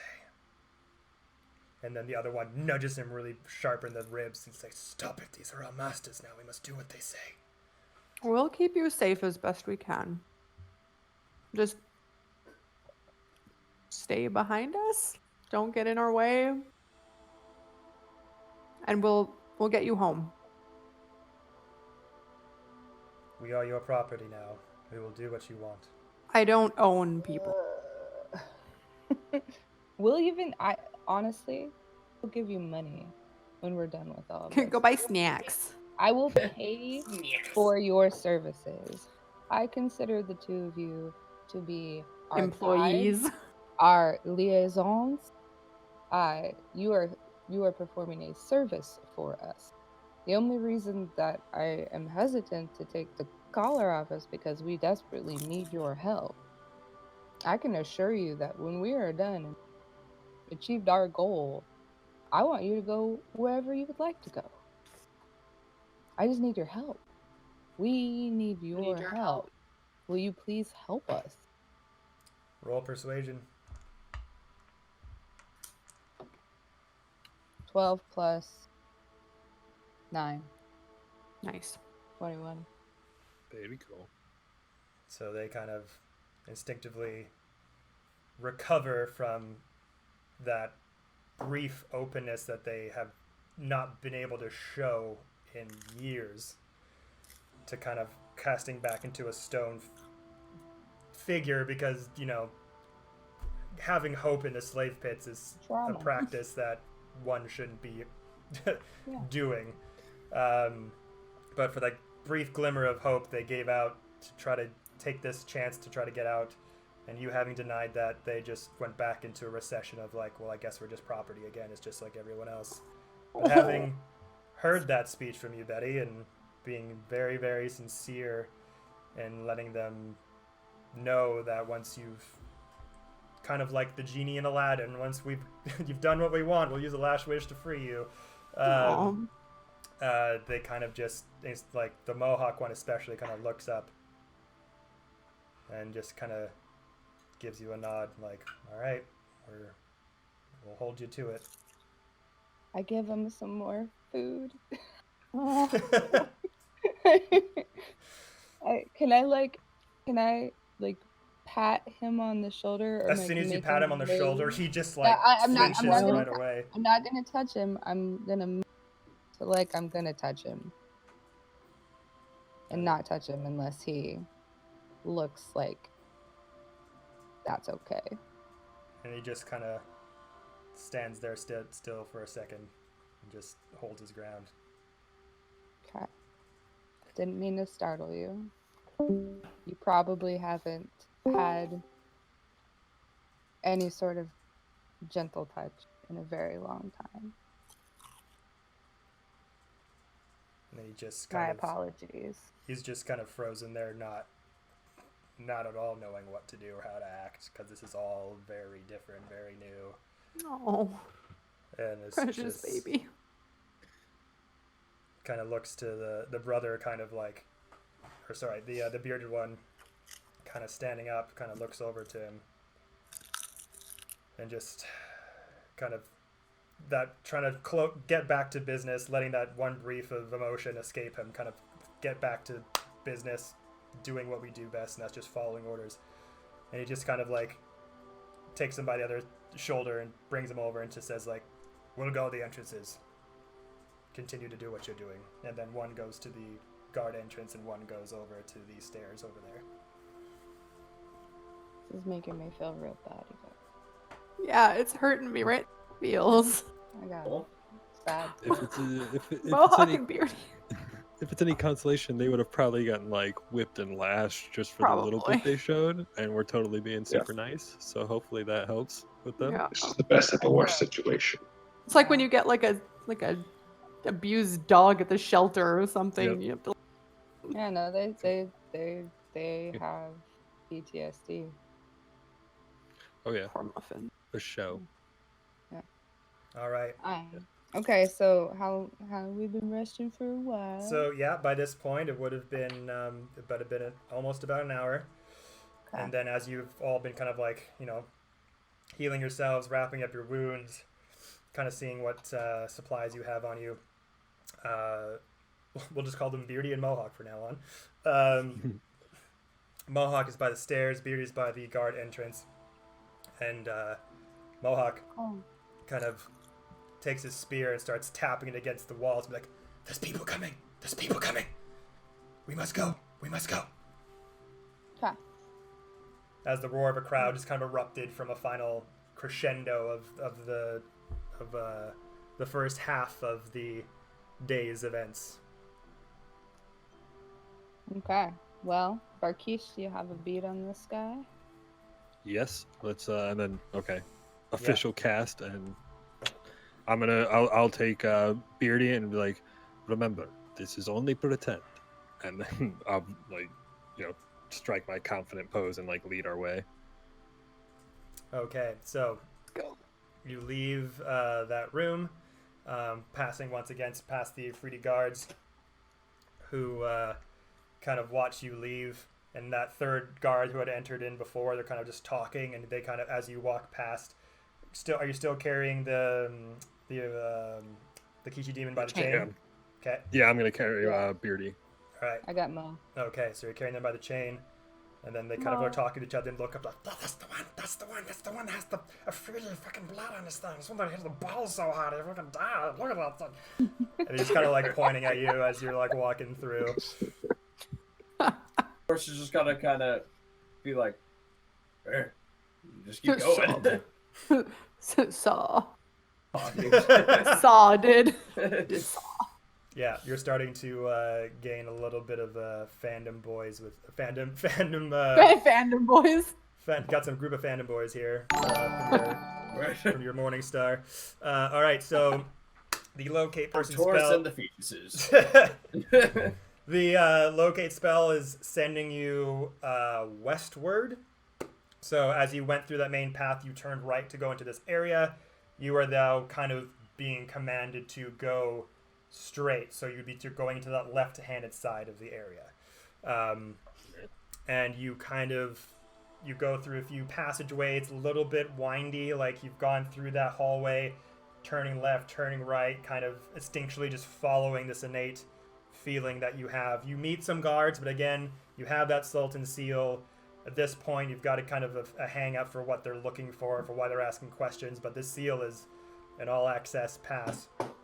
And you finally get to the you get at the end of a hallway and you see this door. It's the first time you've seen like an actual door in this space. Everything is just kind of open-ended, open wide, archways and things like that. But this is the first like wooden door with like metal rivets inside of it.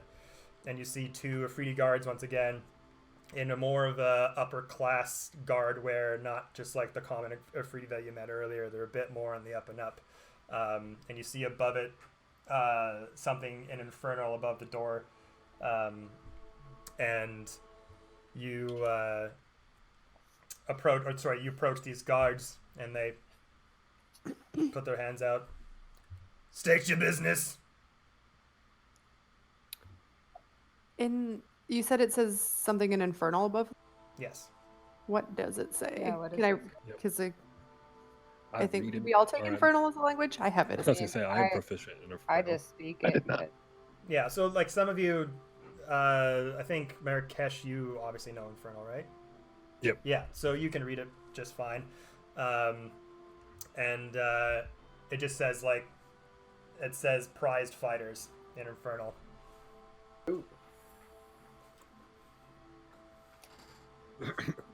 Somebody else might want to do the talking. We are here to introduce the one of the prize fighters. I believe his name is Ambrose, to his new fighting partners for this week's challenge. They had previous fights before, and they are going to be going up again. And we are making sure that they have a good battle strategy, go over different variations of things. But we need passage for this. Roll persuasion. Spicy. Spice.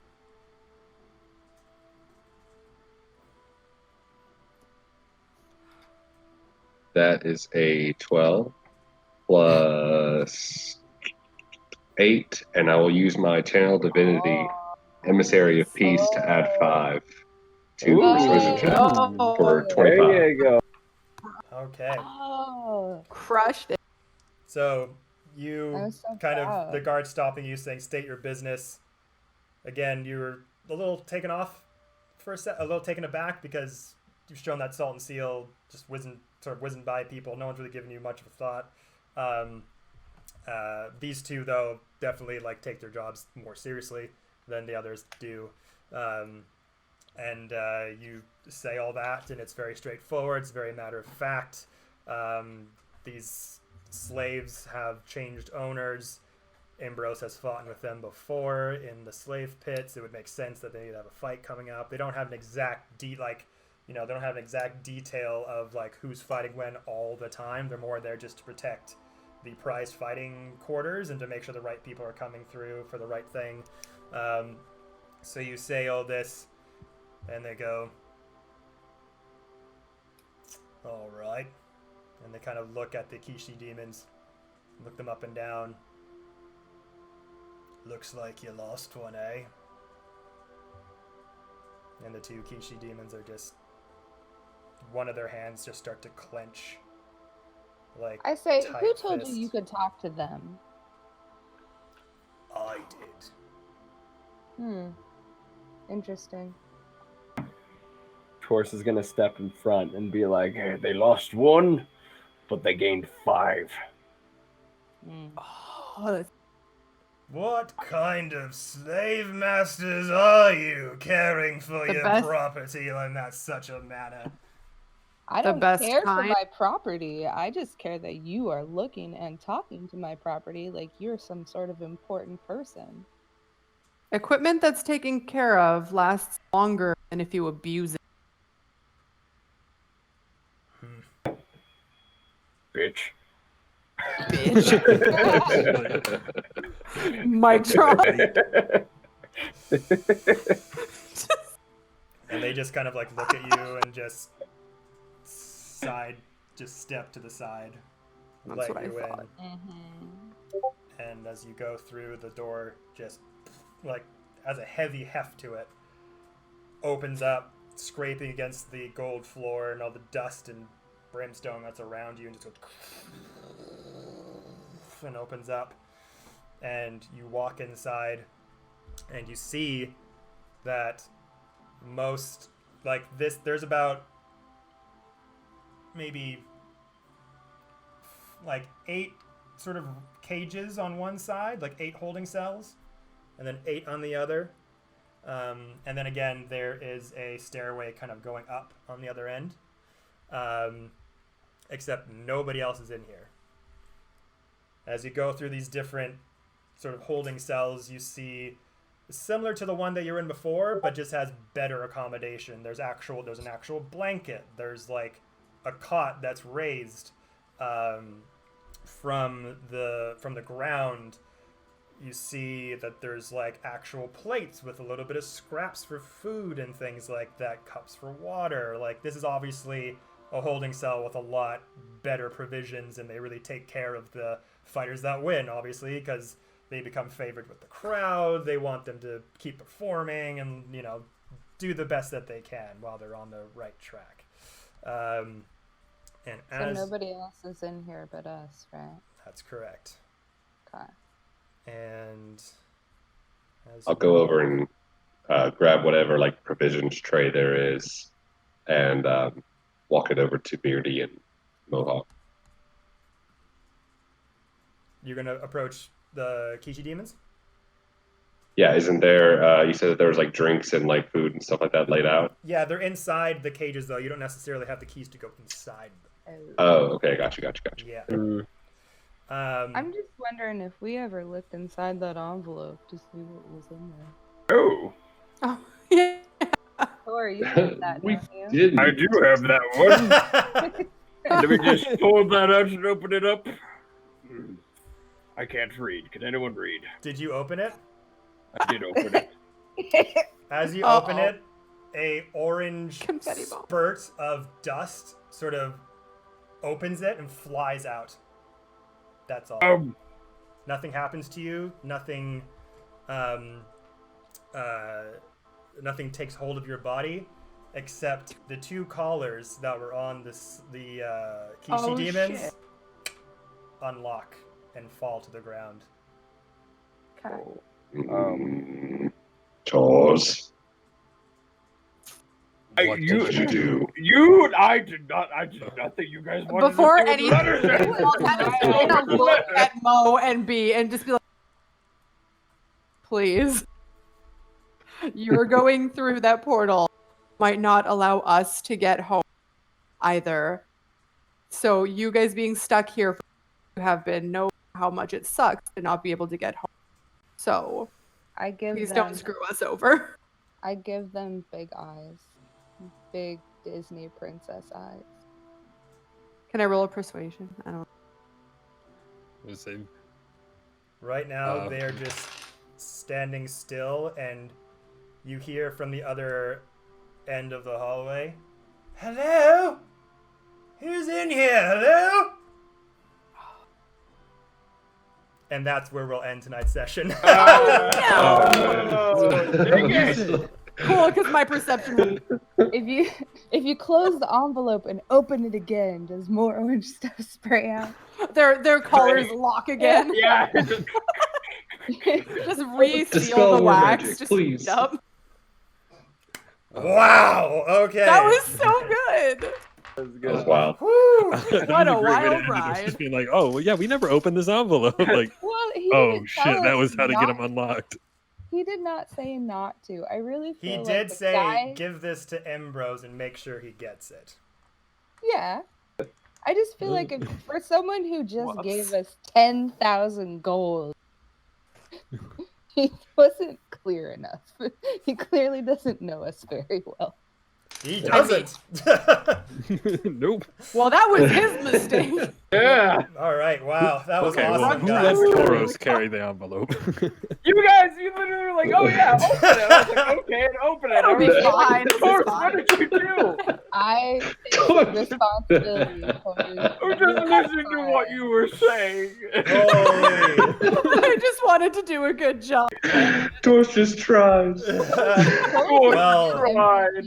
that was a great first session, guys. Thank you Amazing. Oh, yeah, so that was very amazing. much Awesome. for Thank you. participating and playing. For those still watching and might be watching this later, we are doing part 2 of this adventure. The conclusion this Wednesday at 7 p.m. PST. 2 days time. It's gonna be fun. This was awesome. It's only gonna get more weird from here. So Heck yeah. Oh man. thank you guys so very much, and hope to see you on. For those watching from TikTok, we'll see you on there soon. I'm sure we're gonna make a bunch of videos yeah. probably from this, just this inspiration from this alone. There's gonna be a lot of tours videos coming out soon. Let me tell you.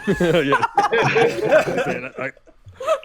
Low key, we got to figure out how to make the envelope spurting the orange dust. That's got to be a moment.